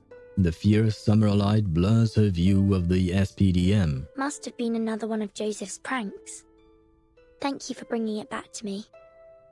I don't think I remember Joseph. Was he one of the kids that died in chapter 2 or 3?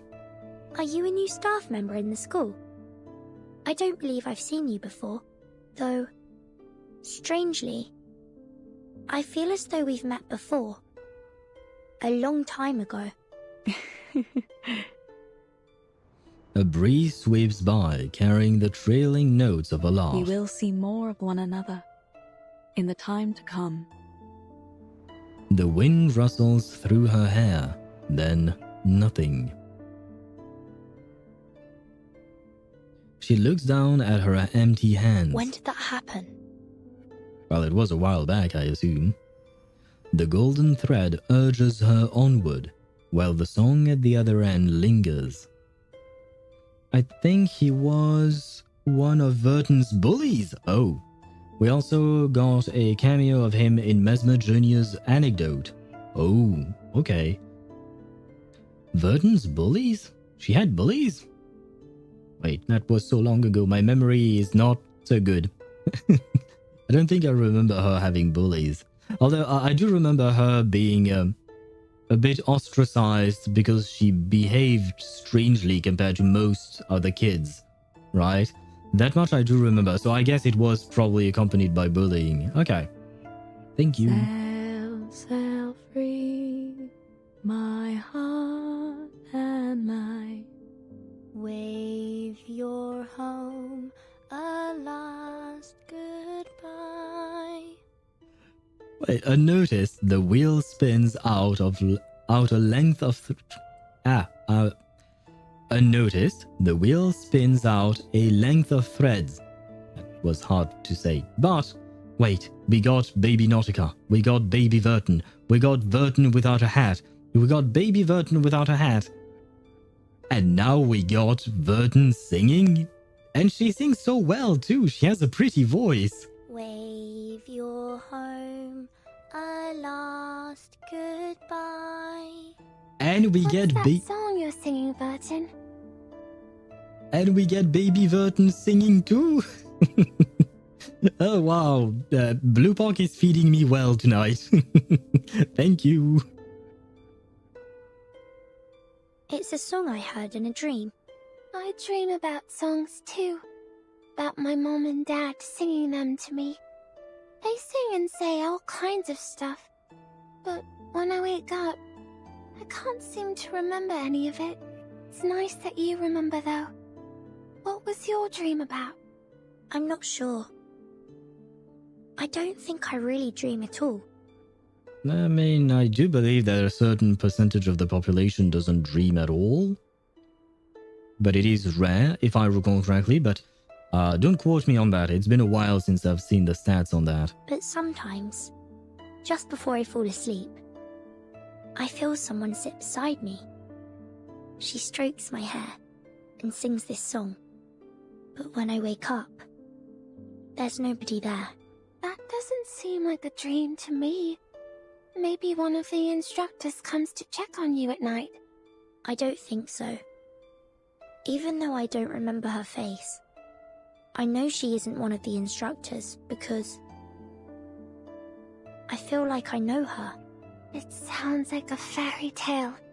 A lady singing by your bed at night. Do you remember anything else? Not really. I'm not even sure if she's real. But when she looks at me, it feels warm. Like being in the sun. Like we are now.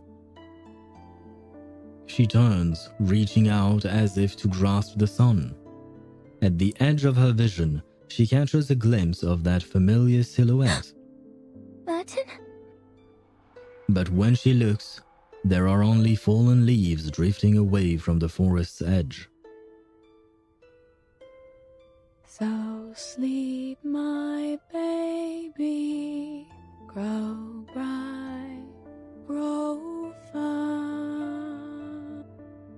The wheel completes another rotation, and the song falls silent. That voice. Vertin? Vertin. The same dream again. No, is it even a dream?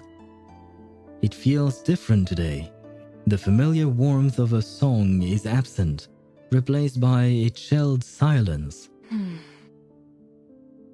Cool fingertips trace across the brows, nose, cheeks, lips, mapping every contour. At last, that hand comes to rest over her eyes. My child. Tread the path you must tread.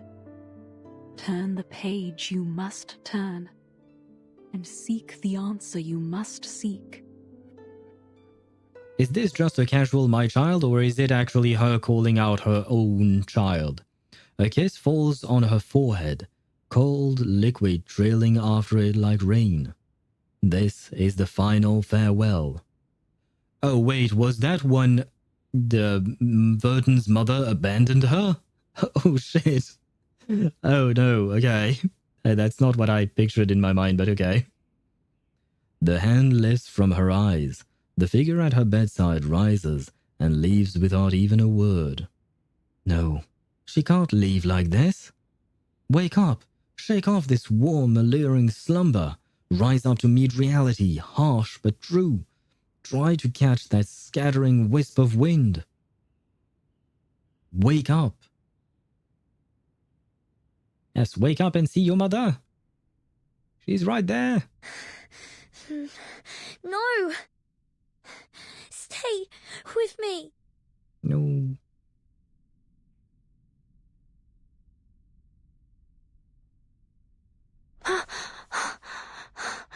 Okay, we are back to Vertin in the present, right? Bro is not Tuesday. What are you talking about Tuesday? The scene in her memory dissolves, and overlapping with that figure she's been chasing is a face filled with concern. Are you all right, child? Huh? Dr. Doris? No. That isn't right. Wait for it. Who are you? Marta? Besmat? Erd? Come on, we're so close. I'm Dr. Doris. My pen name is indeed Erd. I will grab a screenshot of her. She's beautiful. Dr. Doris playable when? I might have published a few stories under that name, but I've never spoken of it to anyone. How did you come to know it was me? I've been looking for you for a long time. I followed your trail across the world. Yeah, quite literally. Ah. I can only imagine how hard such a journey must have been for you, dear child. No, where is my big revelation? I need this to be a big revelation. Dora's hands rests upon her head, stirring a warm thick with nostalgia. But I'm afraid the other names you mentioned don't belong to me. Okay. Then do you know why you look so similar to these other people? I assume she doesn't actually know. You're Vertin, aren't you?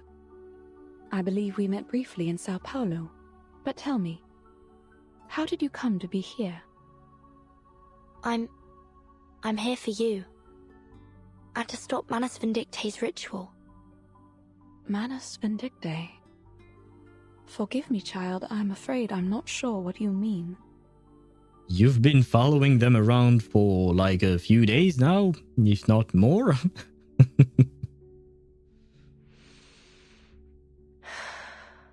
Allow me to explain. This is going to take a while. We've been fighting them for 2 years now. I'm an arcanist of the St. Pavlov Foundation. We have intel that a dangerously powerful ritual is soon to be performed here. But I guess either Vertin does not remember, or maybe Dr. Dores really is not Vertin's mother. But no, my theory! My theory! Aww. Look in the mirror? What do you mean by that? What do you mean by that? If you're talking about Dr. Dores, I don't think she can look in the mirror. I'm fairly certain that is not what you meant. But, because, yeah, it wouldn't make sense, but I'm not sure. But how is she supposed to look at herself in the mirror since she can't see and she has her eyes covered? In the interest of your own safety, I must ask you to come with me to the Foundation headquarters. Will she agree to that? I see. I will go with you. But not just yet. Why? Why are you doing the things that you're doing? There is something I must finish. These threads I'm spinning. Yeah, once again, why are you doing this? That joke, a cannibal is someone who is fed up with people. God, my God, these dad jokes are really on point today. Between the Norway dad joke earlier, speaking of Nautika, right? And now cannibal, speaking once again of Nautika. They are random, I promise. But it is quite funny that they are so on brand, like so on topic. Threads? Yes. Others don't seem to see them, but I do. And so does Vertin. It's strange. I don't know what they are, but I know how to spin them. Does that sound ridiculous to you? There could be some explanation, but more importantly, why? Why are you spinning them? Not at all. In fact, I can see them too. But perhaps we should do it together. Later, when the danger has subsided. Slowly, firmly, Doris shakes her head. There may not be a later. I must finish this now. But why? Why? Thank you. Thank you for asking the question, Vertin. Is this worth more than your life? I believe it is. But you don't even know what it is. So how can you think that it's worth more than your life if you don't actually know what it is? By the way, I heard that Nuvi's gonna be on banner with Varka if you want to know. Not confirmed yet. Oh. I like how you say if you want to know, but if I didn't want to know, then you already said it. I mean, maybe, but the thing is, we don't really know when Varka is going to be playable, right? We don't know when he'll release. Because next patch is Nefer and no one else, right? And as for Nuvilet, I mean, I suppose I do want his C1, maybe, at some point, one day. But he's not exactly the priority right now because he's fine even without his C1. Anything but rerunning Xiao. Because why would they? Why would they rerun Xiao? These threads must be spun so the all-ruling law may be woven. The threads must be spun so the all-ruling law may be woven. What does that mean? Because usually when we talk about threads and weaving and all of that, we're talking about fate. And we could consider fate to be an all-ruling law because it is what is supposed to happen, right? Although technically speaking, a lot of protagonists in video games and movies and TV shows, they tend to try and fight fate. But maybe in her case, she's actually trying to create it or something? 6.3. Oh my god. You really do have a problem with those numbers, man. That is my purpose. My calling. That is why I was led here. Led by what? That's why you're here too, is it not? To answer your calling? My calling? You mean? My child, I may be blind of sight, but my senses are clear. This is a path you must tread, a page you must turn. Wait, those are the exact words that the woman said to Vertin when she was a child, right?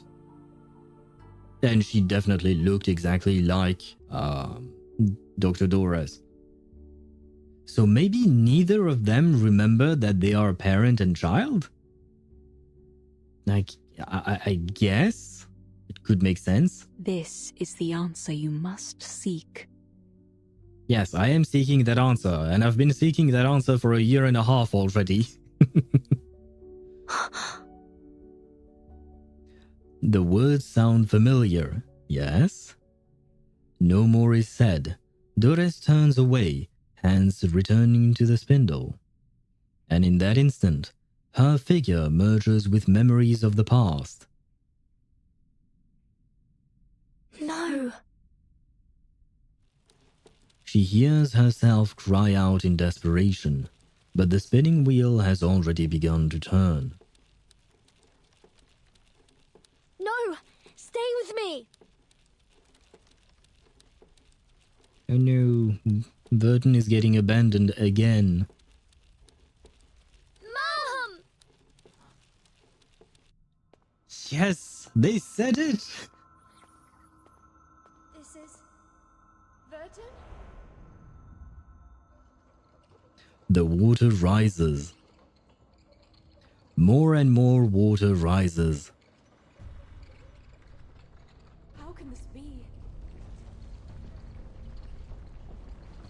No, this can't be my calling.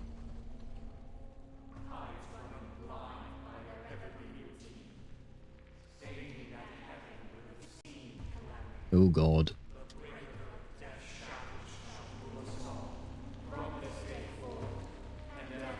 Oh god, is this the revival of Arcana? And humbly we kneel to receive such grace. O glorious one, walk the earth again. Shape Oh, she's there too, with your I guess. mighty, vengeful hands. Miss Earth, we owe you our thanks for starting the ritual. At last, we are no longer lost, for the guiding one is risen. Wait. Wait. Where is the guiding one? I just see a black screen. No! To be continued, god damn it. Fine. Wait, I need to switch back the sound in reverse. Wait, it was a 12.5, I think. Yeah, okay, there you go. Yeah, if you've seen me look away at some point when the cutscene was playing, it's because I wanted to make the sound louder for stream, because unfortunately, cutscene sound is controlled by the music volume, and because of that, if I put the cutscene volume at an appropriate level, the music is actually blasting in my ears. So I have to to choose between the two, I guess. Although, wait, maybe I can. Wait, I'm going to start right away, but maybe I can actually, because it is kind of annoying to have to switch things. Yeah, background music. Okay, voices are at 30, so I will put them at 30, sound effects. Okay, let's see how this goes. I feel like I'm going to get blasted in the ears, but oh well. Let's see. At least it was the case before. Ah, that sounds okay. Maybe I was wrong. No, I didn't even mean to make the joke.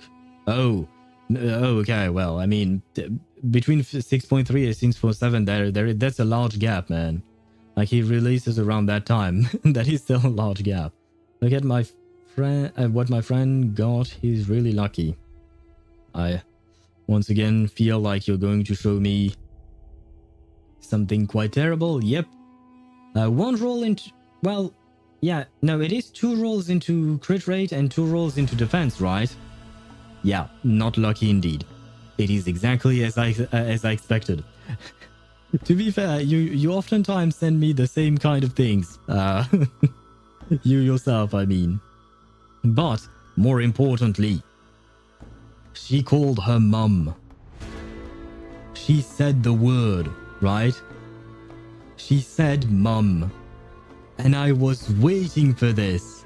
For 1.5 years, I've been waiting for Vertin to call out Miss Erd / Dr. Doris mum. So it is confirmed. I love this. The way I came, blood and tears become one as she weeps in the dark. And now Mother Arcana is also coming back. We have so many mothers today, right? So many. Oh, so many. Altar Sanctuary. Ooh, wait. A lump of dark flesh pulsates like a heart, its flowing black fluid spilling into the well mixed with the rain, with neither weight nor wetness. But earlier, what's her name? Doris. Well, she has too many names. Wait, first, let me grab a screenshot of embryo version of Arcana. But more importantly, during the cutscene, Doris seemed surprised, so I guess she was misled into starting this ritual. She didn't think she was helping the Manus doing whatever this is, right? She didn't even know, I think. But it feels like, yeah, she was misled. She didn't want to do this. So she's still nice, I think. Or she's still on the good side of things, maybe? Seems like the Manus enjoys black algae too. Should we help them to cut it into sushi? Wait, no, we can't cut Mother into sushi. Dan, come on. This is how Mother comes back to life, right?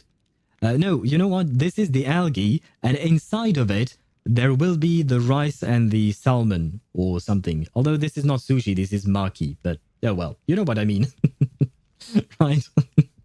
But yeah, this is a maki, and inside of it, we'll have rice. And on top of that, it does work if I say it's rice, because Arcana is kind of pasty white, right? Well, not pasty. She's white. Forget-me-not, I think, is pasty white, if I recall correctly. It's been a while since we've seen him. But anyway, point is, we can't cut Mummy into sushi. That lump of flesh is Arcana?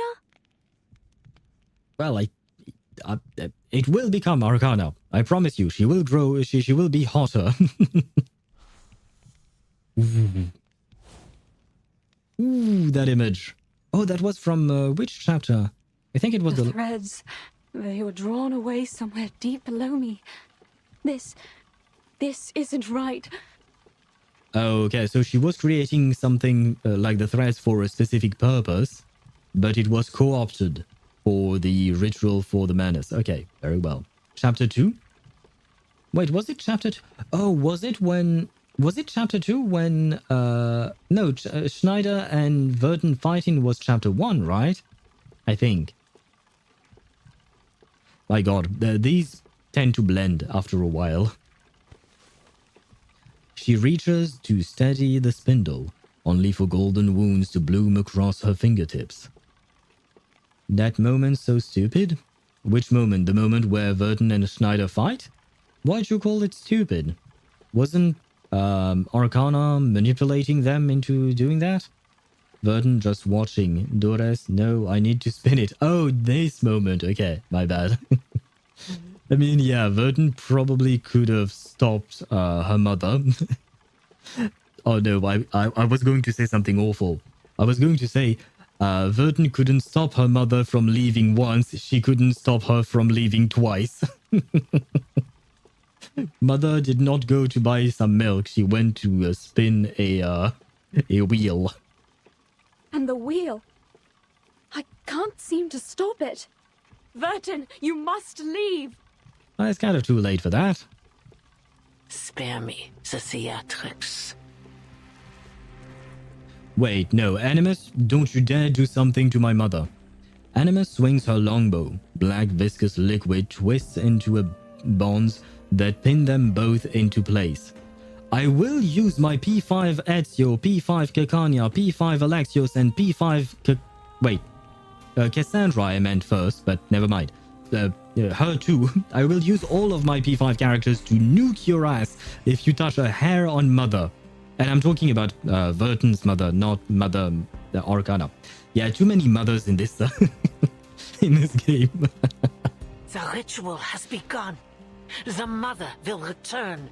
Such a moment is not to be disturbed. Say too many mothers. Well, I suppose Mother is Arcana, whereas Vertin's mother is actually Mum, right? So, okay, I will try to call her Mum instead of Mother. You okay? Don't sound okay. Step by step, Animus approaches. Through the chanting, she plucks a white bone from the water. These bones are relics of a sacred age. Primal, elegant, powerful. Just like the era to which they belong. They are but a fraction of the creatures from a time erased from history. From the blank era. And I assume this is the era from which Arcana originates from, right? She probably originally started existing or was born in that era. But I say started existing because some people have speculated that Arcana is not actually the human hot girl that we see, but she's actually the needle that is in her cranium, I guess. And she's actually an awakened arcanist of some kind. If I'm not mistaken, we entered Forget-Me-Not's Speakeasy, the Warden, in Chapter 1 and left in Chapter 2. I will trust your word for it. Now, I actually saw the string on her bow for the first time. Yeah, you saw it, right? There is a tiny string sometimes that appears, right? Arcana is the best mother anyway. Well, I mean, at least Arcana never abandoned us, because she was never with us in the first place. But Erd actually abandoned us twice, and then she revived Arcana. So yeah, Arcana is best mother. The moment is nigh. From the embryo, the great mother shall rise once more to restore what was lost. And break the shackles that were forced upon us eons ago. Love the music, by the way. A blank era? Restore what was lost? No. Time should move forwards, not backwards. Wait, I just realized. Wait. This is major. Wait. The embryo, the Great Mother shall rise once more and restore what was lost. Break the shackles that were forced upon us eons ago. Burns, relic, primal, powerful, just like the era to which they belong to. So maybe the Manus is actually the reason for the storm in the first place. Maybe they created the reversal to achieve whatever they are trying to achieve, like trying to get back to that era, the Black Era maybe, or trying to restore what they lost. And that could explain why they keep trying to accelerate each storm, because they are trying to get closer to that era. Maybe. Could be. Then why you spin the wheel, silly Dores and her gacha addiction? Yeah, she just wanted to pull for Nautika. You have to understand, Nautika is the best new DPS in the game, right? Dr. Dores, she just had to pull for her, right? She couldn't contain herself. Understandable, understandable. We all have moments like that when we cave to the addiction and we just start pulling and we can't stop. It seems your blindness is not just of the eyes, but of the mind. Still, I shall forgive your blasphemies. You were the one to start the ritual, after all. I'm happy that you're grateful to Dr. Dores, but please get off my screen. In fact, your contribution should be commemorated with a title. The Unseen Saint, perhaps. It is rather fitting, don't you think? Sounds more like you're mocking her, but sure, why not? No, I must stop the spinning wheel. Dora's hands shakes with pain as she reaches out once more, desperate to stop the turning. Where is Vertin in all that? Help your mother, Please. Vertin. Stop!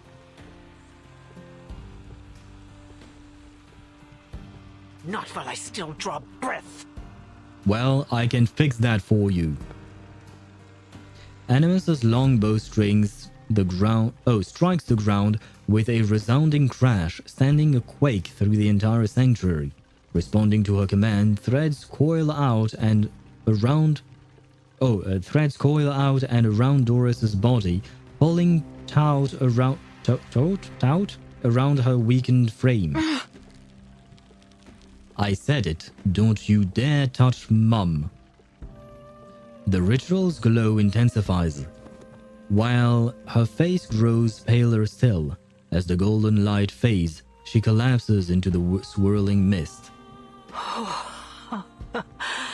For a moment, I thought you might have succeeded as you did in 1999.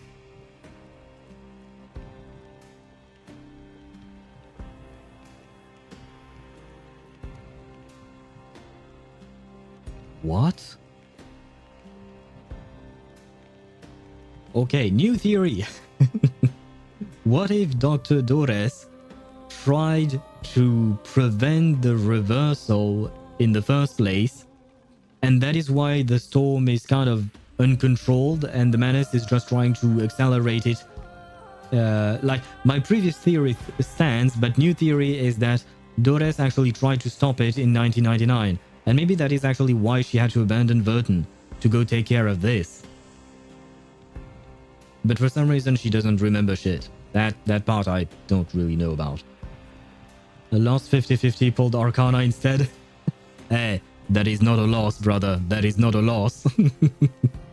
Honestly, banger way of integrating summoning into the plot. Technically, the ritual makes Arcana a pullable unit. Not for us, Vertin/us. Yeah, I suppose technically speaking you're right, because right now... Oh, wait. I wanted to go up, and I am going to activate the ads on YouTube just because that way I can yap while the ads are going, and afterwards we can go back to the actual story. Sorry for people on Twitch who are missing out on the yapping, but well, I have to place the ads at some point. I don't really have a choice. Anyway, what I was going to say was it makes sense, but because this is not the same wheel as the one we are using in our suitcase, right? This is a wheel that the Manus controls. So Arcana is indeed a pullable unit, but for the Manus. Yeah, Manus banner, exactly. So somewhere in the world there is a Manus player who plays... Oh, imagine this. We have Reverse 1999, but it's the opposite. Instead of playing Vertin, you play as Manus Vindicte, right?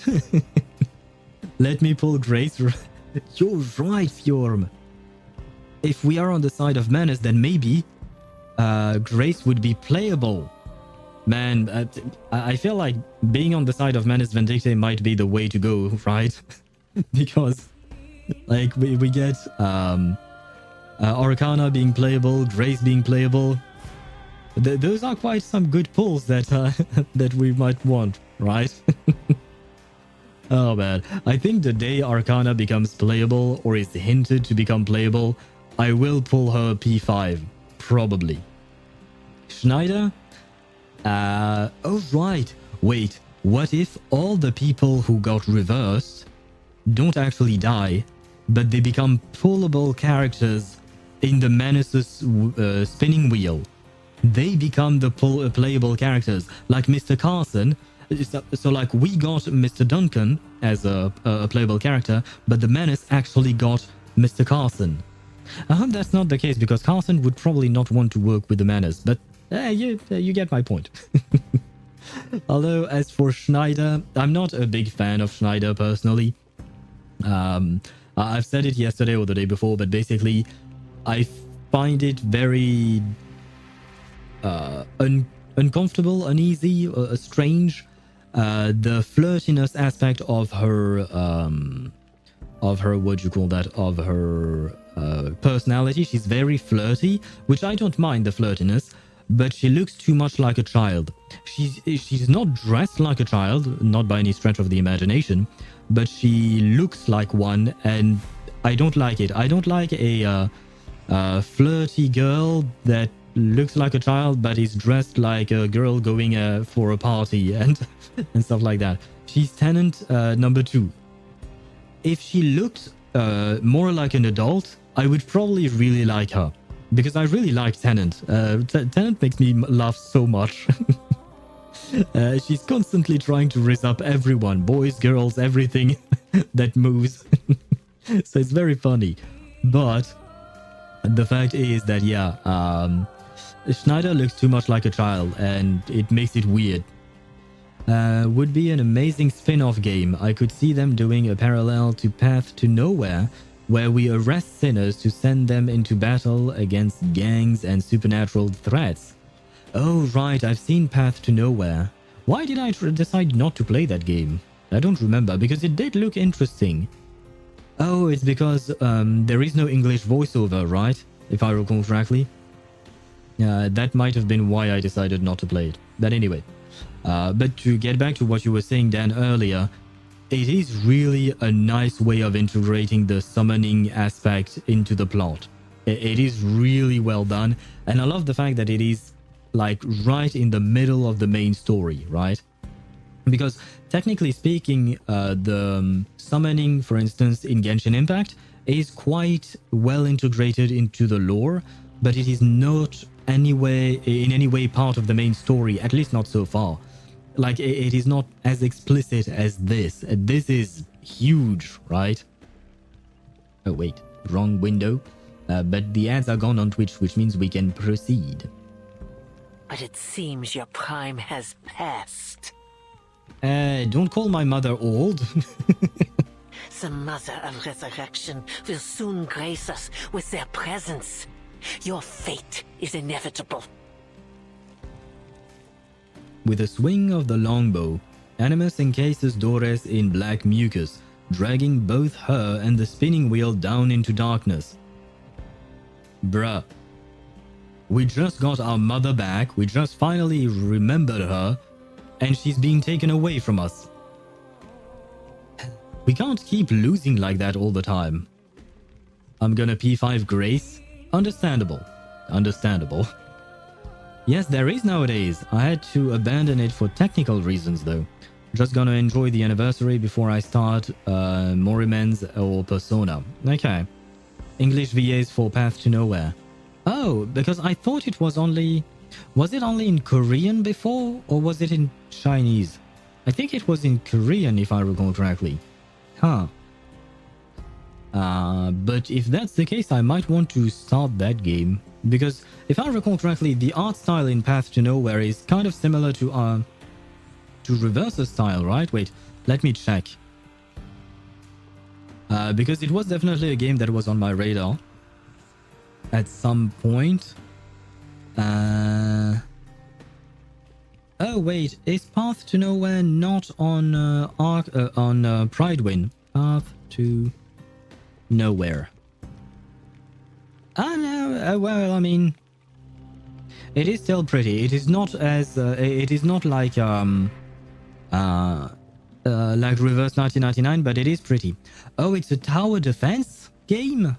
That much I did not remember, but I do remember that the characters were extremely hot.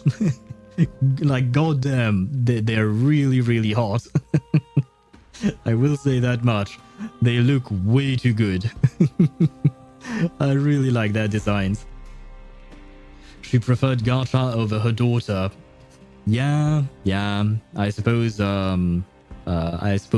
chose. She chose gacha and not the daughter. Understandable choice. Understandable. Especially if she's trying to pull for P5 Arcana, right? Limbus Company is still in Korean only though. Ah, sorry, I was confusing it with Limbus Company then, as for the Korean and stuff like that. For the voice packs and stuff like that. Okay. But I might be interested in Path to Nowhere then. Yeah, but no, never mind. I don't have the time. I'm already playing 6 gachas, streaming 5. I don't have the time. Dr. Dorez! No, you called her mum. So call her mum again. Maybe that will help.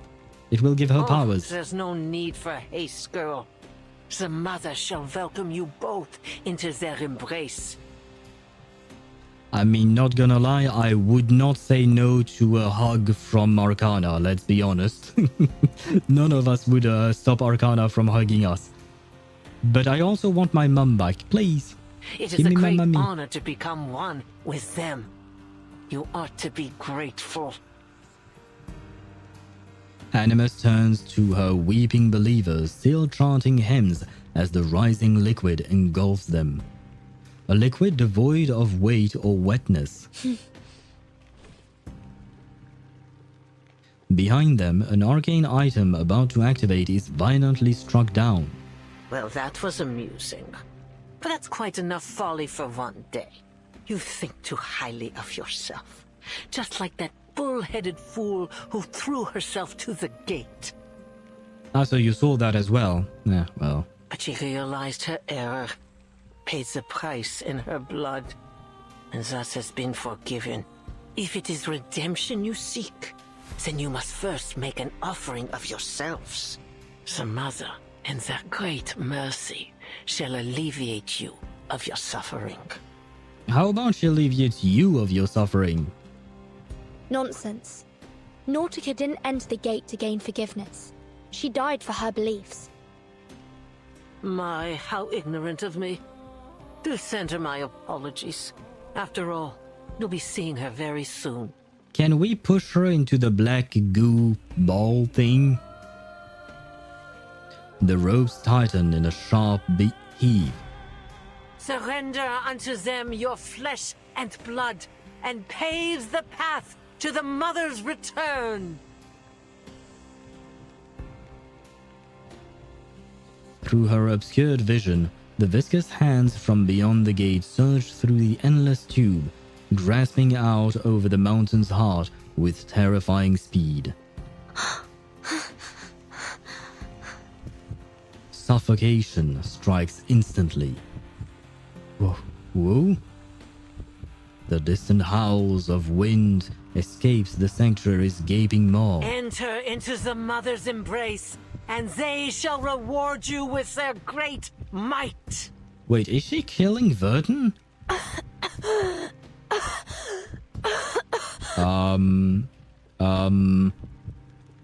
Vision tinged with red. Vertin, you're not okay. Sonato, where are you? We need you. Vertin opened the suitcase, let the army out. No, don't you to be continued me. No.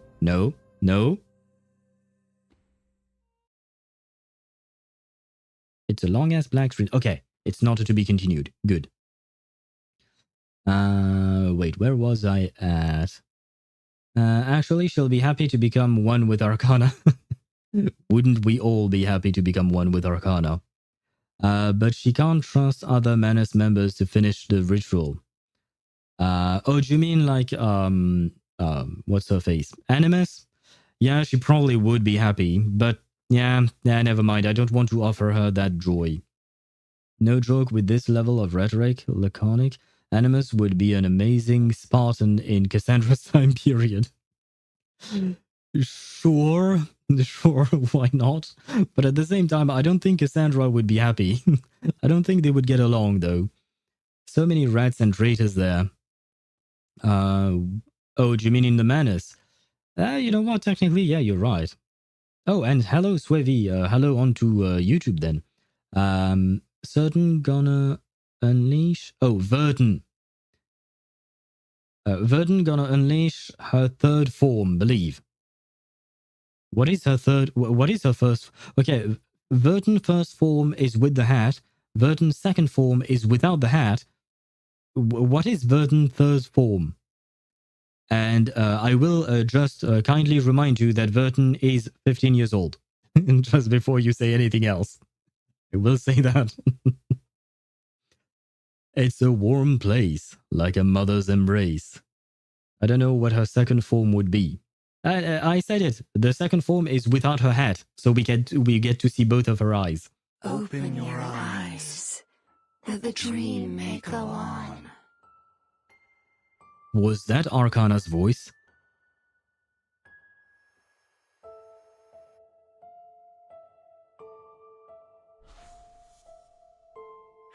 Relax, Vertin. The best is yet to come. You can't do this to me, game. Not this kid. I don't remember his name, but I remember who he is.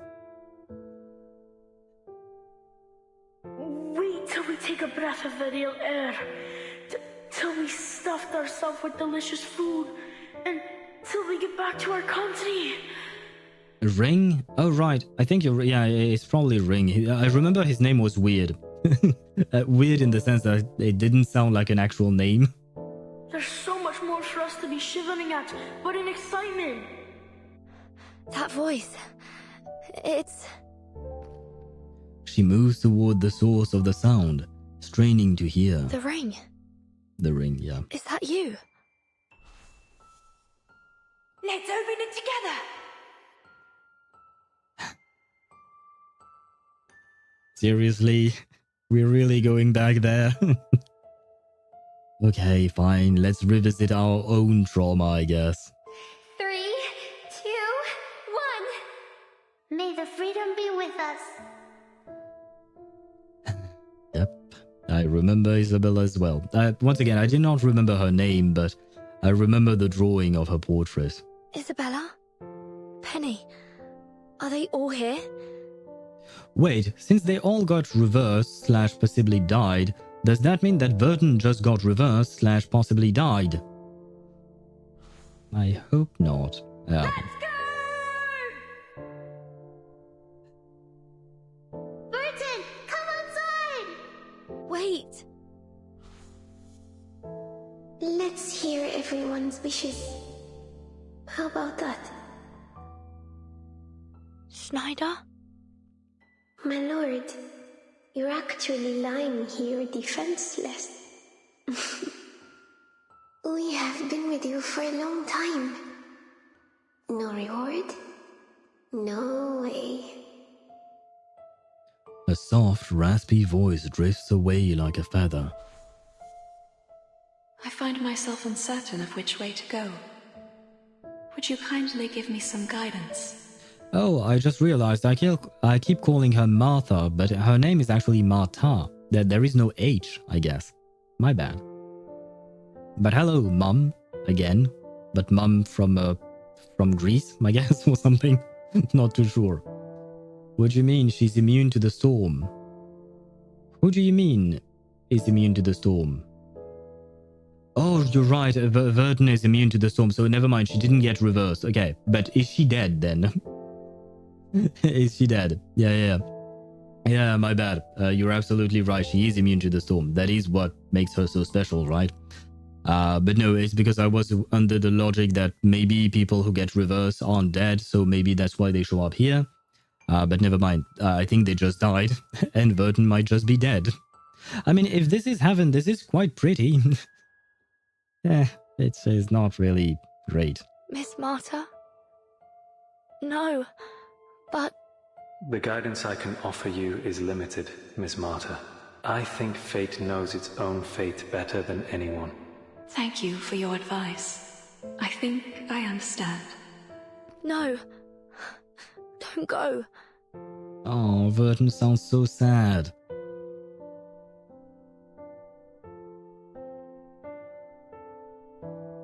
Why? Why must I endure this time and time again? I don't know, girl. I don't know. For what was lost need not remain so. Step forward. Return to us. Our arms are open. Come to the warmth of our embrace. Whose voices are these? I don't recognize either.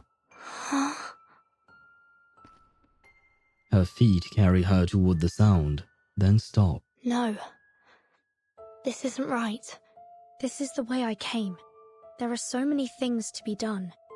So many questions to be answered. My calling lies elsewhere.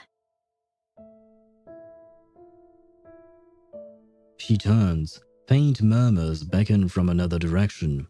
Oh, I guess she chose not to gacha, right?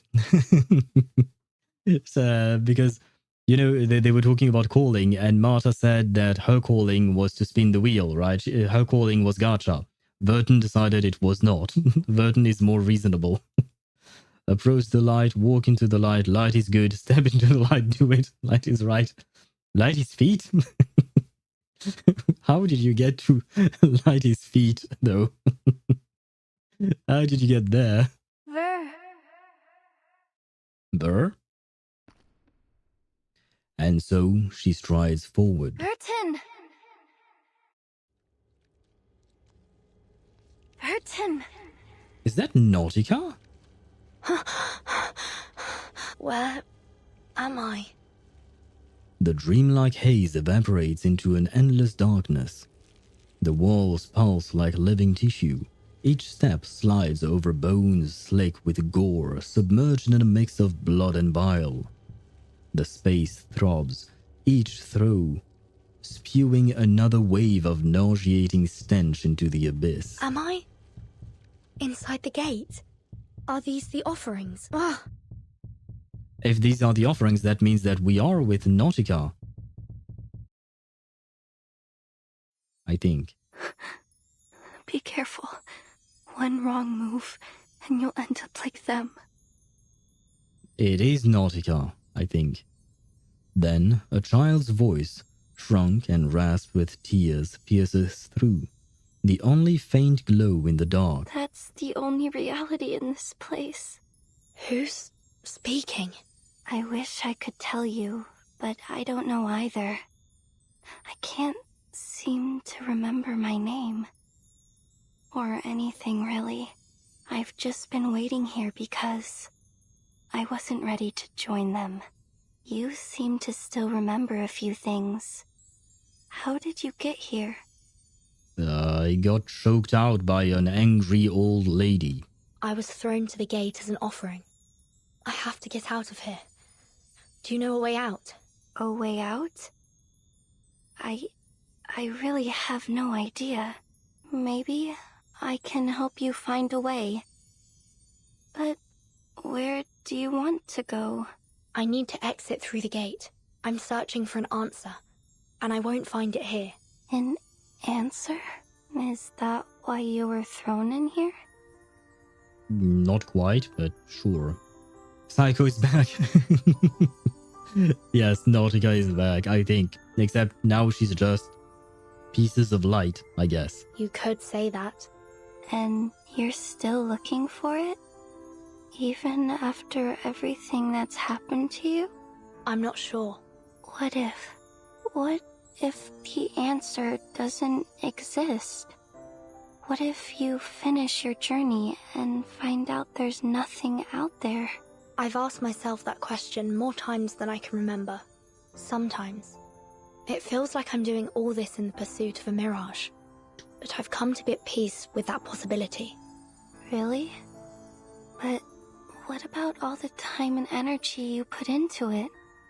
I must say, I really, and I've said it before, but I really like how mature Vertin is. The fact that she can come to peace with the idea that maybe all that she's doing will come to nothing. It shows a level of maturity that I think is much higher than anything that a teenager, a 15-year-old, usually has or should have, maybe, perhaps even. Nautika lost it. Too much trauma. Yeah, she turned into this because of all the trauma, man. So I guess she was not reforged like you had hoped. She broke. One must imagine Sisyphus happy. I don't know who Sisyphus is. I assume this is a literary what do you call that? Reference. There you go. Can't find words. But like I said, I am very bad with...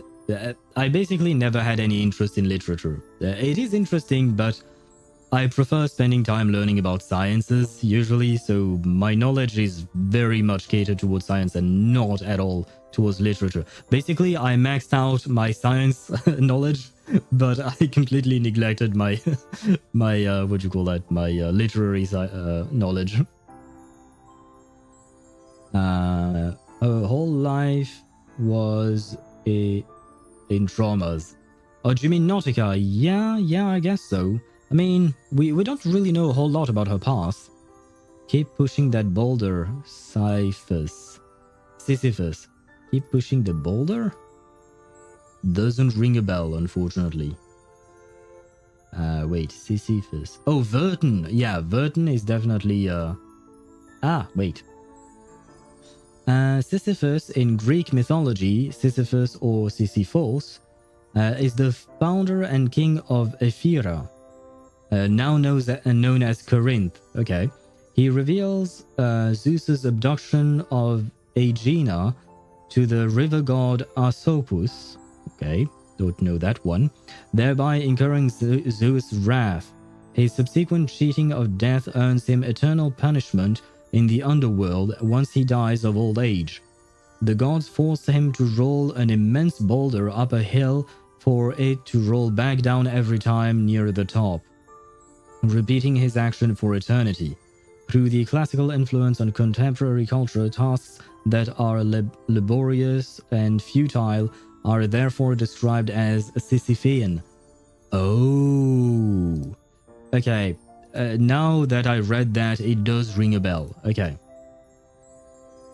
The ancient Greek king who was sentenced by the gods to endlessly push a boulder up a mountain. Yeah, now that I read the Wikipedia article, it does ring a bell, but yeah. It was so far back in my mind that had I not read it or had you not sent that message afterwards, I wouldn't have managed to find that memory.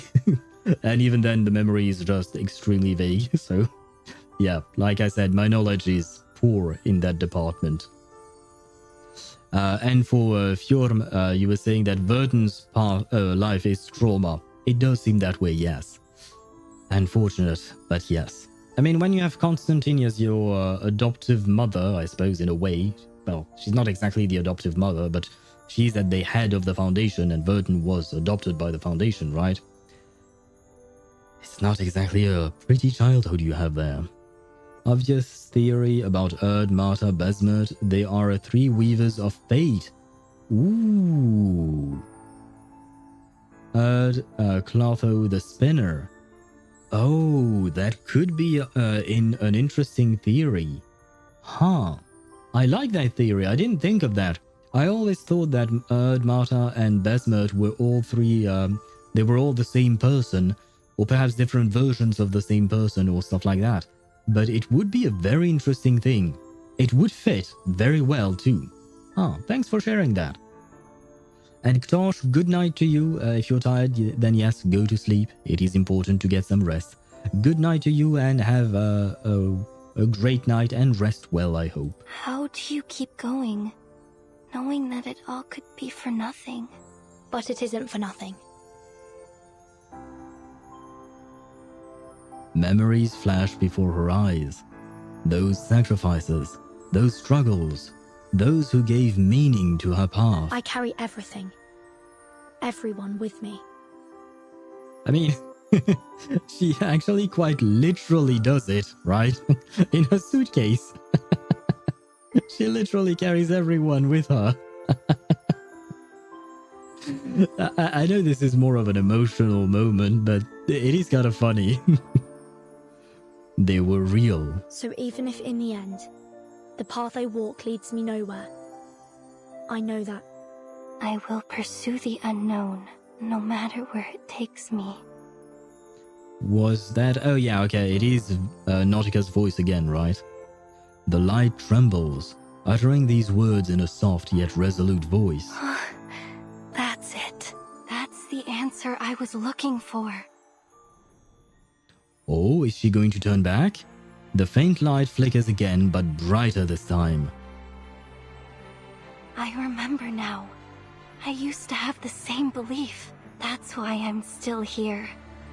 Why I wasn't cobbled up by this place. Because I died content.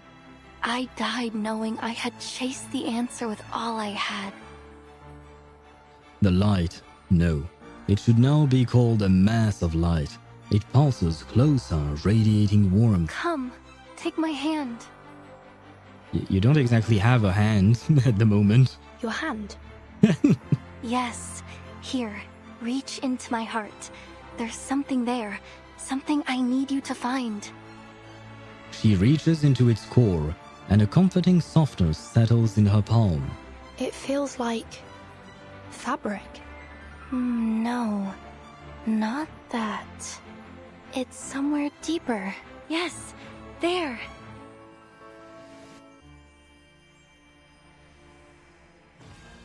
Oh, the pendant. Of course, it makes sense. Uncurling her fingers, she reveals a pendant resting there, its tiny crystal reflecting light that shouldn't exist. That's it.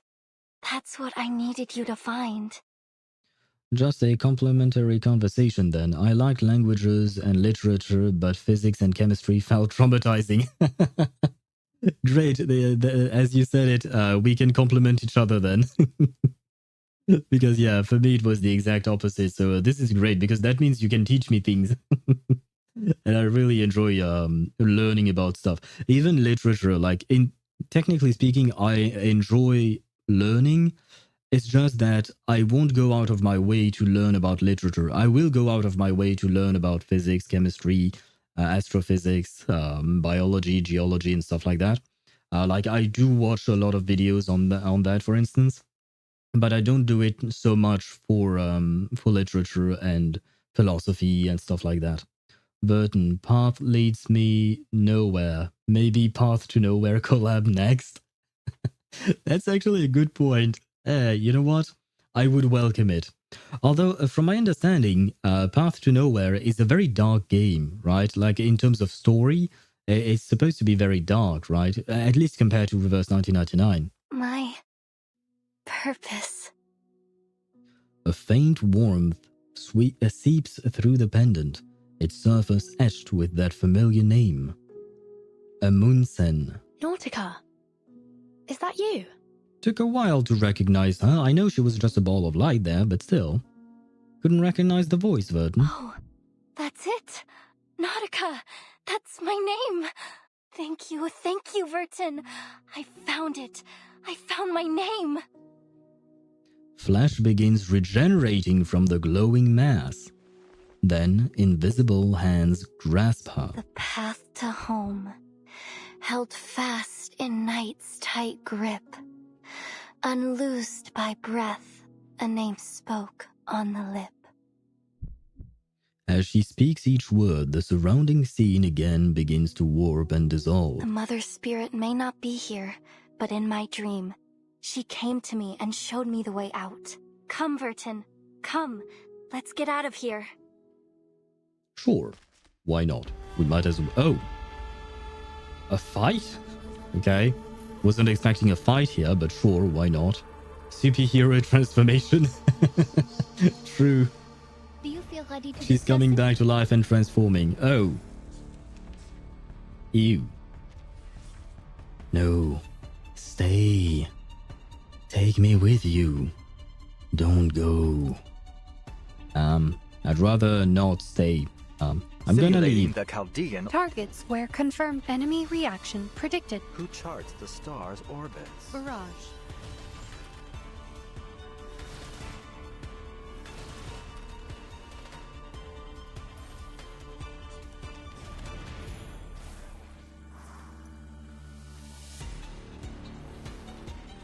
Calculating the Targets where simulating the Chaldean order. a fragment enemy reaction predicted. An adequate sample.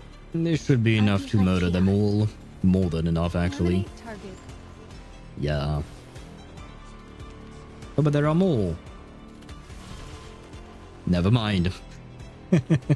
Just as I deciphered, or prophesized if you prefer. There were no more. As far as genres go, the average fantasy gacha is rather child-friendly, yeah. Path to Nowhere is not afraid to show actual abuse. Reverse 1999 is somewhere in the middle. Yeah, Reverse does talk about a lot of psychological issues and traumas and stuff like that, which is why I really like the game. But it is interesting that Path to Nowhere is not afraid to show actual abuse. Huh. God damn it. You might convince me into trying the game. But I don't have the time. Too many games. Gotta make it child-friendly to expand that target audience. Yeah. And on top of that, children will often make the mistake of wanting to buy stuff, whereas adults might have more reasons, or more reason and be more reasonable with their spending, right? Whereas children might just take up mommy and daddy's credit card or something. But yeah, well, to each their own in terms of audiences, I suppose. But I do prefer the more mature games, such as Reverse, and this is why I'm saying that Path to Nowhere could be interesting to me. Maybe it's the tower defense part that actually turned me off. Maybe. I mean, I haven't played that many tower defense, but I remember trying out Arc Knights, and I mean, one of the reasons I didn't like Arc Knights was the lack of voice acting. Like, there was pretty much no voice acting whatsoever. And the dailies took way too long. I didn't have time to do the dailies in there. Like, it took me 45 minutes, I think, one day to do my dailies in there. Gotta hook 'em young, so when they grow up, they become whales. All about that fish farming. Wait, is that me I'm describing? I was going to ask the same thing, Swevy. May I ask, how long have you been playing gacha games? Did you start young? She clutches Nautika's hands. Even in hell, those slender fingers remain strong. Her body is dissolving, vision darkening, as if the world itself was rejecting her.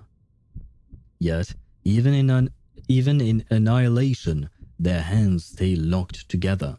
Hey, wait, Sonato is going to be jealous. Take my eyes, and I will walk blind.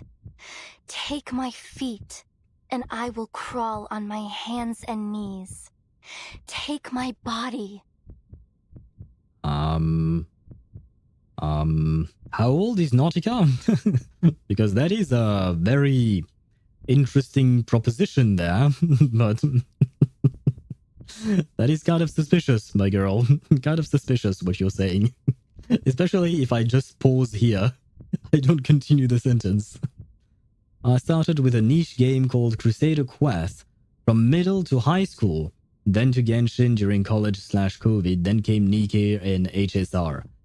So you did start relatively young, I guess, because you said middle school, right? Though now it's only ZZZ. So, yeah, but still, you kept being inside of gacha games, but they have cultivated me into a whale. They certainly did. I don't know if it's a good thing or a bad thing. I will call it a good thing in the sense that you're having fun with the games, right?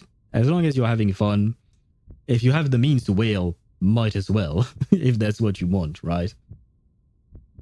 And I will grow another. Oh, you'll grow another body, right? Because nothing will keep me from my purpose. Nothing will keep me from finding the great gift.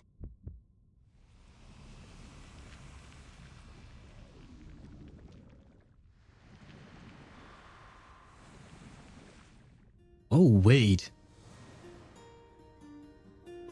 I was talking about 2D animation. That was 2D animation, right? Oh. Vertin, we did it! Well, I suppose we help, but... And the world's rebirth stirs within the wind. Are we in the air? Nautika! Look at you. Black mucus extends out from her body, forming bones while white fabric... A drum seems to beat from afar. She stretches her wings... Oh, I look just like the Mother Spirit when she came to me in the dream. You have strange-ass dreams, man. I mean, I suppose, yeah, dreams can be strange. Chin lifted in pride, she shatters the boulders that line the sanctuary. She leaps and the wind follows. Then she rides that wind upward, breaking free from the countless grasping hands. Vertin, look! I have wings! I can fly! I can take us home! Watch out! Oh no.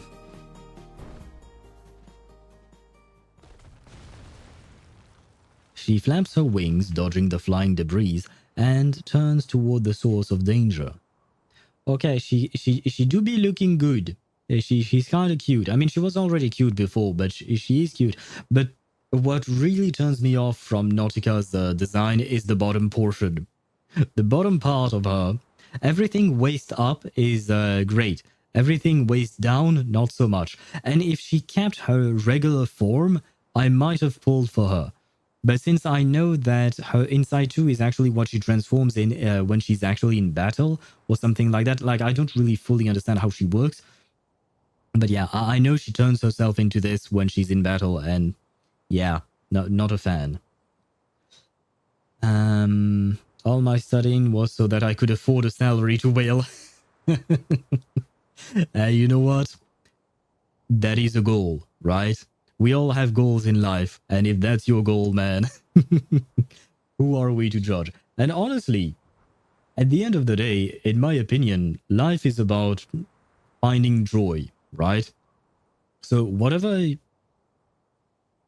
brings you joy, you might as well set it as your goal and try to achieve that goal, right? It all makes sense. So if your joy is to spend in gacha games, honestly, I don't really see a problem with that. I say this because I spend as well. I'm not a whale per se, but I am a fish. I've said it many times before. But the fact is that I do enjoy spending money on video games and stuff like that. And I know that my brother, for instance, he never quite understood that because he preferred to spend money traveling the world and seeing stuff like that. But to each their own, right? We all have our own version of what happiness is. Nautika evolved. Yeah. Does that mean she's a Pokemon? I mean, if she's a Pokemon, does that mean Bluepoch is going to get sued by Nintendo? Because that would be bad. I think Nintendo has the power to bury Bluepoch if they wanted. Which I hope to all the gods, I pray to all the gods that will never happen. Nautika's alive. Well, alive. Yeah. She's back, right? Let's say she's back. Oh, and we're back with Arcana, I suppose.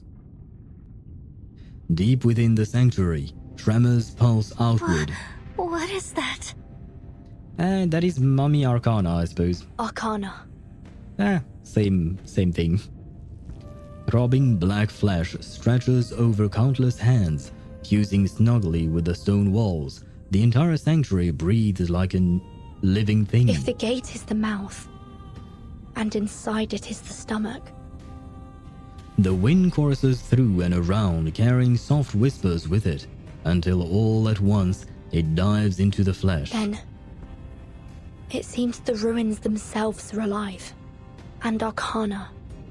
is its very heart. Oh, that's cute. No, it's not. It's probably terrible for us. I fear it's only a matter of time before she's fully resurrected. Well, we might as well witness it, right? It's going to be continued, isn't it? Yep. Yep, it is. Oh boy, it is 11:51 p.m. How many stages do we have left? 3, right? Yeah, 22, 23, 24, 25. Ah, shit, we have 4. I can't count. Ah. I don't know if I should push on, because 4 seems like not that much, or rather not enough for a full stream, especially because on Saturdays I can stream longer. Sprint Owl. Yeah, sprint. Yeah, I should probably push and finish this.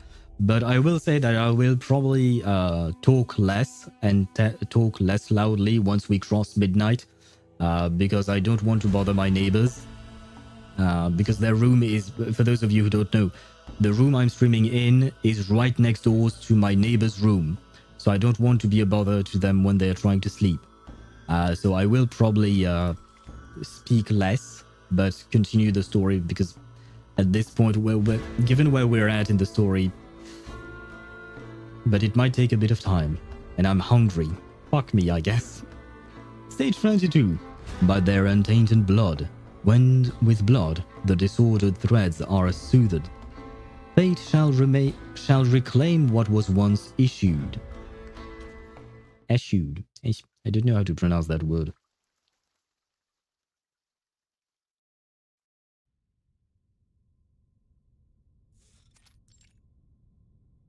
Oh, we're back with Sophia. And Sonetto, of course. For tomorrow? Nah, we'll try to finish it. We'll try. Words fall alongside the arcane skill's radiance. Sonetto and the preacher's pupils each reflect the other's form. It seems you've already made up your mind. I have. My duty is clear, and I'll honor it no matter what. After a brief silence, another violent tremor rocks the sanctuary. Timekeeper. So, this is how it ends. Ends? What are you talking about? The preacher does not respond. Setting down the idol, she walks towards her. Sonetto tenses, but the preacher merely brushes past. Remember your words today, Miss Sonetto. The preacher leaves. Sonetto steps forward, then freezes at a glint from the shadows. This is... a bottle? With something in it? Battle of So? What do you mean Battle of So? I'm confused by that. Health over content? True. I mean, I'm not going to die if I wait a bit longer before I eat, but you do have a point. But we're so close to the end, right? Oh, Battle of Sonetto and Sophia. It was so. Sorry, I had to make the joke. We've had so many dad jokes today. You've proven yourself to be quite resistant to death.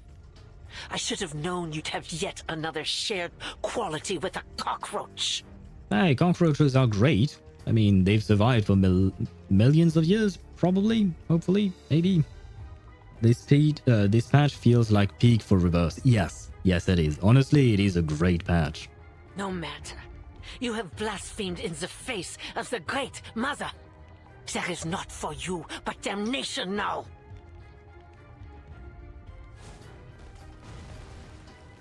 Vertin, watch out!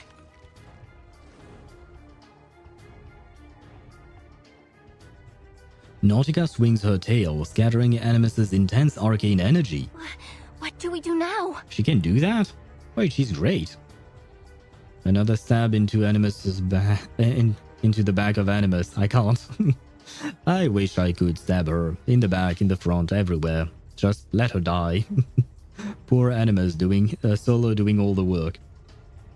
True, but if she wasn't such a bitch, I would agree with you. The flesh pulsates again, swelling more, now swollen to its limit. Sorry, Nautika. I'm afraid we'll have to postpone your plans to head home. We have to stop the ritual before Arcana is fully revived. Arcana? Is that what those snow monsters were trying to do? Bring someone back from the dead? Yeah, and she's hot. Nautika stamps her talons into the ground, bracing for a counterattack, or more accurately, vengeance. Vengeance will be mine. Nautika, Sorry, at 1 I had o'clock. to. Oh, okay.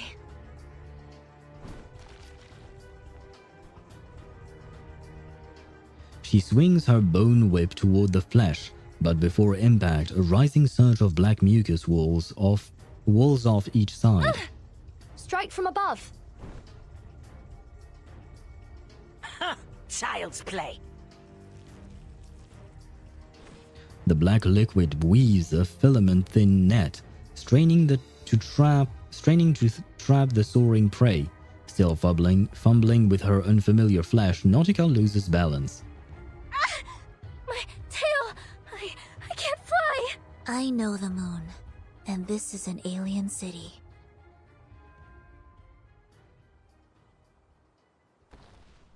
A transparent shield forms in the air, blocking off the sizzling liquid. Sonetto! Hello. Timekeeper, you're right. And is that Miss Amundsen? Yeah, she kind of changed a bit. Another one! Filthy little wretch! How did you slip past the mist? What is this bottle? She trails off upon seeing the little bottle clutched in Sonetto's hand. That damnable preacher! Oh, did Sophia help us? Or help Sonetto? How utterly feckless must one be to be bested by a child! That worthless, shameless, thankless imbecile! She was always unworthy of her role. Sonetto, take my hand!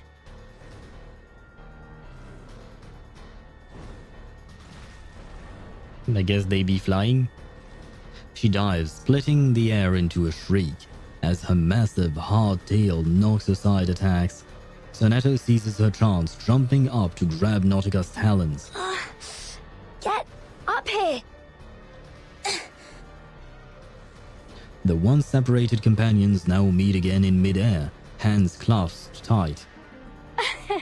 The team's back together again, and we can stop them together. Fight? Fight. Fight indeed.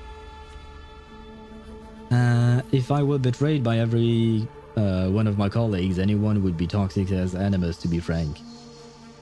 I mean, sure, I could see it. Fine. You do have a point. I will grant you that. But that explains why she became the way she did. However, that does not excuse the way she is. There is a difference between an explanation and a good excuse. This is not a good excuse. This is just an explanation. Just because bad stuff happens to you doesn't mean that you're allowed to become an asshole. It explains why you've become an asshole, but that's not the same thing. Honestly, I love that Nautika design. I mean, yeah, that's because you haven't seen her bottom part. Is she, can she assist us? No, she can't. Okay, so I can't show you the bottom part. I mean, maybe you would also like the bottom part, but I myself am not a fan of. Now then, let me kick your ass. Yes, fly.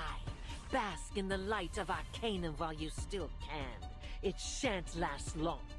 For all the sins of humanity shall be cleansed by the Great Mother.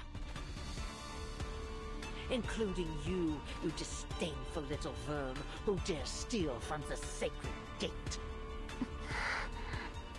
Calculating the Arabic parts. Target square confirmed. Enemy reaction predicted. Who charts the star's orbits? We have taken a strong position. Oh, she has more HP than I anticipated. Barrage. Never mind. Just as I deciphered, or prophesized if you prefer. So you're skipping her for sure, fuck meta? Yeah, I am going to skip Nautika. No offense to Nautika. I do like her, honestly. I genuinely do like her. I'm not a fan of, like I said, the bottom part of her design, but generally speaking, I do like her as a character. It's just that I don't have that many pulls saved after the Assassin's Creed patch, and my focus here is on Moldir. Moldir is the character I truly want, because it's a character that, one, I really like the design of, and two, that I really like as a character as well. And after that, I want to pull for Charon in 3.0. So I need to save, and I can't be spending on Nautica. So choices need to be made, and yeah, I don't really mind meta. Oh, and to be fair and to be honest, right, because this is your first time here on the stream, if I recall correctly, Fjorm. But I wailed during the Assassin's Creed event. I got P5 Ezio and P5 Cassandra. So in terms of meta, I know I'm fine. Like, I don't care. And I didn't wail for Kakanya, but I got her P5 as well because she's my favorite character in the game. So I got her P5 over the course of 2 banners. But still, yeah. With that team, I can take on anything, so I don't really care or mind about meta in general. But overall, I tend to try and pull for characters more so because I like the character and less so for meta. Like, for instance, I kind of regret pulling for Fatutu. Not because she's not strong. I know she's very strong. But I don't really like her as a character. So that's when I kind of pulled for meta reasons, and I kind of regret it. But I still use her from time to time. But yeah, I try my best not to be swayed too much by meta. But it does have some sway over my decisions. Nice. You have her sister to lure Moldir? Yes, I do. I do have Lopera. Although technically speaking, I got her on a 50-50 loss. But yeah. I do have Lopera, and I do use her from time to time. I don't play, but I love her design. Remember, I love exotic things. Fair enough. She looks like half revenant mermaid. She's more like half griffin. I will try to show you the rest of her body, and she looks more like half griffin bird creature. It's kind of strange, not gonna lie. But if you do like what would you call that? Exotic things, indeed. You will probably enjoy her full thing. Why poor Tutu? I don't know. Her design just doesn't do it for me. She looks cute, but she just exists. And in terms of character, she didn't really make a good impression on me. She didn't make a bad one either, but yeah, she didn't really do anything for me. I didn't feel anything about her, not one way or another. So yeah, not a fan. Where was I at? Assassin's Creed patch really assassinated Owl's budget? Yes, it did. The worst part is I wasn't planning on doing it, but Ezio, man, Ezio, he's one of my favorite characters of all time, like of all games, of everything that I've ever played. I just had to P5 him. I got kind of convinced by chat as well, but in truth, the desire for me to P5 Ezio was already there, and I figured I might as well do the same for Cassandra, because she's also a great character. I don't have that same love that I have for Ezio that I have for Cassandra, but still, those are definitely ones that I do not regret. If you like furries, exotic equals furries. I mean, technically, you're not entirely wrong. She is kind of a furry, Nautica. A trailer with Regulus was fire. I don't remember it, not gonna lie. And chat always baiting streamers for extra pulls? Yeah, my chat is always doing it. I will say say that. Sometimes I do say no, but sometimes I... Basically, when I say yes, it's because I know I want to and I might have, right? Like, there are times when I know for a fact that I am not going to spend money, I am not going to do something, and I will be very clear on that. But sometimes I do have the desire to do something, and chat is just, that tiny drop that convinces me, hey, you know what? Why not actually do it? I also love the risk of the company for monster-like designs. Learn Star Rail, if only. I don't think Hoyoverse would risk it. But yes, Bluepoch does know how to make good designs and very varied designs, right? I wish there was more incentive to use low-rarity units. Since her anecdote, I absolutely love Beth, or Betty, I don't remember how you pronounce that, our plucky little stunt woman wanting to be an actress. I don't remember her anecdote, I'm going to be honest, but I really like her design, and from what little I've seen of her when I've been, talking to her in the suitcase and in the wilderness and stuff like that, she does seem like an interesting character. So I could understand. And I think I tried to build her very early on, if I recall correctly, but I didn't play with her a whole lot, which is kind of sad. I do agree with you, Dan. I do agree that it would be interesting. Well and truly reached the boundaries of my patience. I do not care. To think that you believe you can alter the path designated by the great Mother of Resurrection. Well, we kind of have the great daughter of resurrection here. I mean, Nautica just got resurrected. What do you say about that, huh? Are you not impressed? Now wait. When she's aura farming like this, I will grab a screenshot. Why not? I am the voice of reason. Truly you are, yes.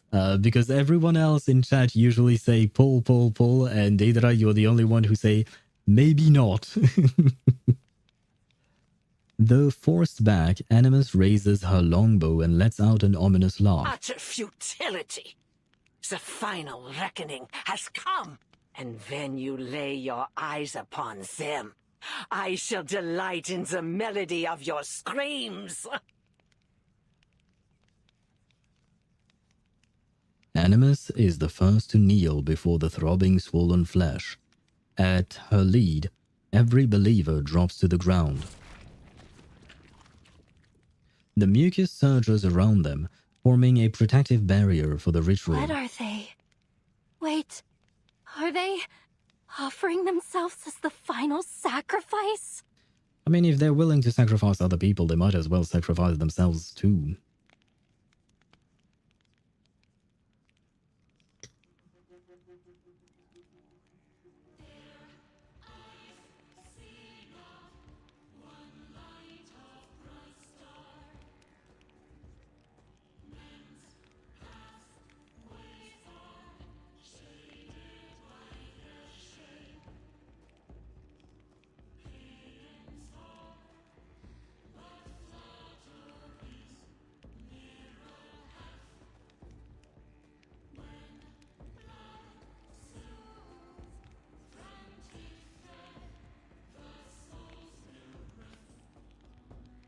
The robes shrivel until only empty fabric remains, carried away by the formless... The once red blood darkens, becoming veins pulsing with the rhythmic throbbing of the black These heart. fluctuations are powerful. This is bad. At last, the moment has come. The sufferer is returned. For through flesh and blood, a vessel is forged, and so she... This is 2D animation again.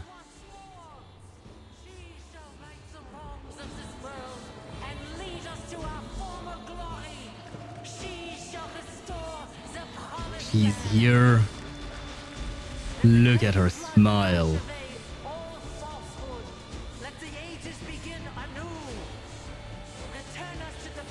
Brazil, Tierra del Fuego. Jay's back door. Mercuria's shop thingy.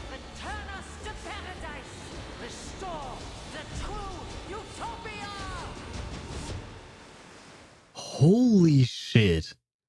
She looks so good. And I once again had to play around with the sound. You will agree with me, at the start of this cutscene, the sound was not as strong, right, as it usually is. Even though you saw me up the volume. and yet here it was. But anyway, she looked so good. Like Arcana, I mean. Goddamn, she was hot as fuck. I mean, she was missing part of her body, but still. She's a great daughter of resurrection, but she was unworthy to be eaten and was spat out. It's not exactly how it happened, right? She actually managed to get out of it, right? But yes, just kidding. Nautika deserves better. Yes, indeed, she does deserve better. Poor Nautika. What? What do you mean? What, Swavey? Yeah, the choir was quiet, but then the sound was good for the right moment. Yeah. I don't really know why that is the case, but just give me a sec and let me show you Nautika in her full design. This is her full design. I don't think I can show you more than this, unfortunately. Yeah, no, I can't show you more than this. I don't know where I could, but this is her full design.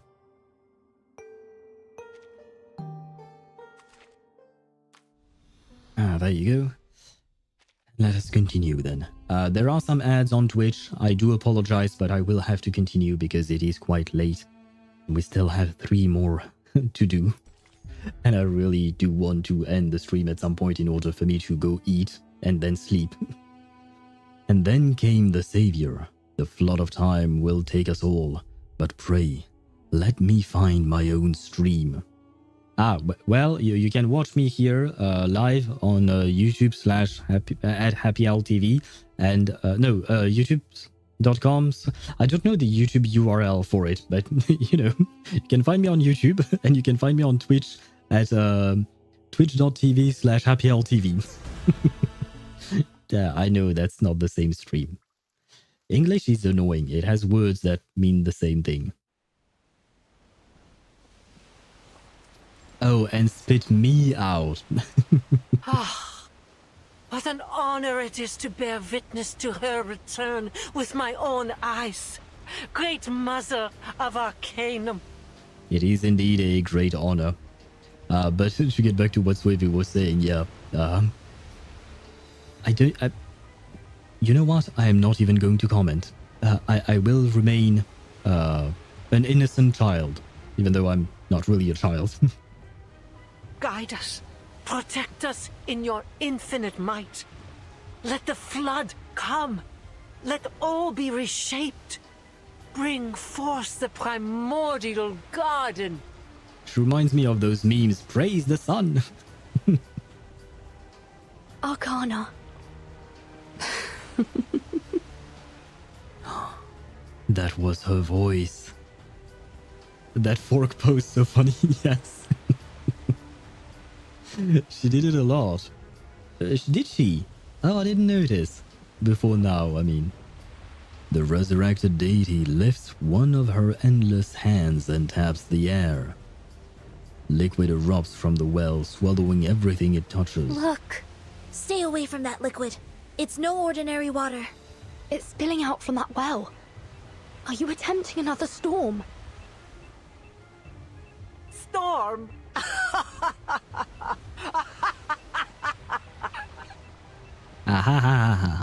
Yes, thank you for laughing. Now explain.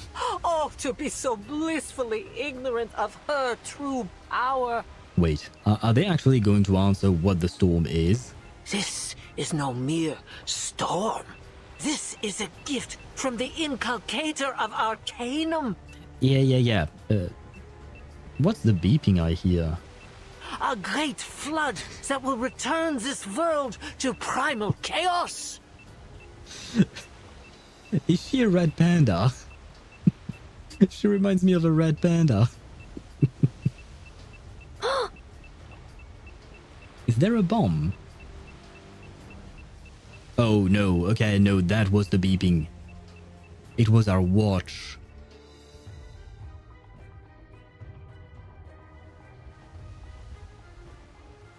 Wait, everyone is going to get stormed away. Captain, sir, we're sinking. The water is rising fast. It's flooding over the deck. Stay calm. Find the breach and seal it immediately. But it's not seawater, sir. Captain, report on the enemy status. What is it? Manus Vindicti have halted their attack. They're chanting on the deck. Chanting? Well, I mean, they must be happy. Faint chanting echoes from the frozen coast. Tides running blind by their ever-being routine, staining that heaven with obscene calamity. The breaker of death's shackles shall rule us all, from this day forth and evermore.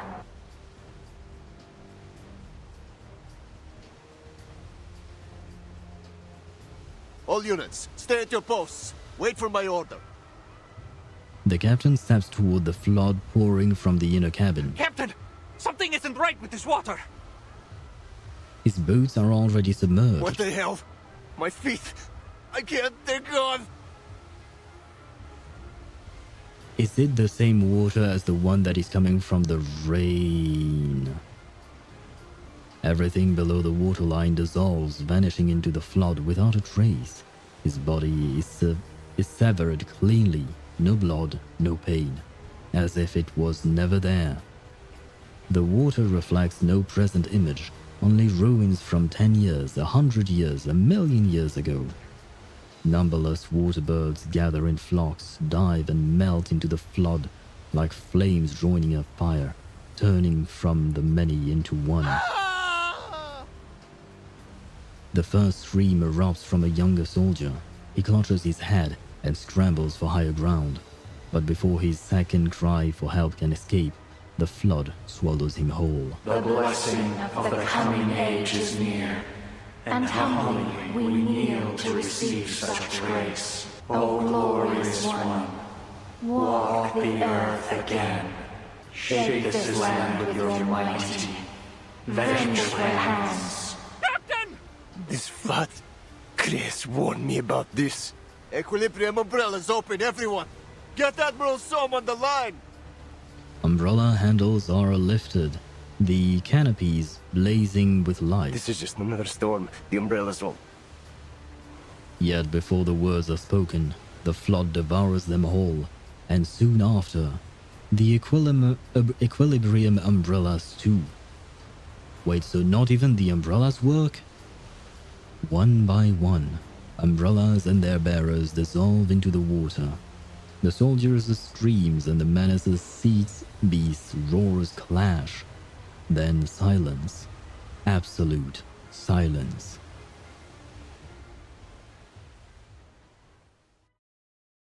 Well, I guess we screwed, guys. Former Xeno Sentinel Unit Station. It is happening again.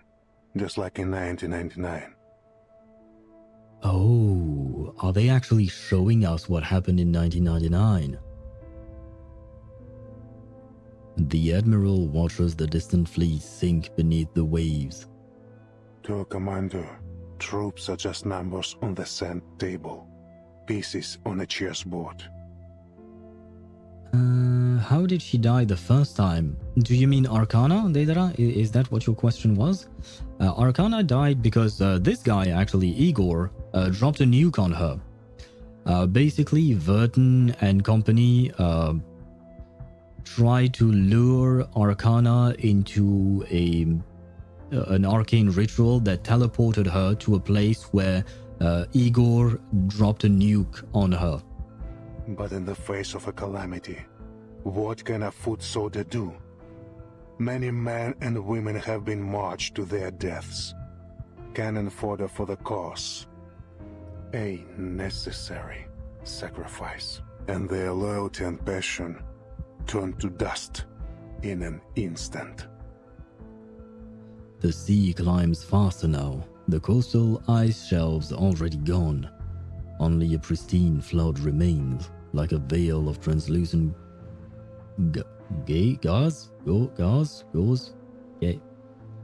translucent something, wiping away all impurities. Father, Moldir's men have arrived. So we abandoned one character I disliked to get towards to see another character I dislike. Great. Good. Has the team been mustered? Yes, including the wounded from the Manus Vindicte attack. Everyone's here except Captain Danilov and Moldir. She wasn't with the team when they arrived. I see. Prepare to move. We're breaking camp. Yes, sir. Where to? Somewhere safe. Somewhere the flat cannot reach us. From his coat, the Admiral draws the black box. It rotates in slow motion over his palm, emitting faint golden light. I hate Ptolemy so much. So do I. So do I. Is that what we got from the Manus deal? This guy is one that I would like to throw off a bridge. Or you know what? We'll throw him off 2 bridges. That makes no sense, I know. But it's to emphasize the drama. And the hatred. But Igor and Moldir are cool. Yes, they are. I agree with you on that. I really like both Igor and Moldir. But Ptolemy, he's just a piece of shit. He nods. It is.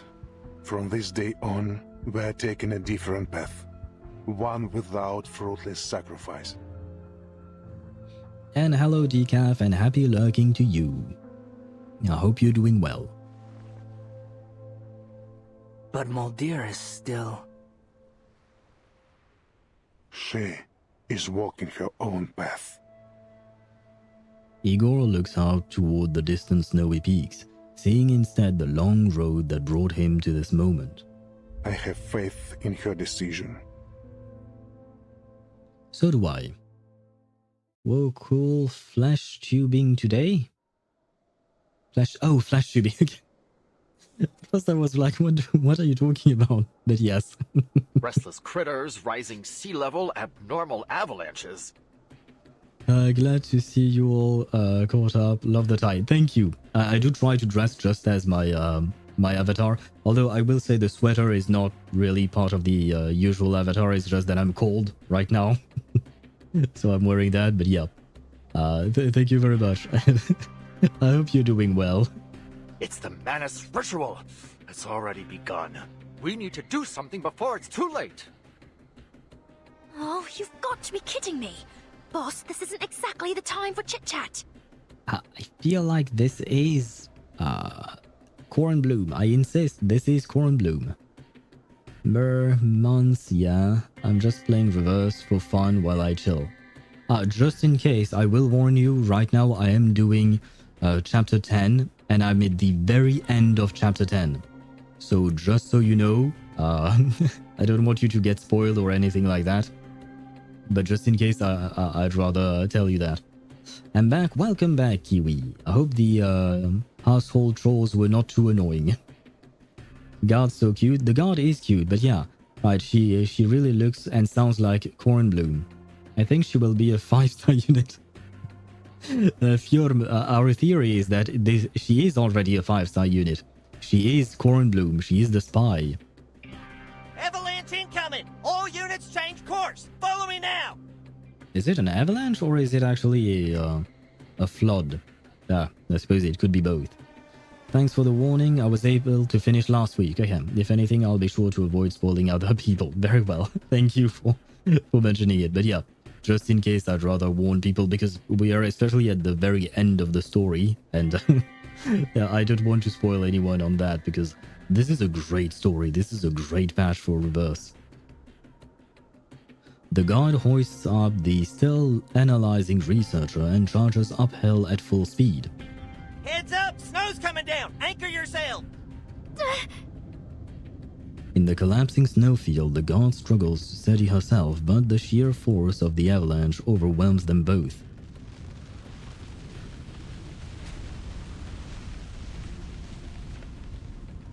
A massive snow chunk slams into them, sending Ulrich's tank spinning into the void. Oh no! Oh, for fluxes! Boss! No, poor Ulrich. Well, was nice knowing you, Fishbowl. I hope that we still recover him.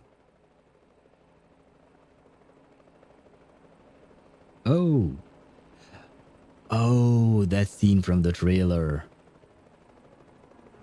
Thank you, Moldir. I will grab a screenshot of her. I have to. The glass tank's arc ends in a pair of steady hands. Whew, we made it just in time. Yes, you did. I've missed you. I wish I had seen more of you during the patch. If it's Corn, I want that skin for her. It would be nice to have her skin. Although she already has one or two, I think. She has at least one. Yeah, she had one. I bought it when I bought the battle pass, I remember, because she looks really cute in that skirt outfit that she has, like kind of like a secretary outfit, I would say. In the howling wind, black hair escapes from under her hat. It's time, Captain Danilov. Lower the altitude and release the ladder. Oh no, I should have grabbed a screenshot of this. Over here, all of you. She's so pretty. Well, I guess the squirrel is cute too. Yeah, oh shit! I completely forgot My to read. apologies. We should have come sooner. I mean, it's nice enough that you came. The guard shoves Ulrich's body into the cabin. With the help from Moldir, the two groups finally merge. I was afraid I was going to miss out on this reading. Miraculously, aside from some surface damage to Ulrich's glass container, no arcanists or penguins are harmed. I forgot about the penguins. Hey, Lieutenant, you got here just in the nick of time. That's quite enough. The sea level is rising, but not with any ordinary water. This is something far worse than we have ever seen. Something even more destructive than the storm. At this rate, it will soon wipe this era from the face of the earth. I figured as much. An event of this scale and severity could only be the result of the Manus ritual. We must act now. Ulrich reattaches his head, then pulls out the apparatus for asymmetrical nuclide R. The ferrofluid churns in his tank, unfazed by the shifting gale. The apparatus fills with golden liquid in the blink of an eye. This flood looks different from the storm, yes. But the sudden surge and the level of asymmetrical nuclide R in the air suggests they come from the same source. And if I'm not mistaken, this is coming from Arcana, so Arcana is indeed the source of the storm. Or, to take a leap, they are one and the same. The flood is the storm. So the Regulus record might still work. You're a quick learner, Lieutenant. If the record can slow the progression of the storm syndrome, then it stands to reason that it might do the same for the ritual. Yes, I mean, I understand, but it is a bit of a stretch, I would say. By the way, your Lucy P5? No, she's not. Unfortunately, no. I do hope that one day I can P5 her, but at the moment, I can't afford to. Time is against us. We need to place the record and generate the immunity zone as soon as possible. Which means we need to reach the mountaintop. It's the only location where we can be sure the ritual site will fall within its radius. Captain Danilov. I heard him, ma'am. Hold tight, everyone. No orders are needed between two seasoned soldiers. The Canis miner tilts upward, propellers screaming. The sea level is rising fast. Do you think we still stand a chance once we get there? I can't say for certain, but I have faith. I'm sure the Timekeeper is doing everything she can to hold off the ritual for us. Well, kind of. She's mostly trying to survive. Despite the chaotic wind, Ulrich's voice holds steady. If there's one thing I've learned from all my years of research, Lieutenant, it's that you give it your all and trust your collaborators to do the same. You've got a point, Ulrich. You've got a point. We're back with Mother. The water's rising quickly. At this rate, we'll all be underwater in a matter of minutes. By the way, I don't think I grabbed a screenshot of Mother. There we go. We must disrupt the ritual before the flood drowns us all. Rituals, mist, the flood, all twist around the grotesque colossus. Attack Arcana. Maybe we can find a weakness. Got it. A lead arrow splits the thick air, embedding itself beside Nautika's twitching talons. What a farce. This girl A again. few squirming little insects think they can defy fate's design. This verge you so desperately cling to is naught but the poisonous fruits of a corrupted tree, rotten to the very core. Watch as it falls to pieces. Watch as the flood washes away all the impurities of this world and returns us to what should have been. Arcana shifts, her blurred face showing a familiar smile. Oh, the mother has awakened. Oh, great lady, I kneel before you. Enlighten us with your divine knowledge. Grant us your benevolent might. Bring down your mighty hand of vengeance. Yeah, every time. Makes me laugh, yes. It makes me laugh too. Oh boy, what are these? Gill breathing. Wait. Is this what I'm supposed to click? Oh. Against the flood? What is this? We need to stop the ritual. If the flood consumes the world, who knows how far back we'll be sent. Ulrich must be doing his part upon the summit. We had better do ours, okay? Understood, Timekeeper. I'm ready to follow your command. The flood's rising. We must halt the ritual now. The Timekeeper and Ulrich will strike together in a coordinated attack. Start. Oh, it's just a battle. Each second counts. Once you will not be able to change it. Choose carefully. Well, I guess I don't have a choice. I have to play with her. Oh. I mean, it's just that I have no idea how to play her. Oh, but she's in the assist mode, right? So I guess we can go with this team. Should work fine, probably. Line mines can be switched. Yeah. I believe. Like last anniversary's boss fight in chapter 7. Ooh. Where is that butterhog hiding? How many things am I supposed to fight at once? Grant 2 stacks of frigid. When low waters inflicts 2 stacks of frigid. When high waters inflicts 2 stacks on frigid. Okay. Okay, so basically you frigid all the time. Great. Children of flesh, open your arms. Give yourselves to the great. Become Oh, my bad. one with her. Join her on the eve of a new world. I wanted to read what is. Oh god. Will appear, recording and converting the amount of HP loss. Yeah, but yeah, okay, fine. Optic flood. Cast an ultimate, water level rises. Okay. Every other round applies, and every other round applies frigid and freeze. Okay, so I am going to be screwed. Right. Nautika is the premier blood type DPS, meaning that she works best with unit that inflicts damage in your allies. Yeah, I know. But I wanted to play my own team. And I want Lucy to get revenge on Arcana. Simulating the Chaldean order.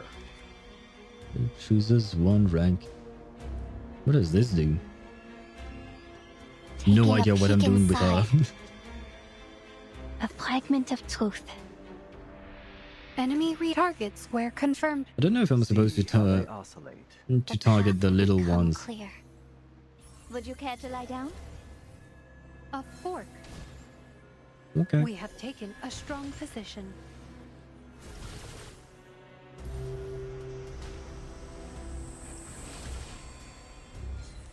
She's not taking damage.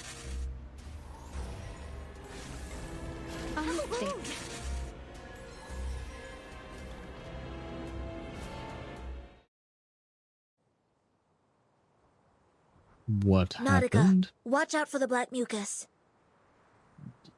Did we win? Because I didn't see the HP bar for the boss moving at all. Like, what actually happened? I know that the battle ended right when Animus died. So was Animus the actual true enemy? Because I'm so confused about what happened. Okay, well, I guess we won, guys. Suddenly this boss is a joke. Lucy's gonna one-shot everything. Yeah, it seems that way, yeah. Hold on, team.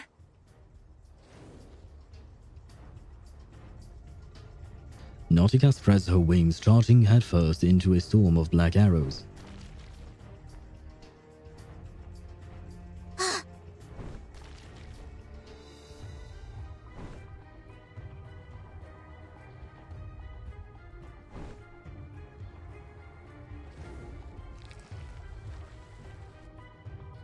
At the last possible moment, Nautika folds her wings and slips into the narrow gap between the flood and piercing arrows.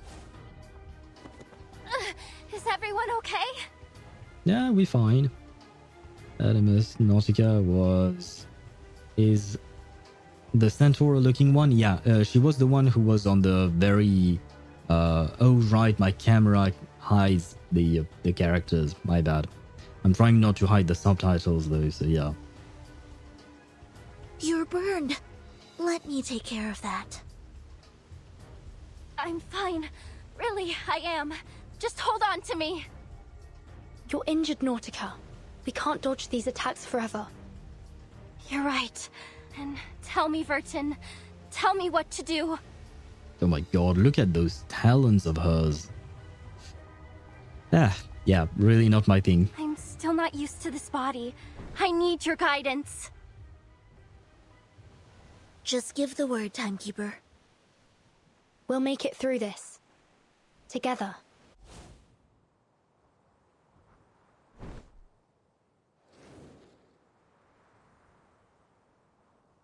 Wings spread open again towards the sky, while her friends hold their ground below. All this rising and squirming. It is utterly in vain. The flood shall summon the creatures of the blank era. Her words dig deep into the bone. And your elimination, along with those pitiful beings sneaking atop the sanctuary, shall serve as its foundation. Timekeeper, Mr. Ulrich might be in danger. Don't act in haste, Sonetto. We'll do what we can from down here. Keep Animus engaged. Draw her attention away from Mr. Ulrich. Yes, and trust Ulrich to do its thing. And if possible, keep an eye out for Dr. Dorez. Yeah, Jessica number 2. Jessica number 2. Do you mean like as a boss fight? I think Jessica's boss fight was difficult when it came out, right? I think. Don't worry, I can use the power of Google. Fair enough.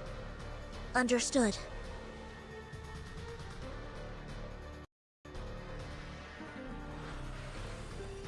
Oh. It's kind of buggy, but it was pretty.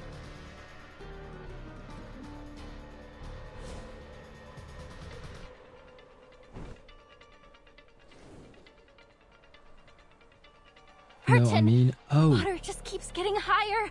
I'm running out of space to fly in. No, I mean, Nautika looks like Jessica too. Yeah, but see, I have less of a problem with Jessica for some reason. What the fuck is happening? I don't know. You're right. We need to make more space. Can you break through these walls? Break the walls? Yes, just like you did earlier when you kicked those rocks. Ahead looms the grotesque deity, her form tethered to the sanctuary by endless pulsing black veins. The entire sanctuary is feeding power to Arcana. What the fuck is happening? Oh, it wasn't like that for you? Oh, okay. Interesting. If we can break these walls, we may be able to slow down her recovery. We can also use the falling debris to attack the believers below and create more space for us to stay above the flood. Okay, I'll give it my all. She really looks like a twisted goddess. I love it. Yeah, she kind of does look like a twisted goddess. Like she looks like a mix of too many things at once. Minor glitches? Okay. Well, as long as it's nothing major, I guess we fine, right? Calculating the Arabic parts. Don't worry. It's been proven safe. Enemy reaction predicted. Sensing their thoughts. Simulating the Chaldean order. Who No idea what I'm doing. Orbits? Would you care to lie down? Barrage.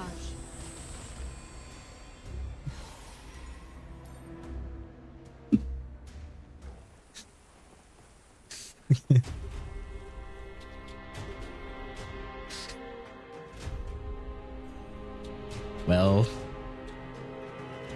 GG easy, I suppose. These Aletials seem determined to stop the experiment. We'll handle it, Ulrich. Start. Oh, okay, so we have to prepare a second team. We've reached the target area. The sanctuary is directly below us. This will be a race against the clock. Before the helicopter can even stabilize, Moldir leaps out, guiding Ulrich from the cabin. Now's the time. Give me a hand with the record player while I generate the magnetic field.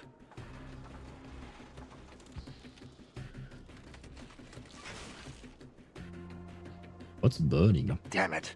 The field is totally unstable. I can't accurately calibrate the record player under these conditions. The asymmetrical nuclide R in the air is far denser than anything we've ever had in the lab. There are too many variables. There's no way to be sure that Regulus will function as expected. The ferrofluid fractures into scattered dots, then coalesces. Calm down, Ulrich. First, get the latest asymmetrical nuclide R reading and make the necessary adjustments. Then we'll deal with the signal interference. If I can find the pattern of the geomagnetic change.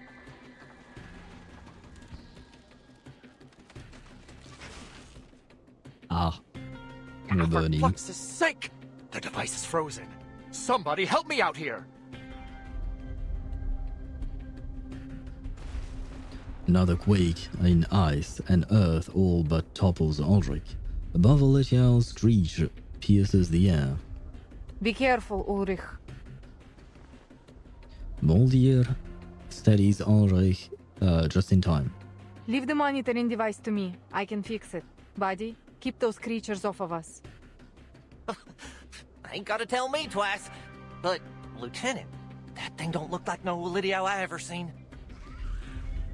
A great bony creature spreads its wings and dives towards them, followed by a swarm of Alitials eager to feast. Heavens to Betsy! Now this'll be a tough nut to crack. Prepare to engage. Hold them off while Ulrich works on the record. There's no room for error. I am ready.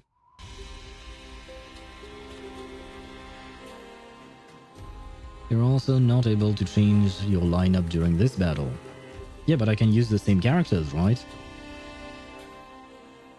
Yeah, I guess I'll just use the same characters. Why should I use something else? It works fine. Do you feel ready to discuss it?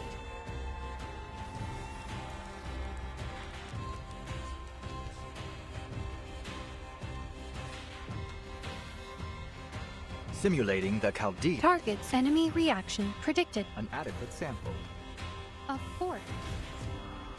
We have taken a strong position. Okay. Goodbye and goodbye, right? Yep.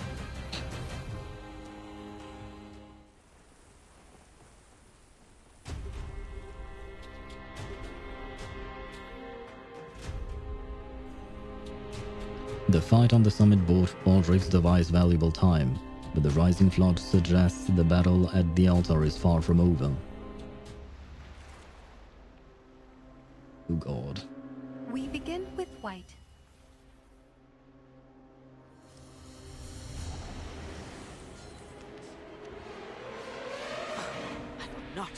Timekeeper, look. Arcana's changing.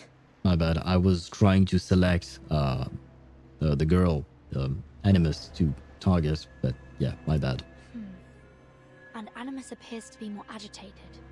Maybe Mr. Ulrich is making progress up there. Time to press our advantage. My bad. I read the thing. It's my bad. I'm getting tired. But I'm not doing it on purpose here. Sure, I don't know what this does, but let's go with that. Simulating the Chaldean... Don't wait. Enemy targets were confirmed. The path will become clear. An adequate sample. Don't be afraid. Breaking through. Barrage.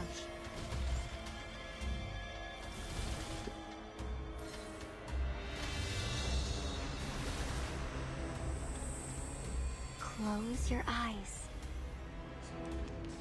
Ah, this time the boss is taking damage. Okay. Don't be fooled.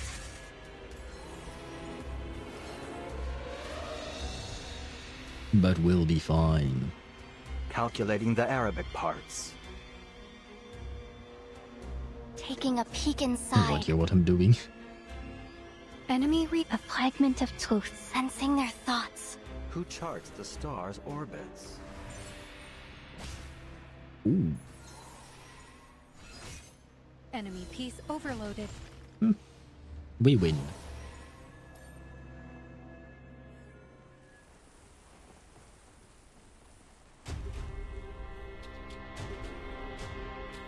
And we have 2 more fights.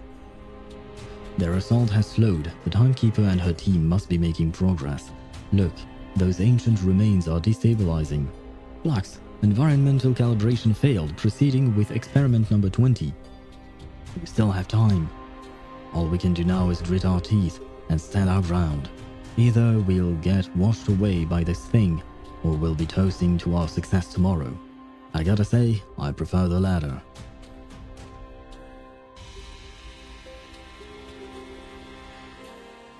Do you feel ready to discuss it?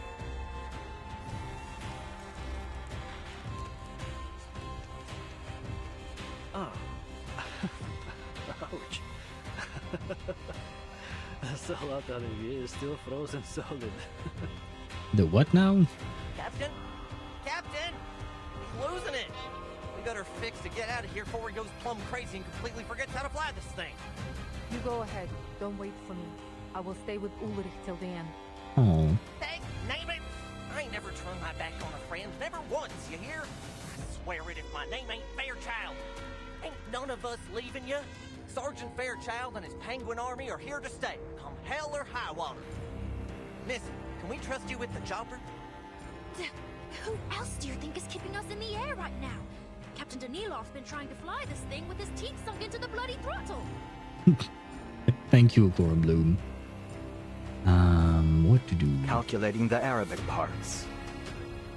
enemy reaction targets were confirmed. See how they oscillate. We have taken a strong position. Not enough. Ah. Wait, Ulrich?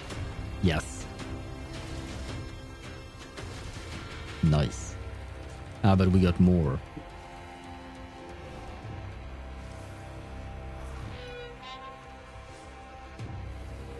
A fragment of enemy reaction targets were confirmed. I'll be right here. A fort. Nice. As expected of Lucy.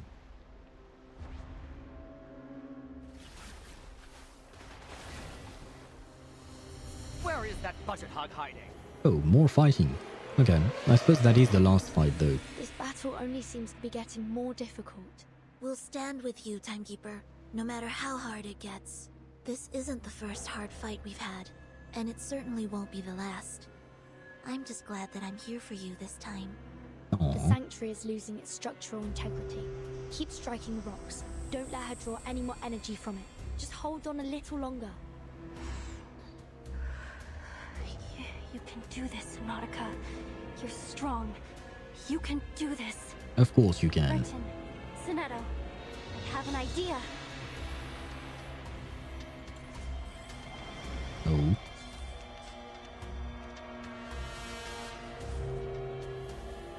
Blood sacrifice? Don't know what that means, but okay. I guess we could try that. Simulating the Chaldean. Don't worry. It's been proven safe. Targets with enemy reaction predicted. An adequate sample. Don't be afraid. Barrage. Eliminate target.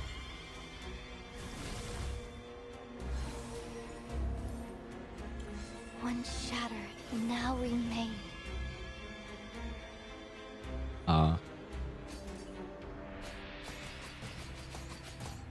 Oh, that's her ultimate or something, right? I'd never tried this.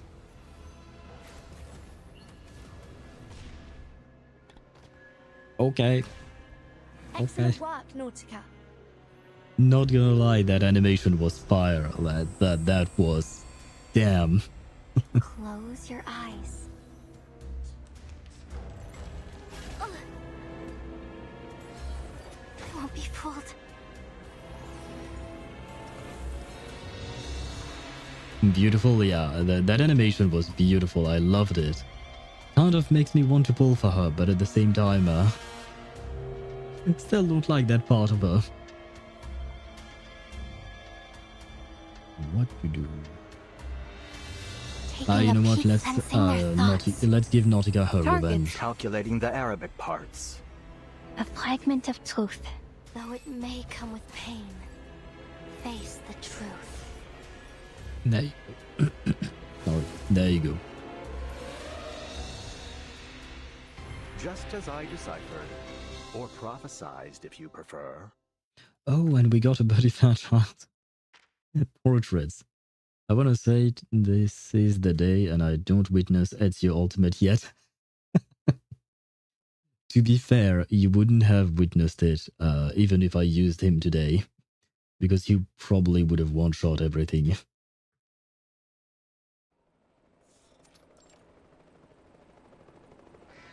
Gosh darn it! These birds are meaner than a two-headed snake, and twice as tenacious! Arr. Captain Danilov's spiraling. I can't hold on much longer. Oh, come on, Captain, let go.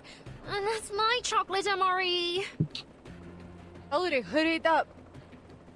Materials, check. Location, check. Environmental factors, check.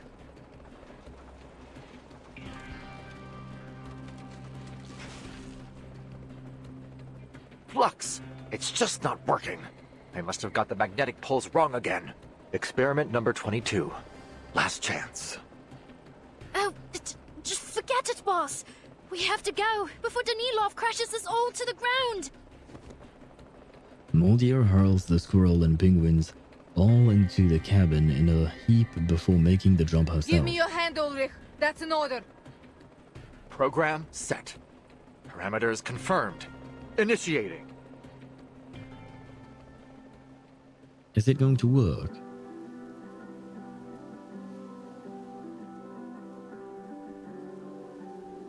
With a yank on Ulrich's collar, Moldir holds him skyward, just as he presses the needle into the record for the 22nd time.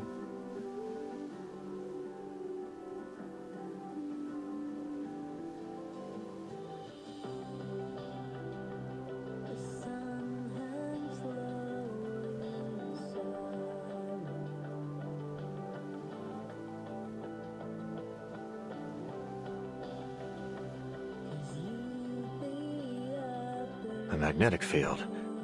It's stabilizing. It worked. I'll grab a screenshot of that. We did it! Yay, congratulations. Look, the water stopped rising.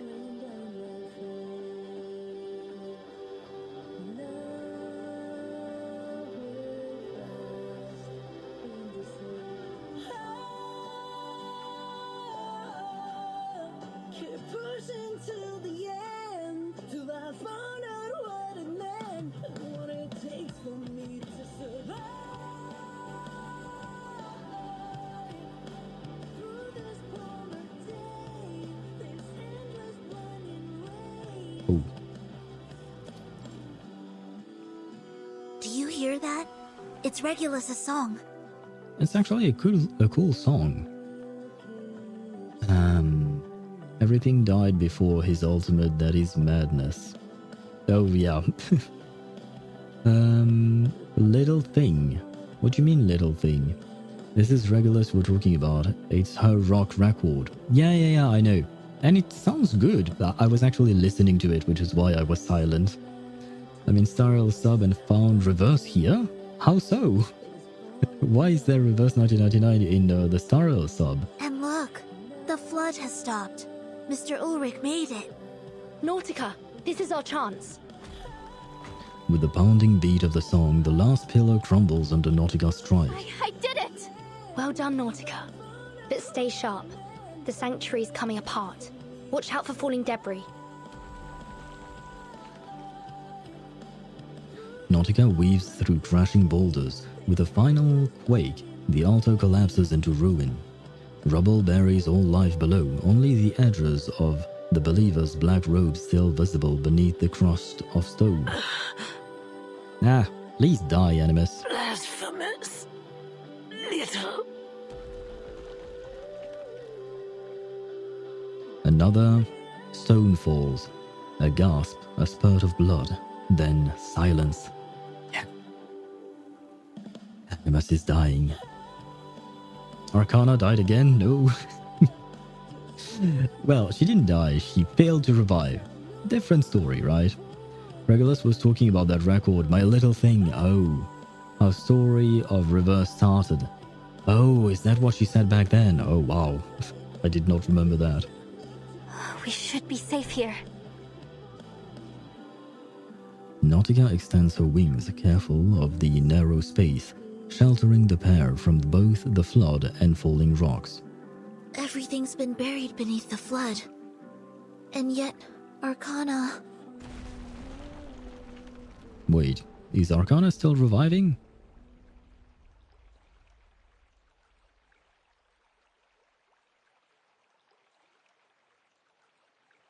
Yeah.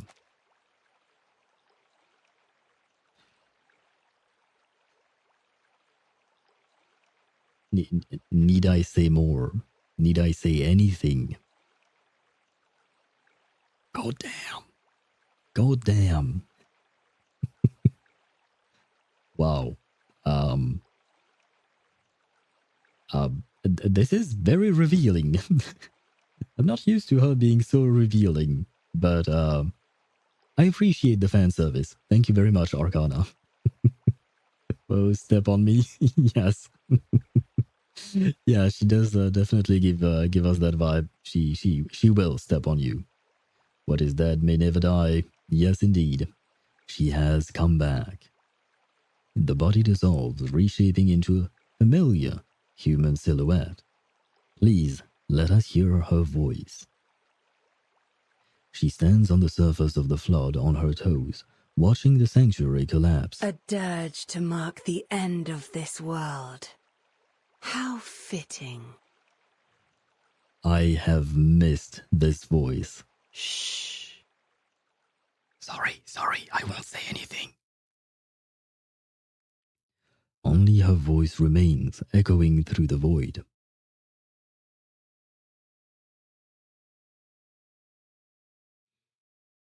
When the final note falls, the flood shall rise once more.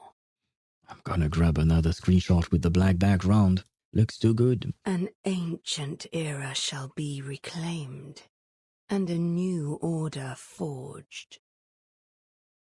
Arcana stands in the water, smiling all the same. The end is nigh. But do take solace in thine achievement, my little saviour, that this world should draw its final breath on a tune and not a scream. But alas, this is no true end for you. Okay, so at least we're not dying, right? But I don't like the tear on her eye. Who made her cry? I don't know, but we need to punish that person. And please, Fjorm, don't pretend that you're looking her in the eyes. We all know where we're looking. Poor Animus died before witnessing peak. Yeah, but I don't feel bad about Animus. She deserved to die. We shall meet again, Vertin. Oh, with pleasure. In a world that is rightfully ours. Then she disappears into the rising tide. Ah, I had been waiting for this. I had been waiting for this for a year now. Must be Constantine? Ah, yeah, in that case we can punch her in the face, right? Although, wait, isn't Dan a fervent defender of Constantine, I think? Holy shit, we still have 2 more stages? Oh my god. It's already 1 a.m. Heavy rain will eventually cause a flood. It's an obvious deduction. This is my final report. The era of mankind and birds is over, and the era of fish has begun. Okay. But the fish will have to wait a little longer, because you've delayed the doomsday by about an hour. Who, me? Yeah. Didn't you say you were a fervent defender of Constantine, Dan? I think you did, but I'm not sure. Every living person now owes you an hour of their lives. How big do you think your medal should be? I told you, yeah, no, I knew it would take us a while, but I didn't think we would have something between the 2 stages like this, like all of these fights were between 2 stages, technically speaking. There must be a way. Certainly. Even if the umbrellas don't work, you still have an arc. I don't remember at all. Like, at all.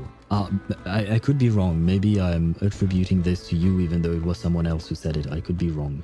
Just as long as you only take the qualified animals with you. Like in old times. You should be able to continue to fight. Or you could do what a soldier would and follow your orders till the very last moment. Find that writer. You know how important this mission is. The writer? We have to find Recoleta? Okay, that's a bit surprising, but why not?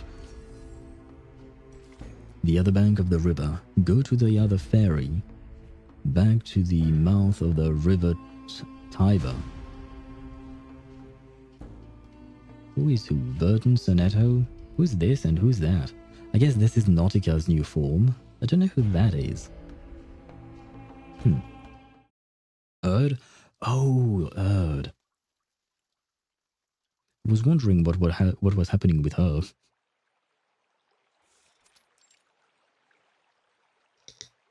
She's gone? Just like that?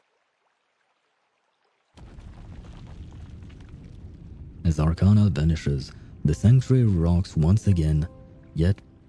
Oh, the sanctuary rocks once again, yet more boulders fall, their tumbling cacophony heralding death. The end is nigh. Well, I think the end is here.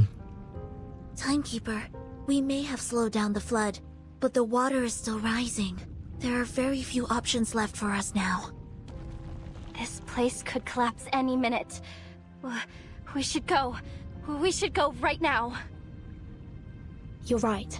Go find the Foundation troops. They'll get you to safety. Don't forget about your mother. What about you? I cannot allow Manus Vindictae to wipe this world clean. The Sanctuary should hold a little longer. I have to try again to stop this flood. Mr. Ulrich risked his life to buy us this time. We mustn't squander it. Sonetta nods, still lost in thought. But neither attacking Animus nor destroying the sanctuary stopped the ritual. What else can we do? Even though Arcana is gone, the ritual is still ongoing. She must have left the source of its power here in the sanctuary. They needed Dr. Doras to start the ritual.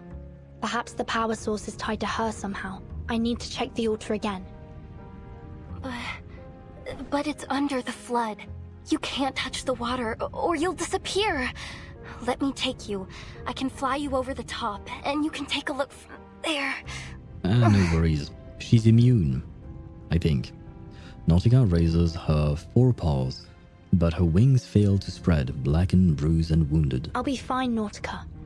The water can't harm me. The flood is a mix of glacier water and storm water, which doesn't affect me. So, to me, it's just ordinary water. Well, I mean, it is very cold water, so be careful with hypothermia. Look. Water slips through her fingertips, and the hand submerged in it remains unscathed. Time has left no trace. See? I'm fine. It's a little chilly, but nothing more. A little? Sonetto, please take my suitcase and go with Nautika. I'll catch up to you later. I hope that nothing bad happens to Vertin. She turns around, searching for a suitable spot to enter the water, the icy water sending shivers up her thigh all the way to her neck. Timekeeper. Behind her, Sonetto clutches the suitcase, holding off her desire to speak. Sonetto, it's dangerous here. I'm your assistant. It's my duty to stay by your side, no matter how great the danger. I'm staying. I'll wait here for your return, Timekeeper. As much as I love it, because it's cute, I don't want to lose you too.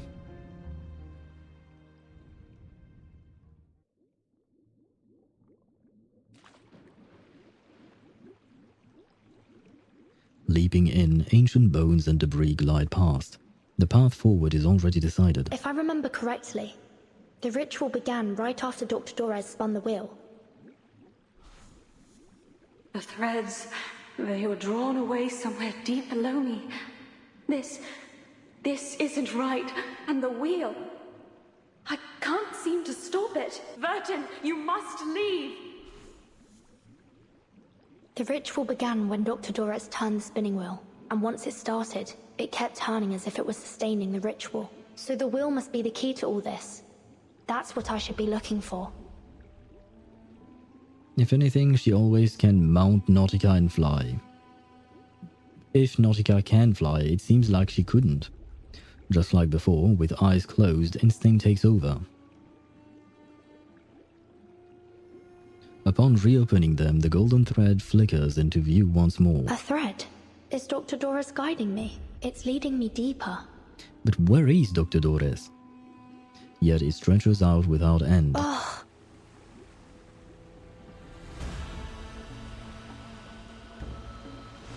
A strong current pulls a dense thicket of obscuring debris into her path. The guiding thread vanishes from her just beyond her grasp. The current's growing stronger. Regulus's song must be coming to an end. Time's running out. I need to find the wheel as soon as... Huh? Where did the thread go?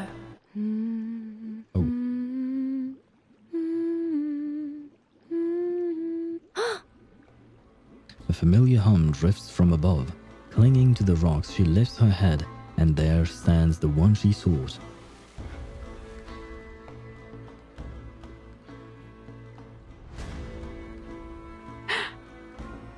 Dr. Dorez!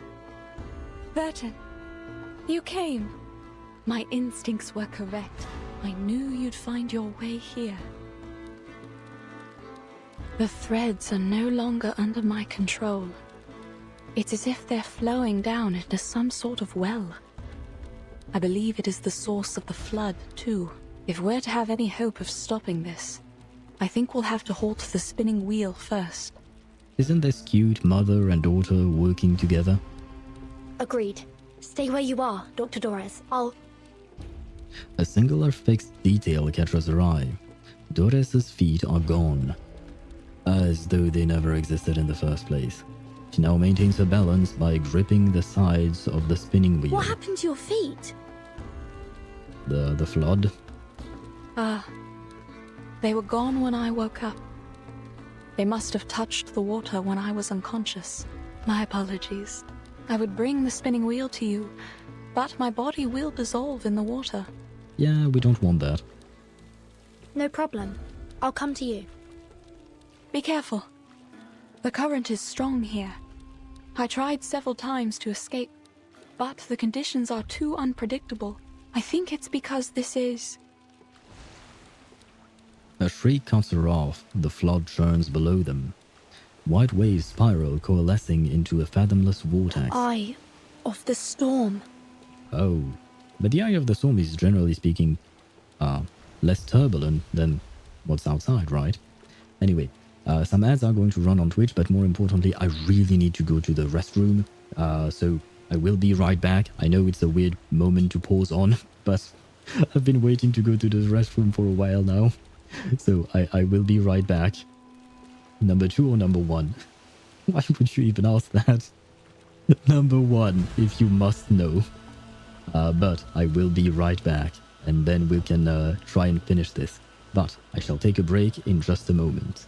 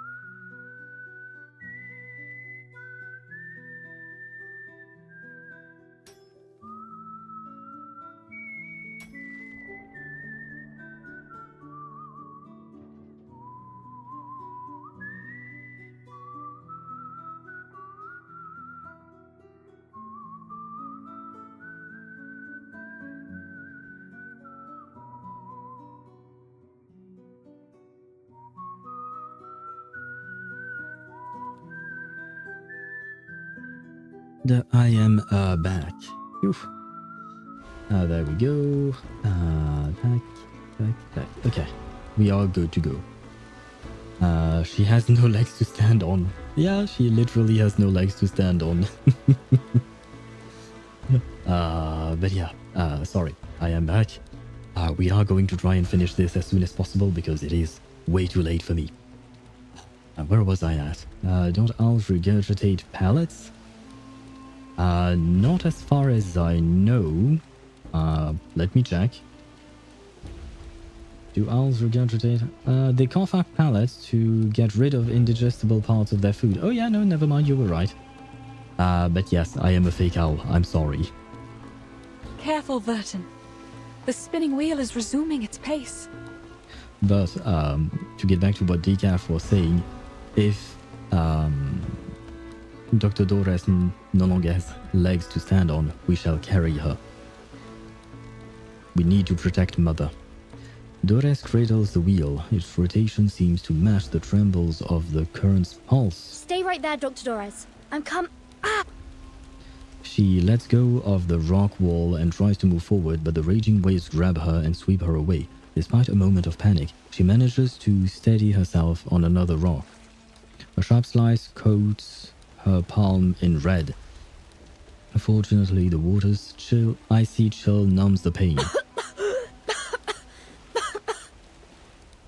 Her blood dissolves quickly in the water. Next to them, the whirlpool is growing even larger. Not sure why, but the jacket plus tie and collar shirt makes you seem like a student at Hogwarts. It's not a jacket, it's actually a hoodie, technically speaking, that I'm wearing. It's actually a hoodie. That I'm wearing right now because, like I said, I was a bit cold earlier.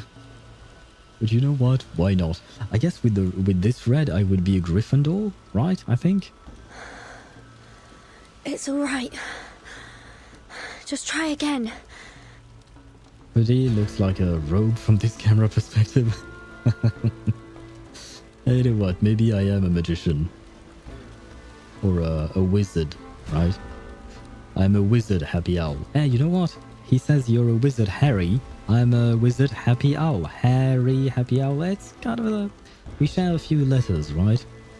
Another attempt, then 3, 4. Each time, the waves slam her back against the rock. And the current grows fiercer. Vertin! Resolute, she tears her dress's hem, lashing the spinning wheel to her body. Wait there! I'm bringing the wheel to you! No, no, don't you dare sacrifice Mother. Dr. Dores, no! Dropped against the rocks, Dores drags herself into the torrent. The cold racks her racks her with shivers, but she moves undeterred. No, Mother. Soon, half submerged, only her arms cling to the shore as the flood devours her lower half. The raging pull batters her slender frame, yet she and the spinning wheel keep bobbing up amid the waves. Just a little closer. No. That's far enough. Just stop right there, please. Don't. Lazo lock. An unusually successful arcane skill anchors her to the rock, defying the pull of the rushing water. She leans, stretches, yet those final meters feel unsurmountable. The wheel shudders ever more violently now. The roar of water fills her ears. Vertin, don't worry about me. Of course I'm worried about you. Doris's voice cuts through the roaring waves, calm, gentle. I'm glad to have seen you again, child. I wish you my very best on the journey ahead. Come on. Doris releases the rock. The current seizes her, pulling forward. The spinning wheel bobs on the surface while what's left of her dissolves piece by piece. Okay, we just remembered... Now take my hand. We just remembered Mother. Oh.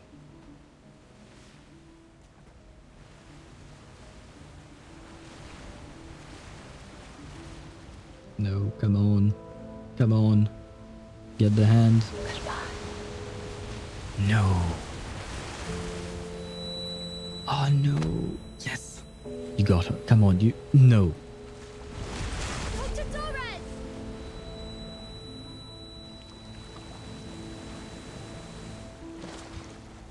No.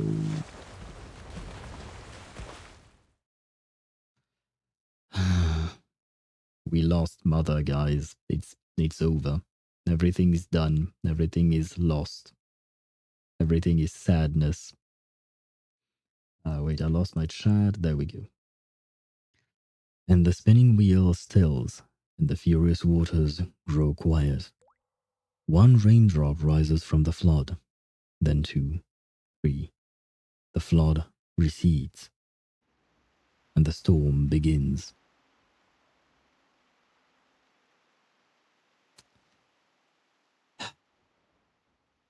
We had just remembered she was our mum. And now we lost her. To the sands of time. Another near drowning. How nostalgic. Oh, fuck you, mate. Take it easy. You can't move yet. Just stay right there and listen to the report. Wasn't the last one the final report? Okay. You win. You did it, noble savior. You turned the tide and saved the world at the last moment. And I didn't see it coming. There. Are you satisfied? Can we get to the report now? You almost drowned again. But not because you're a bad swimmer. No. It's because you'd rather die than let that spinning wheel go. But a spinning wheel is a spinning wheel, no matter how precious the thread it spins is, and you already have one. What's the use of having two? You're the only spinner after all. And even if you tear it apart, its broken components can't be used to fix yours. Just because two things look alike doesn't mean they're interchangeable. This is a universal truth. Not just for spinning wheels, but for animals, fathers and sons, mothers and daughters. I'm done talking, leave me alone. Sure, you deserve a moment of quiet. Savior, forget about the mess out there. Take a break. Don't rest for too long, though. The Greyhound's on her way back with your hat. If you're not awake by the time she arrives, there's no telling what she'll do. Hang in there, you're close to the end. Yeah. This is the last thing, right? I wonder if we'll get a new narrator in the next chapter. It seems to change every arc. True. We've changed a couple of times already, narrators. I do prefer the male voice, generally. I mean, the female voice was just an old lady. And she was speaking very slowly. I mean, she was doing a good job, don't get me wrong, but yeah. Apocalypsis cum figuris. I wonder what that means. Apocalypse... figured? Wait, translation from Latin. Where is Latin on Google Translate? Apocalypsis cum figuris. Apocalypse with figures. Okay. It is more or less what I thought. I don't really know what that means, but okay. One on the never-ending, relentless march through time. The future will come again.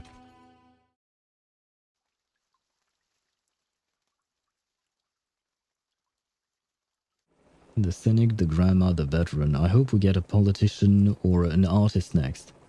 Would be interesting. This is... Though an artist would have been nice for the Recoleta patch, for instance, I think. Moldir steps down from the helicopter, watching the drop float upwards. Well, butter my backside and call me a biscuit. Rain pulling itself right off the ground and rising up into the sky. I ain't never seen nothing like it. Why does he exist? Moldir yanks Sergeant Buddy Fairchild's back by his coat before he can dash into the rain. Careful, Sergeant. Stay clear of those raindrops. She scans the horizon. The flood no longer pours out across the land. Instead, it ascends back into the sky. The sea level is dropping. I can hardly believe it. The plan actually worked. I guess you're less of a fool than I thought, Mr. Ulrich. I was only one part of the plan. I wonder how Vertin's doing down there. She's the one you should be thanking. Well, we lost our mother. I'll make sure I do. The storm is growing heavy. I wonder, have my people in San Paulo found shelter? Are you thinking of Lopera, I perhaps? knew I wasn't mad for bringing a few extra equilibrium umbrellas. Boss, get under here. Oh, thank you, Corin Ulrich nods and looks at the collapsed mountain. Every trace has been erased by the storm. The ferrofluid flows through his tank without any trace of emotion.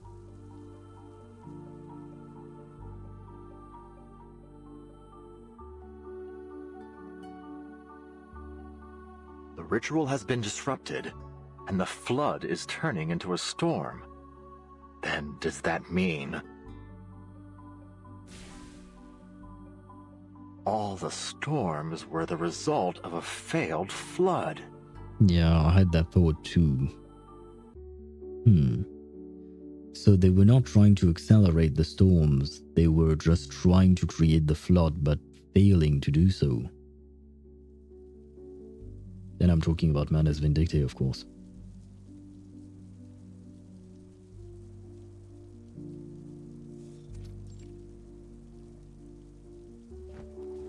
On distant ships, equilibrium umbrellas snap open one by one.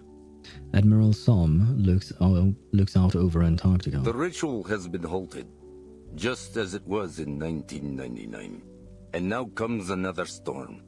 History has a way of repeating itself, it seems. Behind him, crisp boots step forward. Where will it take us this time? Back to the past? Or into the future? Perhaps this is the best outcome we could have hoped for. We might have suffered many more casualties. Agreed, sir. The Timekeeper has certainly exceeded her reputation. Quite remarkable indeed. Ah, thank you for the praise. Regardless, the battle is over. But our respite will be brief. After all, the storm won't last for long. In the storm, firearms and artillery rise one after another. I don't really know who this Kreis is. I think that was his name, the redhead guy. I'm waiting for him to become playable. I know he will. He has to.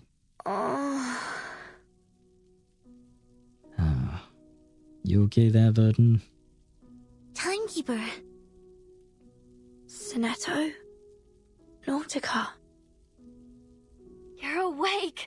We were searching and searching, and we couldn't find you anywhere, and we were so worried, and...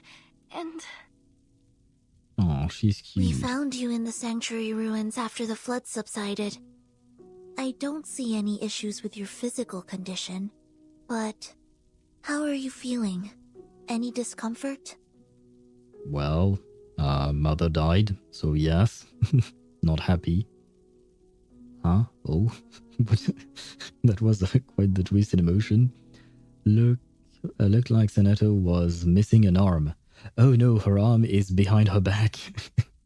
It's because she's presenting herself from the side, right? The spinning wheel. The only piece of it we found was the one that you were holding in your hand when we found you.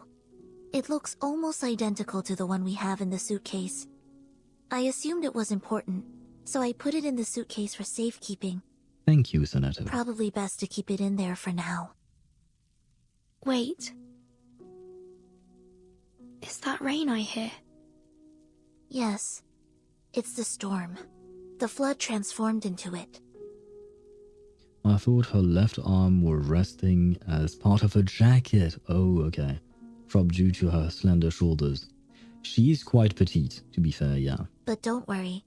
We're safe within the sanctuary walls.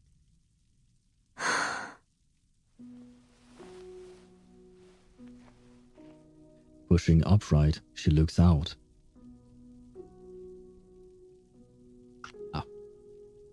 The storm purges all things.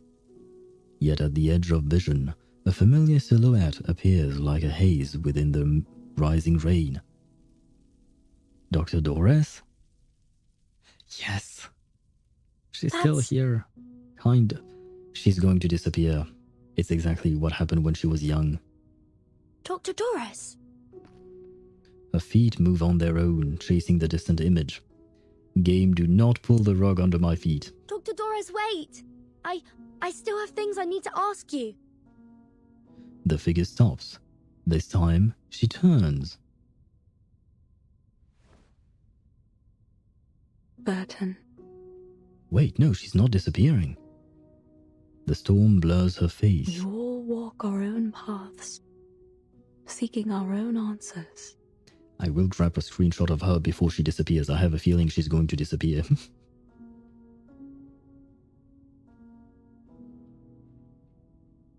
But our paths will surely cross again. Fine, tease me for the next year or so. The rain dissolves the figure, carrying it away. Impossible to tell whether anything truly stood there, or if it was just a waking dream. Except for the song, familiar and bright, drifting down from beyond the sky.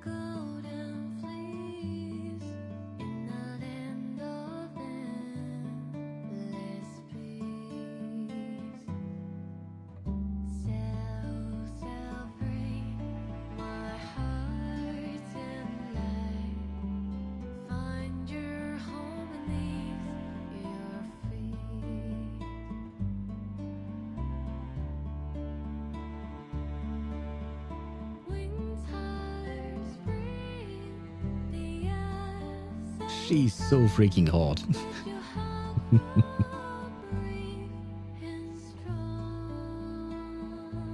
Thanks for the zoom on the boobs.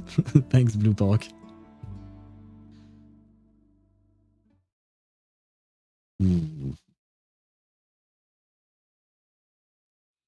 That would be a great ending to the chapter, I will say that.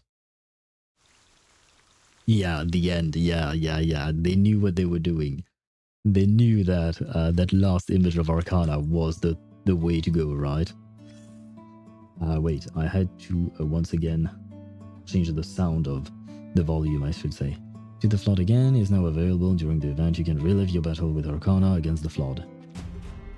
Yeah, but I don't want to do it now. 3 difficulty levels. That's victory on a different... Okay, yeah. I can do that another time. I will, however, read this. Distortion. The ITU radio regulations won't be released for a few more years, so just use what you have. Listen carefully. Okay, let's read real quick. Team Different Engine. This is HQ. South East District sweep complete, and Arcana's presence has not been detected. Abort mission. Link up with Team Tungsten Wire and proceed to... Hello? Team Difference Engine, come in. Damn, these primitive comms. If I'd been born in this era, I'd chosen any careers without radio. Got anything on your end? The field squad got cut off, but my device kept picking up a crosstalk. There is this Royal Mail ship reporting a sudden submarine attack, requesting Entente warship assistance. So I guess it's 1917. Can't be 1917. Multiple bands are broadcasting about Holweg. More likely 1915 if you ask me. No way, it's 1915? My liaison team was... team mentioned the Battle of Vertin has been over for ages. Optimistically, we might be at war's end, with everyone analyzing the aftermath. Can't be optimistic from what I'm hearing. Austria-Hungary is still holding strong, and the Ottomans are no slouches. Probably Manus Vindictae has had a hand in this. Yeah, maybe the arcanists in this war. Wait, Team Different Engine, this is HQ, go ahead. The Foundation's communication officer grabs a pen, nearly splashing ink on the other one's face. The scratch of pen on paper lasts a full minute before stopping. What did he say? 2 years ago, the Compiègne negotiations failed. It's 1920, sorry. It's 1920. Hey, Compiègne. That's in France. Never been there, but I've heard of it. So is this teasing us to the fact that maybe in the next patch we'll go to 1920 France, maybe? I wonder. Bluepoch says, here is more with the shush. Yes, we do know that there will be more. That was an incredible ending to this chapter. It was an incredible chapter overall. You win, yes. Well, kind of. I mean, Arcana got resurrected. I suppose we should consider it a win, right? But we lost Doris, right? We lost Doris, and that is actually sad. The fuck are these team names? I know, man. I know. Or rather, I don't know. And hello, Refusa El Bandes. Is it World War I, 1920? No, the World War I ended in 1918. So it ended 2 years before 1920. This chapter was full of peaks? Yeah, definitely. This chapter was great. It was everything I was not expecting, but everything I wanted and more. Three sisters together now. Yeah, I suppose. Yeah, the three sisters are indeed together in the storm/flood. I would just miss the experience of chlorine and mustard gas. Yeah, I suppose so. I mean, who knows? But I don't know what 3.0 is going to be about. I haven't seen what CN has. All I've seen are the characters that are upcoming in 3.0. But other than that, I know nothing about the story or anything like that. Even if I don't play, I know it. Yeah, no, this patch was incredible. It was a beautiful conclusion to what started in 2.0. So, my favorite still remains Chapter 7. It's still number 1 in my heart, but Chapter 10 is definitely very good. Anyway, guys, I am going to abruptly end the stream because it's already 1:38 a.m., right? We are close to 2 a.m. where I am, so I really need to eat dinner because I haven't eaten dinner and I need to go to bed. So I'm going to leave you on that note.